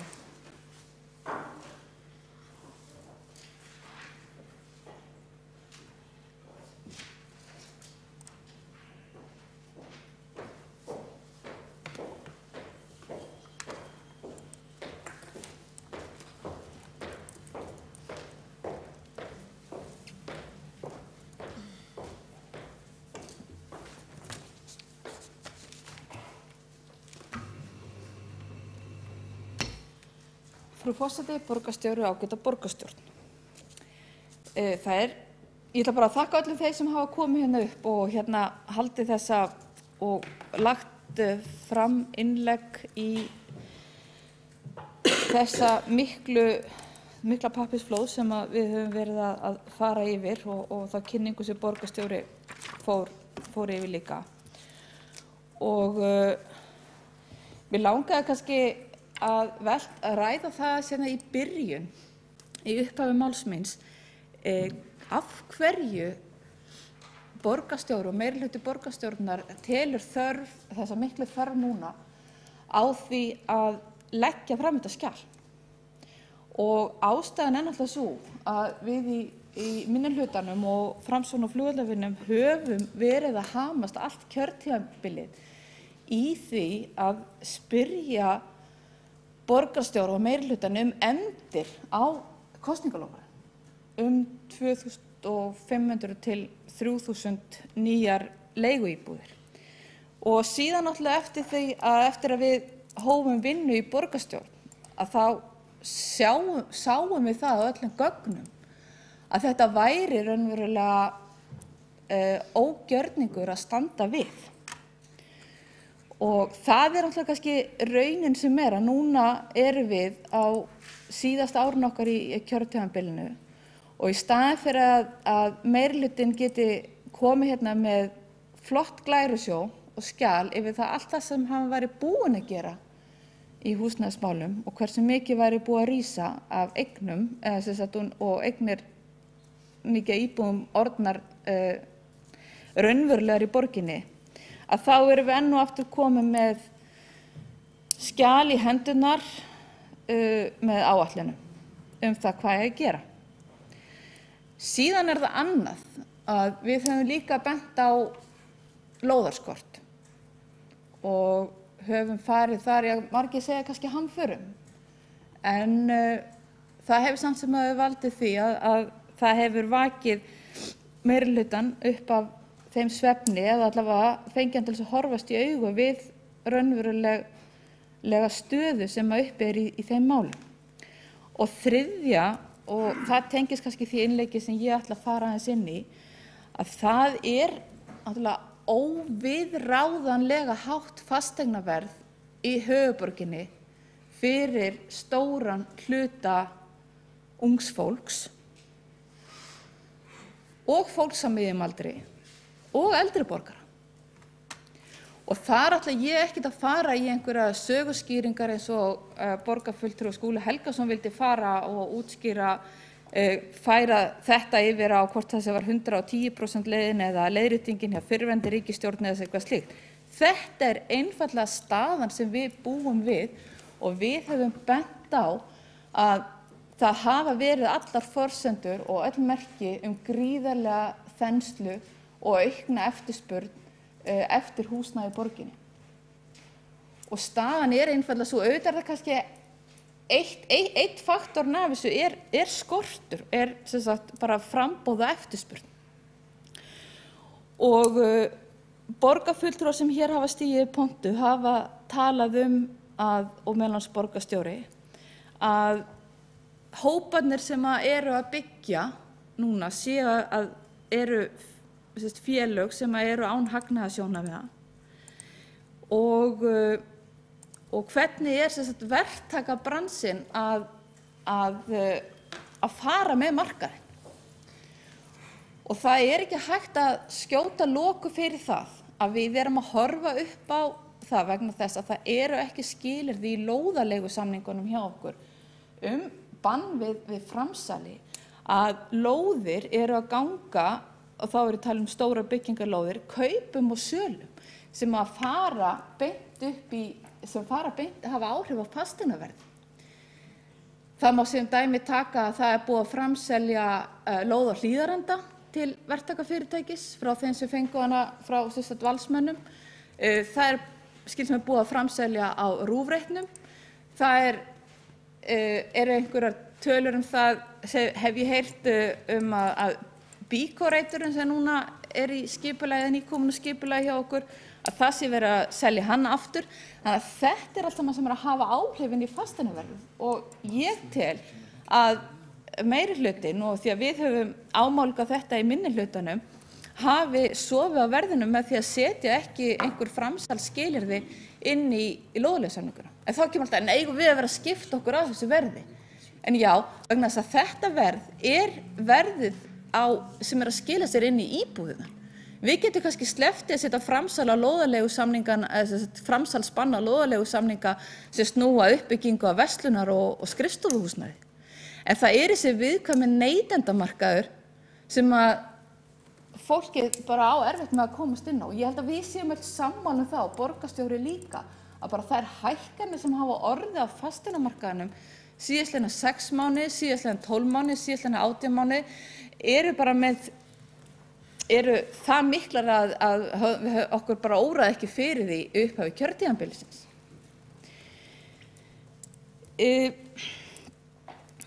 Í skýrslunni, eða í þessari áætlun, af því að við ætlum að vera með uppbyggilega umræðu hérna í borgarstjórn í dag. Mér finnst okkur hafa tekist það ágætlega. Að þá held undir 9. kafla hjá okkur sem aðgerðir og stefna í málefnum ferðaþjónustunnar. Að eitt af fylgiskjölunum með viðaukunum með þessu skýrsla VFSO ráðgjafar sem kynnt í borgarráði í síðustu viku líka, sem ferðaþjónustan í Reykjavík og áhrif á húsnæðis- og vinnumarkaðinn. Og í henni, þar kemur meðal annars fram að viðbótar eftirspurn eftir húsnæði, bara viðbótar eftirspurn út af áhrifum ferðaþjónustunnar í Reykjavík, í höfuðborginni, sé 600 til 750 íbúðir árlega. Og aukning, bara vegna aukningar í störfum á næstu 4 árum. Og þess vegna langaði mig að spyrja borgarstjóra vegna þess að við vorum með uppfærða áætlun. Í aðalskipulaginu talað 700 íbúðir, það búið að tala 800 íbúðir, svo erum við uppfærða áætlun upp í 1000 íbúðir og borgarstjóri kynnti það, hann ætlaði að bæta menn betur hafa 1250. Ég get alveg tekið undir það með borgarstjóra að 1000 íbúðir vel í lagt og vonast eftir að það gangi eftir. En út frá þessari skýrslu hérna sem að tekur sérstaklega á 600 til 750 íbúðir aukalega, þá hefði ég haldið borgarstjóra að við þyrftum að vera að tala næstu 4 árin 1650 til 1750 íbúðir. Og þá lendum við því, ef við höldum okkur með markmið og náum því upp á 1250 íbúðir, að miða við þetta og þessum framkemur undir skýrsluna, þá erum við short á 500 íbúðum til skamms tíma. Þannig að mér langar kannski örlítið að fá viðbrögð borgarstjóra við þessu. Síðan það annað þátturinn sem vöxturinn í fjölgun ferðamanna til Reykjavíkur. Nú það samkvæmt þessari áætlun og þessari greiningu að þá eru hérna áætlanir fram til ársins 2020 það við getum verið að taka á móti, Ísland á móti 3,2 til 5,9 milljónum ferðamanna og svokallað vængildi 4,3 milljónir. Nýting á hótelrými með 70 til 80% svona að meðaltali en á álagstímum allt upp í 90%. Og sú greining sem hefur farið fram hér, að hún leiðir ljós að það eru 2 þættir sem að hafa mest áhrif. Það aukning í ásókn í að nýta húsnæði fyrir gistiþjónustu. Þar að tala að nýta einmitt íbúðir. Og þar kemur kyndingin undir í 101, 107 og kannski hverfum vestan Elliðaár, 105 líka. Og þetta eru einmitt hverfin sem að Skúli Helgason kom hér og talaði mjög fjálglega að þetta væri þau eftirsóttu svæði þar sem fólk vildi búa. En staðreyndin samt kannski út frá þessari skýrslu og þeirri áætlun hvernig þetta vinnur saman og við áttum góða umræðu hérna í borgarstjórn síðast þegar við vorum að tala þolmörk ferðaþjónustuna gagnvart íbúum og annað slíkt. Að miða við þetta sem hér kemur fram að þá þurfum að skoða hvernig þéttingaráformin eiga að skila sér til íbúa borgarinnar en ekki, og auðvitað eru íbúarnir líka þeir sem eru að koma að vinna en ekki misskilum, en nú ég að tala aukningu út af ferðamönnum vegna þess að bæði í kapasitetsskýrslunni og þessari skýrslu tala alltaf 20% ferðamanna sem koma til Reykjavík, þeir vilja og velja ef þeir geta að leigja frekar íbúðir á Airbnb og sambærilegar eignir í staðinn fyrir að fara á hótel. Þannig jafnvel þó við keyrðum hóteluppbygginguna úr alveg bara upp í hæstu hæðir að þá hópur af fólki sem vill ferðast með þessum hætti og þetta eru 2 þættir sem taldir hafa mjög mikil áhrif. Það aukning í að nýta húsnæði fyrir gistiþjónustu og síðan náttúrulega þessi vaxandi vinnumarkaðar af völdum ferðaþjónustunnar sem talað að við séum að horfa alltaf 10.000 ný störf í Reykjavík í tengslu við það. Þannig að ég ætla mín áhersla hérna í ræðupúlti í dag snýr raunverulega að því hvernig við samræmum með þetta og hvort þetta sé hægt og hvort að borgarstjóri taki undir með mér að við séum raunverulega shortage á næstu 4 árum með 500 íbúðir og jafnvel þá með þeim fyrirvara að þessar áætlanir ganga eftir sem voru kynntar. Og ég til að sé mjög mikilvægt að við skoðum heildarþættin. Það ekki nóg að fá greiningu frá Kapasitets og greiningu á ferðamanna ferðaþjónustunni í Reykjavík og svo verður að lesa þetta saman og mér finnst það dálítið vanta í gerðina á þessar áætlanir. Hvernig lesum við þessar skýrslur saman? Nú, ég held að allavega að svo komnu málið. Þetta eru þessi stóru þættir. Ef ekki verður gripið til viðeigandi úrræða og við höfum lagt fram fyrirspurn í borgarráði þar sem við óskum eftir svari frá borgarstjóra hvernig hann hyggist einhvern veginn bregðast við meðan þá þessu skýrslu sem reyndar kom eftir að við lögðum fram fyrirspurn en svona varðandi þessa notkun á íbúðarhúsnæði í tengslum við ferðaþjónustuna. Hafa hann einhver úrræði eða tækifæri til þess? Þurfi þá ekki að sporna við því? Og með einhverjum hætti án þess að takmarka eignarrétt eða notkunarrétt eiganda á fasteignum sínum því að slíkt náttúrulega var að stjórnarskráninni. Og í framhaldinu af því að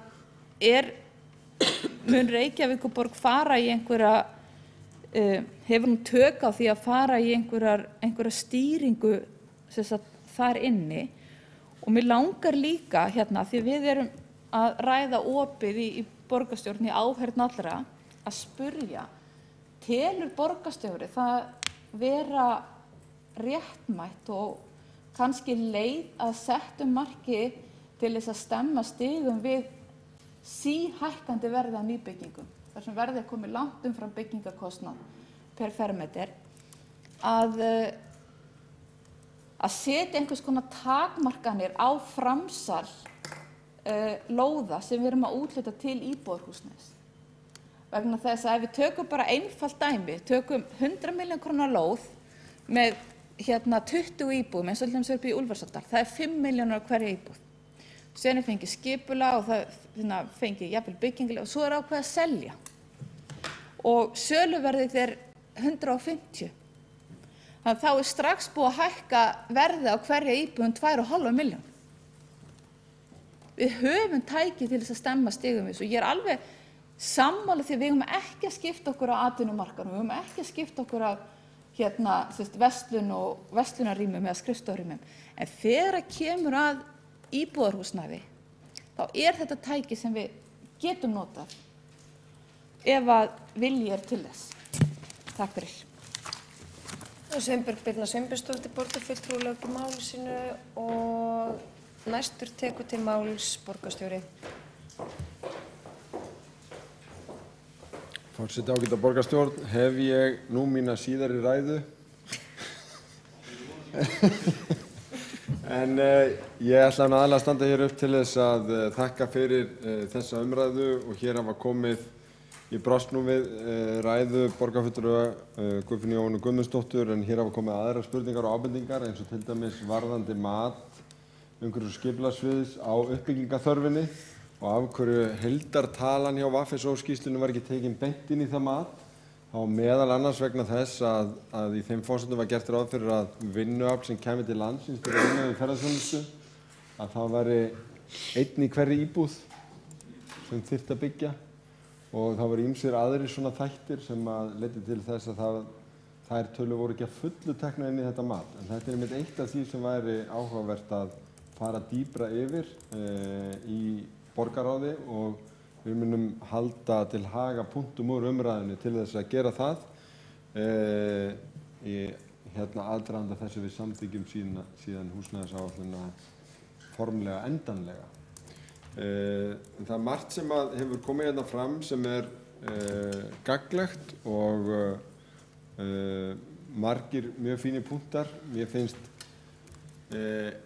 ekki mótsögn endilega í því sem rétt hjá Hjálmari Sveinssyni, formanni umhverfis- og skipulagsráðs, að auðvitað ræður borgin skipulagi og hvernig byggðin forma sig og mjög margt, og síðan hinu sem hefur verið haldið fram að bankar og fjármálafyrirtæki hafi verulega áhrif á hraða uppbyggingar og fjármögnun verkefnanna.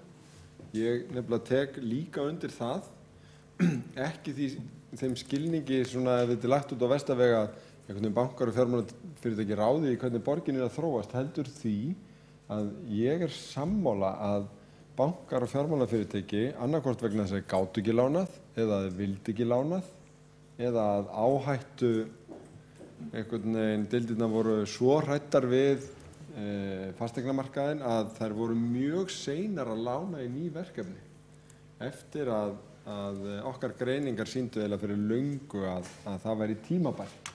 Það var í raun ekki fyrr en, og ég held að flestum verktökum beri líka saman þetta, eftir mitt ár 2013 sem að markaðsverð á fjölbýlishúsnæði fór yfir ætlaðan byggingarkostnað, að bankarnir fóru að taka verulega við sér og í raun kannski ekki af miklum krafti fyrir 2014. En þetta auðvitað svolítið tæknileg umræða, en húsnæðismarkaðurinn heillandi að því leyti að hann flókið samspil mjög margra sem þurfa að koma. Það lagaumgjörðin og Hjálmar Sveinsson, borgarfulltrúi, rakti mjög glöggt þróun í lagaumgjörð hvað var að félagslegu þættina. Ég held að þetta sé eitt af því sem hafi skipt verulegu máli. Fjármögnunarþættirnir, sérstaklega fyrir húsnæði sem ekki byggt í hagnaðarskyni og þarna þurfti nýja löggjöf í staðinn fyrir hina sem var lögð af. Síðan það skipulagslegu þættirnir og eitt af því sem ég hef stundum fundið að í umræðunni og meina það í fyllstu vinsemd að þegar veruleikinni sá ekki bara í Reykjavík, heldur líka í Kópavogi sem búinn með alla sína lóðir en samt að byggja ýmislegt með þéttingu í gegnum samþykkt á nýju skipulagi, að þá verið að tala bara hluta þessa stóra og mikilvæga málasviðs þegar talað lóðaúthlutanir. Því að þeir sem að hlusta á umræðuna og finnst eins og bara snúast lóðaúthlutanir, þeir verða auðvitað rosalega undrandi ef að þeir heyra sín í fréttum RÚV að Reykjavíkurborg úthlutaði 320 lóðum á síðustu 3 árum og í uppbyggingu eru 1250. Býtu, hvernig getur þetta eiginlega verið? Það vegna þess að oftar en ekki verið að byggja á grundvelli byggingarheimilda í samþykktu skipulagi á áður úthlutuðum lóðum og reitum. Hins vegar eru lóðaúthlutanir, þær skipta máli því að þarna koma þetta líka inn nýjir reitir eins og sem borgin ræður yfir og ríki getur núna komið inn með reiti sem ríki ræður yfir og bætast inn.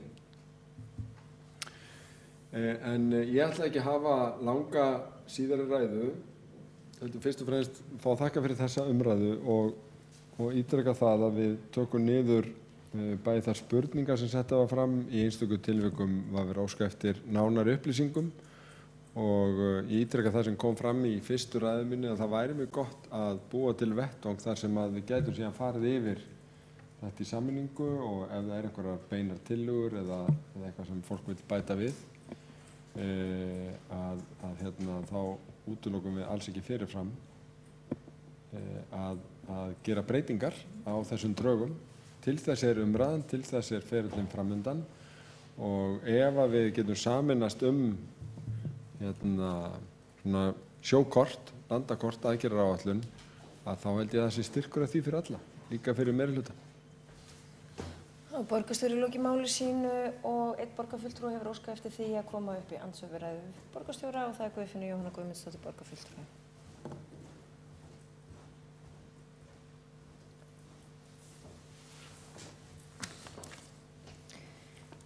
Forseti, borgarfulltrúar, þegar ég segi að það eru fasteignafélög og bankarnir sem ráða ferðinni í borginni, þá það ekki eingöngu vegna þess að það séu bankarnir sem að lána til fasteignakaupa og við fasteignafélögum við byggingaframkvæmdir, heldur það nú þannig að flestar þessar lóðir sem verið að byggja á eru í höndum fasteignafélaga og banka. Þegar við þekkjum öll forsöguna að við hrunið að þá fór mikið af þessum lóðum eða félögum inn til bankana og bankarnir fóru síðan í það að klára í einhverju tilvikum samninga við borgina eða skipuleggja og selja þetta síðan út.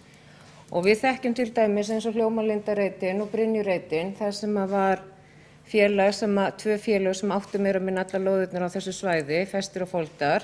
Þetta fór inn í Landsbankann Regin og var stofnað félag sem heitir Laugavegsreitir og selt síðan Þingvangi sem sér uppbygginguna.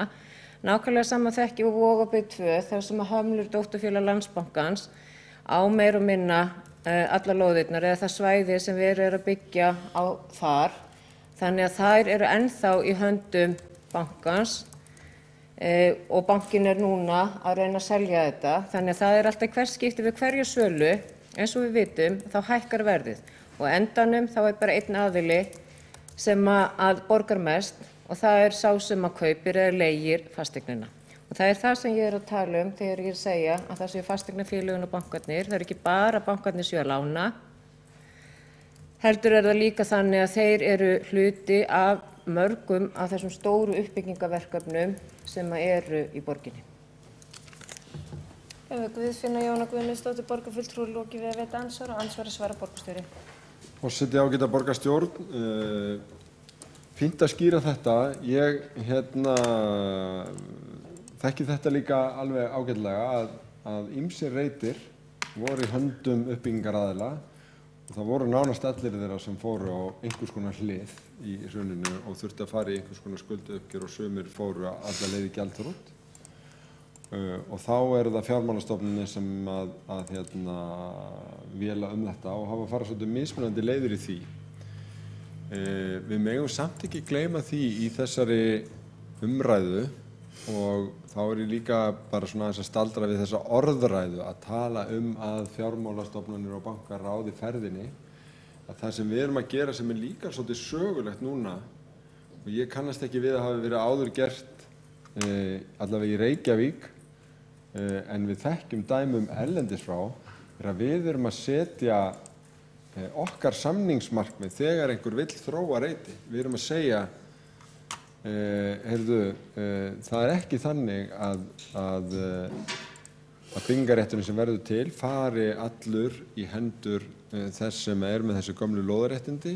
Við viljum tryggja félagsleg markmið aðalskipulagsins, við viljum tryggja skipulagsleg markmið aðalskipulagsins, við viljum að þarna geti líka búið fólk með lítið á milli handana, við viljum félagslega blandaða borg og byggð. Og það hefur verið styrkur af því að það hefur verið býsna góð sátt þessi samningsmarkmið, og við höfum meira sér verið skömmuð ef að til þess að kalla fram skýr svörvarandi hvernig einasta reit að við séum að ná þeim. Þetta skiptir miklu máli að við séum að beita þeim alls þar jafnt, óháð því hver á í hlut. Borgarstjóri lokið við að svara andsvari og öðru sinni veitir Guðfinna Jóhanna Guðmundsdóttir borgarfulltrúi andsvars ræðu borgarstjóra. Forseti, borgarfulltrúar, það líka spurning hvort að við þurfum ekki aðeins að fara að huga betur að þessum samningsmarkmiðum, því að þetta skilyrði það að félagsbústaðir hafi 5% kauprétt eða forkaupsrétt, eða kauprétt reyndar að tala að það bara spurningin á hvaða verði það verður, vegna þess að það náttúrulega allar líkur að því að það sem verður byggt á þessum stöðum verður svolítið dýrt, og þá bara spurningin hvort félagsbústaðir hafi í rauninni ráð að því að kaupa það húsnæði sem verður í boði. Annað líka sem ég tel að sé mikilvægt að við endurskoðum, að þegar við tölum að það eigi að vera 20% eða 25% sem eigi að vera leiguíbúðir og stúdentaíbúðir og svo framvegis, að hvort við verðum ekki aðeins að fara að huga því að það sé þá ekki fyrir hagnaðardrifinn almennan leigumarkað, heldur að við einskorum þetta að það sé þá í tilvikum að það sé óhagnaðardrifinn. En það getur reynd að vera svolítið snúið af því að lóðirnar eru í höndum annarra, en við getum auðvitað með því að vera heimila meiri uppbyggingarheimildir og breyta eins og atvinnuhúsnæði íbúðarhúsnæði, að þá hefur rauninni borgin ákveðið vald til að setja skilyrði, því það eru auðvitað þess aðila sem hefur lóðina með höndum, að það eru auðvitað yfirleitt hjá honum að hann vill fá sem mest, og ef hann getur ekki fengið meira heldur en skilyrðin eru, þá hann að minnsta kosti að fá meira heldur en hann meira nú þegar. Þannig ég held að við ættum aðeins ekkert aðeins, við eigum bara að skoða þetta betur. Af því að þegar uppi staðið, eins og ég hef sagt áður, að þá almenni leigumarkaðurinn, hann dýrasti kosturinn fyrir unga fólkið, eins og reyndar alla aðra. Guðfinna Jóhanna Guðmundsdóttir lokið við að veita andsvar öðru sinni og andsvarinu svarar borgarstjóri annað sinni. Forseti, ágæta borgarstjórn, ég tek bara undir þetta. Ég held að, og ég rakti það eins hérna í fyrri ræðu, að við höfum verið að breyta framkvæmdinni varðandi þessa samninga 5% til félagsstofnunar stúdenta, þannig að í öllum nýjum lóðaúthlutunum og í nýjum samningum raunar, að þá erum við að skilgreina á hvaða verði félagsbústaðir fá að kaupa þetta. Og þannig það með Kirkjusandinn, þannig var það reynda með Gelgjutangan líka og fleiri, vegna þess að við höfum haft áhyggjur af því, ekki síst eftir að markaðurinn rauk svona upp, að íbúðirnar verði boðnar til kaups á hærra verði heldur en viðmiðunin í stofnframlögunum, í lögunum almennt íbúðarhúsnæði. Ég alveg tilbúin að skoða það. Hitt finnst mér líka áhugaverð umræða, hvað við getum gengið langt í að skilja þetta, og mér það kappsmál að sem mest kom í hlut félaga sem eru ekki rekin í hagnaðarskyni. Við þurfum svolítið bara að ræða fordómalaust hvert hlutverk almennra leigufélaga fyrir hvert sem eigi að vera. Vegna þess að við vitum að þeir sem hafa minna milli handana geta fengið húsnæðisbætur og sérstakar húsaleigubætur í þeim íbúðum. Við þurfum kannski bara að skoða raunveruleg dæmi hvernig það kemur út, skoða hvernig leiguverðið almennt og og svo framvegis og velta fyrir okkur hvort að nægjanlegt framboð geti líka einhverju leyti temprað svona þá hættu á mjög miklum leiguverðshækkunum sem að margir hafa sett fram áhyggjur af. Borgarstjóri lokið við að svara andsvari öðru sinni og andsvörum telst lokið og einnig þessari umræðu. Forseti gerir hálftíma hlé á